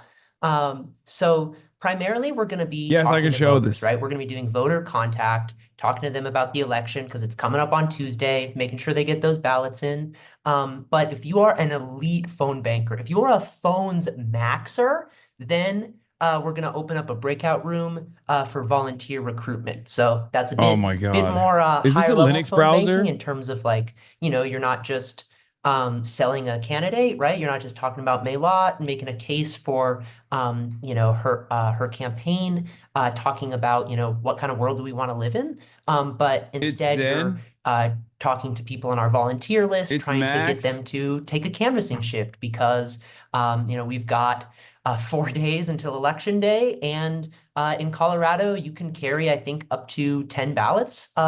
So we're going to be sending out canvassers not just to knock people's doors, but if they have ballots that need to be returned, then we're going to help them out with that. Can you just generally talk about how easy it is to phone bank? Yes, it's very easy, right? Because you're asking someone to give up their afternoon. She's explaining it right now. Go out She's in the explaining heat why and it's knock easy. doors. So most of us are going to be on voter contact, talking directly to voters. So with that, what we're going to do is you're going to click the bottom button, call with this device plus phone for audio. This link of maylot.call.scalethewin should be dropped in the chat now, and it will open up this menu. You'll click that bottom button, and it will have 2 boxes for your name and phone number. I would rather not share my phone number with 500 people, so I've already done that part in this tab. it says, please call this 970 number. I populated it in my phone, as you can see here. I'll hit the button, and then we're going to start calling. It's super simple. And See? on my phone, it will be actually dialing. Yeah, there's more than that. There's 22,000 people in here. It's just calling people's numbers over and over and over again. And yeah, eventually we'll get a voter and you'll talk to them. And then after the call, you'll keep going. So to go through the script, when you get a call, this menu is going to pop up on your computer, right? You'll start with, hey, is this Bryn? Is this Sean Preet? Is this Hasan? And then ideally you're talking to the correct person. Then you're going to have the script right in front of you telling you everything you need to know. Great. My name is Bryn. I'm a volunteer with the Mail Out Cures for Congress campaign. Link's not working. Maylot is running to on abolishing ICE, passing Medicare for all, universal child care, and an arms embargo. Do you have a quick minute to chat about it?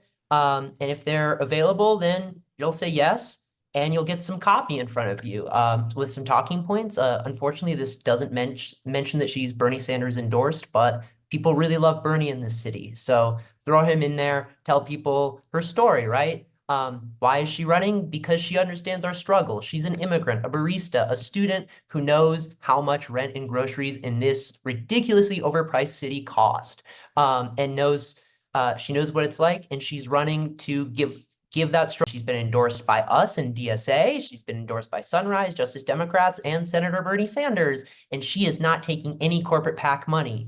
Then we're going to ask, like, what do you think? Can we count on your vote? And if they say yes, then we label them as a strong Maylot or lean Maylot, depending on how enthusiastic they are. Obviously, if they're backing other candidates, we'll denote that as well, or if they're undecided. But ideally, we want to get these undecideds into to become voters, right? So we're gonna listen to their arguments, right? Why haven't you made a decision yet? What have you been thinking about? What have you heard about the race? What have you heard about Maylot, right? We want to ask questions to get to the bottom of why someone hasn't made a decision yet. Everyone's or spamming, if we they're carry the leaning flame towards in the DeGette or fucking Wanda. chat. Y'all are We want so to know dumb. why, right? We want to have a conversation with these people, ask them what their reasons are.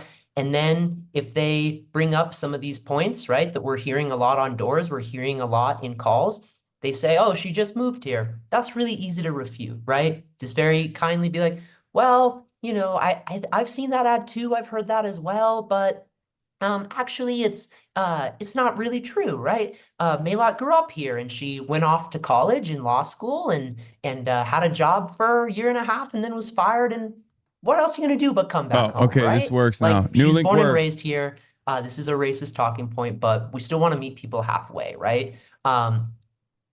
Just by providing this information to them, being like, oh, I've heard that attack, it's actually not the case. And or ask them like, well, why do you think that would be in an advertisement? Why are they saying that about her, right? And then you get opportunity to drill down into their reasons and hopefully flip some undecided voters into enthusiastic Maylot supporters. So you'll have the talking points here in front of you to help you do that. We've got points about her policy, and we've got some rebuttals to these common attack lines we're seeing around, the false accusations that she just moved here or is anti-Semitic or what have you. It's really easy to cut through that in just a little conversation. So we'll, after going through our talking points, having a discussion with a voter, we've moved them from undecided to supporting Maylot. Yay! So we'll hit supports Maylot, and then this is a preview, but you will be put back on the dialer. You'll hear the ringing noises, and hopefully you'll get another voter in a couple minutes. So yeah, if we can, It's literally like a game. Open up some breakout rooms for the voter contact and when for it's gamified, it actually takes away the anxiety. I swear. One again, just because that's the easiest. No, you don't have to download Linux to join the call. You fucking weirdo. Even a little bit about Maylot, you can speak on it, right? And you've got all these talking points for you. But if you're think about it like a debate game, phones maxer, then please do hop in that volunteer recruitment. There's literally a dialogue tree. It's so simple. If we could get the link to the script repasted in the chat, link to the dialer repasted in the chat. We're gonna hop on the dialer here all together, and then We're going to come an hour at 7:45 Mountain Time. For you West Coasters, that's 6:45. For you coastal elites in the East, that's 9:45. So yeah, let's get dialing, y'all. And if you're unable to join this Zoom and you are on Hasan's stream, folks should put the scale. If you're in this Zoom and you're in his chat, you should put the voter contact scale to win link in the stream chat, and you just watch the whole training so you could just start making calls. Here, I'm spamming it. Yeah, we're spamming it on our end as well. Wait, what? I can't hear him anymore. Recording stopped. Okay. Getting Democratic Socialists elected is, conservatives malding. But another very fun thing that you can point to is centrist, corporate soulless husks that are neoliberals trying to manage the new momentum. Because once again, as I always like to stress, these guys, obviously they're capitalists, they're beholden to corporate interests, but like they also still have jobs to preserve. They have jobs to protect. Part of that is getting reelected or getting elected to higher office. So they have to turn around and advocate for all of the popular things that they have spent their entire careers arguing against. This is yet another one of those examples. Gavin Newsom releases a video after a sequence of major socialist victories, and he comes out and he's now socialist. Gavin should have come on my stream. It's time for a national billionaires tax and a new social contract. Mr. Gav, gruesome Gav, who obviously advocated against the billionaire tax in his own state, coming out and saying it's time for a billionaire's tax. Gabriel Zuckman says, Dear Governor Gavin Newsom, if you really support a national billionaire's tax as you now claim, why don't you endorse Bernie Sanders and Ro Khanna's federal 5% wealth tax bill? Over the last few weeks, you've devoted all your energy to preventing the California billionaire tax ballot from taking place. You have now failed. The people will vote November 3rd on a pioneering tax of 5% on all wealth of California's billionaires. But you are continuing your crusade against the California billionaire tax while simultaneously demanding a national one. Yeah, bro saw what happened Tuesday and it hit him like the ghost visiting Scrooge. We like to call guys like this a windsock, okay?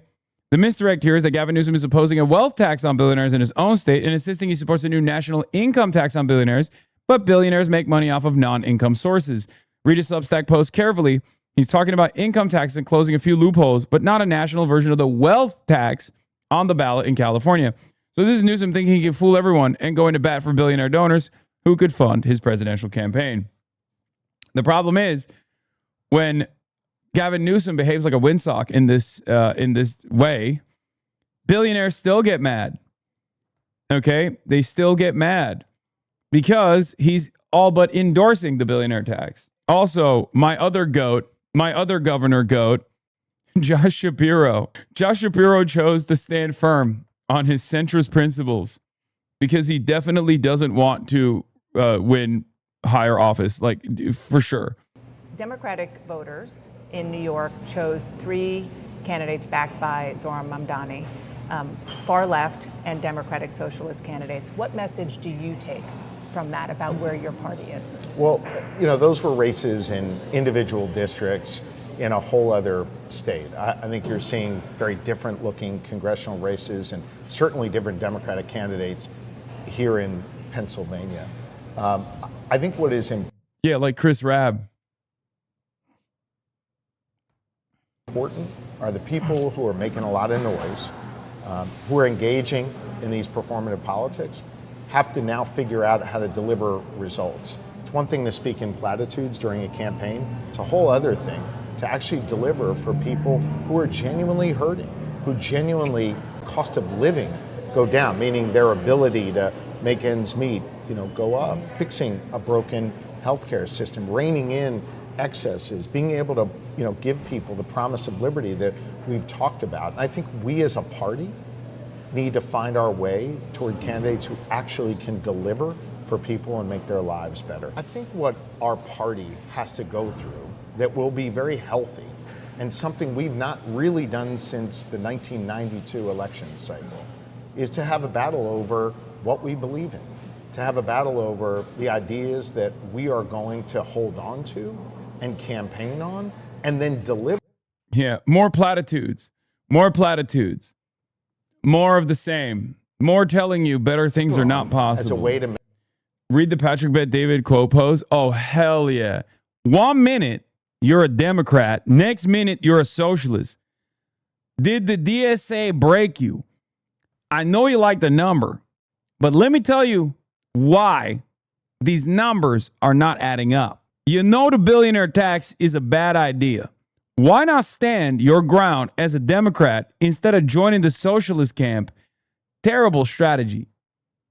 I know you like the number, and the number you like is a billion. You're not even a billionaire, Patrick. Get your money up. Hashtag valuetainment. No. Hashtag we are valuetained. Don't tweet that, bro. You're not even a billionaire, Patrick. Get your money up. Hashtag Grocket. What the dude? Yo, where did you guys get this photo? This is supposed to be private. Stop.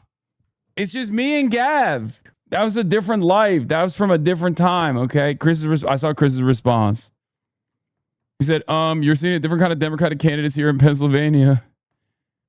Instead of assimilating the DSA into the Democratic Party, just like the neolib European socialists, Democrats try to resist it and fail hilariously. You do understand that you made mortal enemies with the next ruler of Iran? Can I delete it? Is it too late? Shit. I might be cooked. For the love of everything holy, Nick Fuentes and Myron Gaines on a live podcast right now. Why the fuck would I watch that? I did see and take great pleasure. I have taken great pleasure because Twitter serves me Nick Fuentes videos all the time because it's neo-Nazi shithole. And sometimes I do watch them, especially because he's malding all the time. And it did give me great pleasure to see one of his clips where he's like so worried about DSA's rise and is trying to make the same thing happen, but instead for Nazis, right? He's like, we got to do the same thing. Like, we got to move to different places. And there's this like weird thing that he keeps repeating over and over again. I guess like there was that one fake poll of like, 8% of America are groypers or something. And what's really funny about that is he keeps saying like, there's a million of us or something. And it's like, I don't think that's the case, man. I don't think 8% of America are like self-identifying groypers. But he just keeps repeating that number. And he's like, well, there's this many groypers in the United States of America. Like we could make these, we could organize and we could door knock like the DSA. So that was funny. Yeah. Guys love doing that about people not being openly racist. I like the one where he was shitting on Oklahoma City in comparison to Naperville. He hates his audience. Oh yeah. Those guys will never. What's funny? Those guys will never live in a red state or in a red neighborhood. Okay. They love living it up in liberal enclaves. What is this? Groyper complaining showed up on my timeline. Hasan Piker is getting his guys in Congress while Nick and the Groypers post cringe hype edits. And boosting Sophie Rain's OnlyFans. Can't forget that. Doomerism becomes more appealing by the day. Wrong. Nick Fuentes is getting his guys in Congress. The Jew bot Republicans are his guys. Oh my God. Is there a schism happening amongst the neo-Nazi movement in America? Oh my God, they do infighting too? I didn't realize. I thought that was a left thing. I genuinely only thought the left did this. Okay? I did not realize that there were ultras for groypers. I guess it took them long enough to realize that the Republicans are the biggest dick riders of Israel of all time. Look at this reply. Hasan Piker sells you communism while getting checks from Uncle Bezos. And while you can't afford rent, Goy, I'm more right-wing than you. You are both right. No, I'm rich. And then this guy also calls me a Mexican. Accuses me of being Mexican, which is, by the way, true. I am. Turks are Flexican. So, there is that. I don't know why this would be. I don't know why he would think that this would be a negative association. It's one that I wear proudly, as I like to say, I'm an honorary member of La Raza. Yes, I'm Latina, so I'm Latinx. You probably only became anti-Semitic after the COVID pandemic, you poser. Oh my God. Oh my God, they're doing sectarian infighting. What the f is going on? I didn't even realize the Groypers had ultras. How does, bro, we bricked the Groypers so hard, they're gatekeeping it. Groypers door knocking. Why are your window shades down? Yeah, they went in the opposite direction. They have anti-woke 2.0. We have woke 2.0. They have anti-woke 2.0. That Cole guy has identified you correctly as a Mexican. Yes, that's what I said. What is this? It's kind of sweet how Groypers will go along with Nick pretending not to be gay and make up imaginary ships for him. They're the most supportive fan base of any political streamer. That is kind of true. That is kind of true. Ride or die for Nick Fuentes than my community is for me. Let's be real. You guys literally do the exact opposite. You guys constantly cook me. Meanwhile, the Groypers have basically dropped all of the tradcath aesthetics that they used to have for Sophie Rain. Dr. Groyper follows you? Yes. What the fuck? Sophie Rain and Nick Fuentes are trending. See, they're excited. Nick Fuentes simping for Sophie Rain. Aren't Groypers allergic to pussy or something like that? Thank you for the compliment, Nick. Nick Fuentes, honestly, fuck all Goyim. Sophie Rain is obviously hot. Brave take. Brave take by Nick Fuentes. Woman who's professionally attractive is attractive. Wow. That's cool. Anyway, brilliant observation. This guy's did it again, you know? Most of the Groypers never leave their rooms, so they're likely vampires, likely cannot survive UV rays or outdoors. And she's like mid 7 out of 10 at best. Dude, what are you saying? What are you even, like, this is literally a person who is professionally attractive. First of all, we don't see, just got done with a phone call on the phone bank, and I'm pretty sure I got a lady who doesn't go vote for Maylot. I was pumped from that success. I was running my house yelling for joy. I was super depressed this week, so this is definitely a win for me. Hell yeah. You too can make that win happen for yourself. I don't know if you guys also log those. You got to let, I think you let the canvas lead know, right? Or I don't know if this one is they're doing that too. Also, yeah, going back to what I was saying about these right wingers like despising living in like red states and shit and red districts. Here's Cam Paxton. I love like Jackson Hole. I like Park City. I like the mountains, and I also like beaches. I like places. God, he's so chopped. I think Republicans can't be this.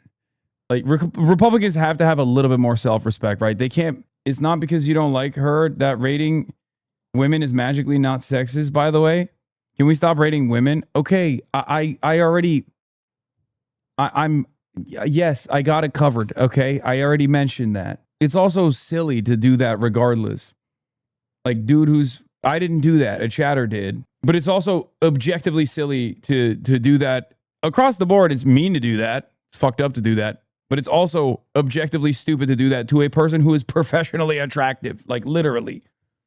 Like, their job that generates millions of fucking dollars a year, if not a month, is about their perceived physical attractiveness. So it's like doubly stupid. Anyway, going back to looks though, if there's a motherfucker, yes, we already hit 35K dials, but that's not good enough.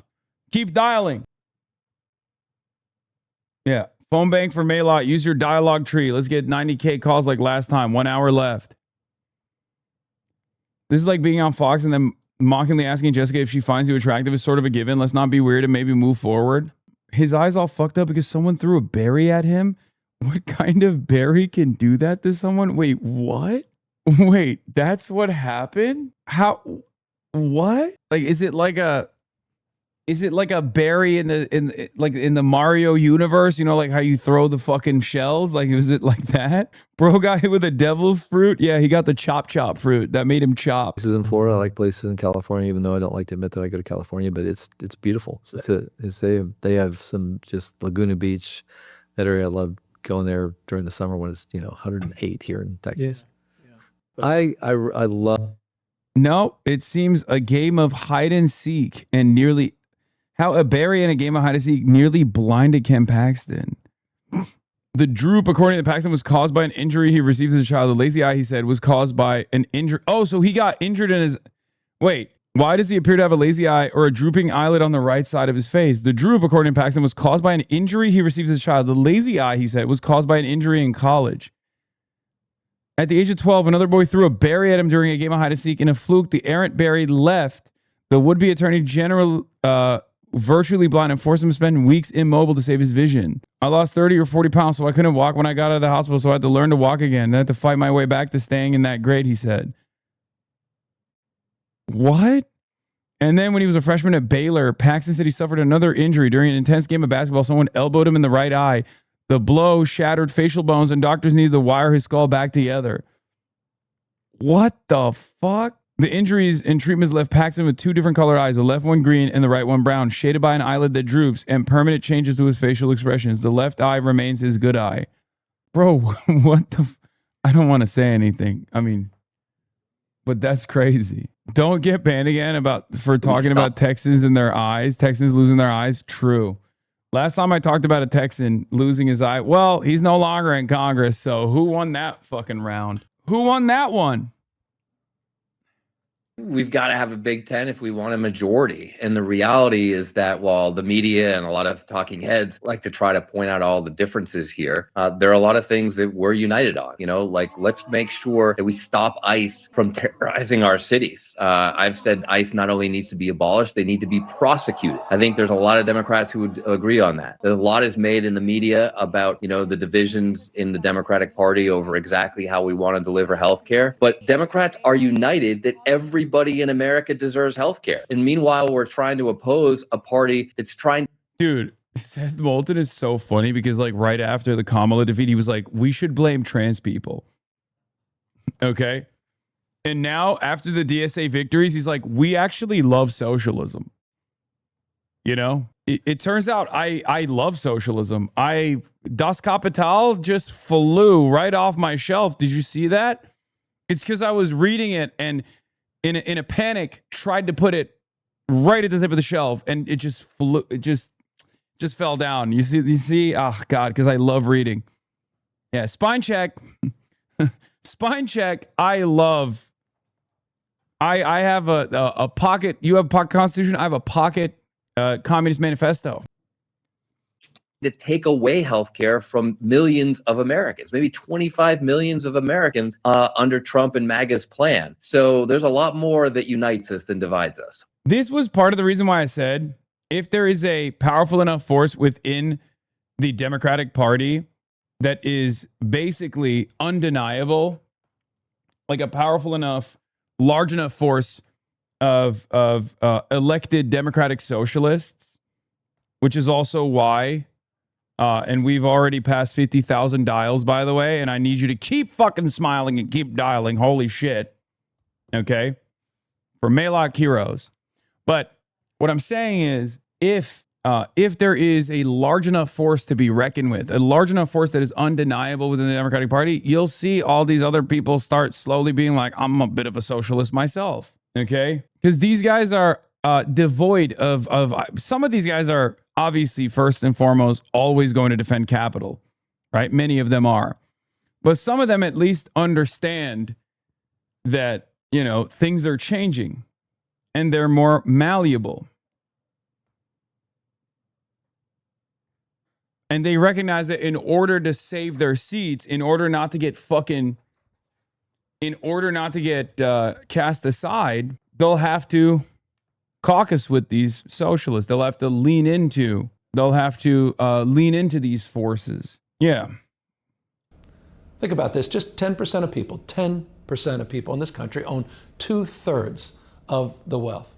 Being a Hasan viewing chud living in Mississippi, am I cooked as a DSA member? Or do you think we will see an increase in momentum in deep red states locally anytime soon? I worry about wolves in sheep's clothing down here. Dude, don't worry about wolves in sheep's clothing down there.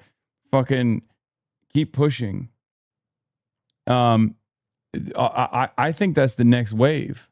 I genuinely think, I mean, look, I think the route to socialist politics in the South has to be black radical politics, black revolutionary politics. That's my assessment. Okay. I think that there's definitely a lot of opportunity because there is already there's pre-existing history with the working class movement in the South. But outside of that, you also you also need to go and organize in Black neighborhoods and speak to their needs. And I do think that there is an opportunity to do so. I'm going to try my very best. But the South is next, for sure. HasanAbi, what would say about Israel? What? The South and Appalachia is more likely to go socialist before California? That's not true. Some guy on Reddit is using your trip to Taiwan as a blueprint for foreign legion in defense of Taiwan. They're trying to organize a private flotilla of Westerners to sail to Taiwan. My trip to Taiwan? You mean my trip to Cuba? They want to organize a private flotilla of Westerners to sail to Taiwan and defend it from China? What? Do they know that Taiwan is not under like a Chinese blockade? What? Where would they be sailing from? Mainland China? The distance between Taiwan, Chinese Taipei, and mainland China is the same distance between the United States of America and Cuba. Tenant unions are fighting and winning big in Missouri, Kentucky, and Montana, organized on material conditions, and the red states are easy. Yes, for sure. I hope Maylot takes you to Aurora for some good Denver food. Okay, dude. I'm in North Carolina. Did you cover the centrist Democrat Promise to America pledge today? Jamie Agger is signed in this pledge, and he's the demo representative running for my district. I feel so hopeless. Yes, I did see it. I did see that. First, let's look at what this guy's saying. A 30-year-old, for the first time in American history, is not doing better than his or her parents. That's a 5-alarm fire. American wages have stood still, and the costs across the spectrum, cost of living, have skyrocketed. The system is fundamentally broken. The federal tax code, the corporate tax code, and the inheritance tax code seem to be written for a different set of Americans. It's time for an economic reset, a true minimum tax on billionaires that, well, ensures the people at the very top pay at least the tax rate their own workers pay. We also should end this tax-free lifestyle loan. This is the gimmick that allows the ultra-wealthy to borrow against their stock portfolios while reporting no taxable income. We also have to rewrite those inheritance rules so that the largest intergenerational wealth transfer in human history, estimated to be $124 trillion that will be changing hands, doesn't lock in a permanent American aristocracy of inherited wealth. Time as well to return to the pre-2017 corporate tax, close those offshore loopholes once and for all. And as AI reshapes 60,000 dials. Keep smiling and keep dialing. 60,000. The country, every American should own. Weren't there reports of this fuck working to tank the California 5% tax? Yes. He's not on board. It's a bait and switch. It's a bait and switch for two reasons. Number one, he's still not pushing for a wealth tax in California. Number two, he's still not pushing for a wealth tax at all. David Sirota, another Denver native, by the way. Hopefully I'll see him next time I'm out there this Tuesday, of Lever News, actually called it out. He read the fine print. He's not actually advocating for a wealth tax at all. He wants to do a billionaire tax on income, which is really funny because there is not a single billionaire that actually makes $1 billion off of income. That's literally physically impossible, with the exception of LeBron James or, like, I don't know, 3 fucking top professional athletes on the planet that have gotten a contract that's like almost their lifetime contract is like $1 billion in earnings. So, yeah.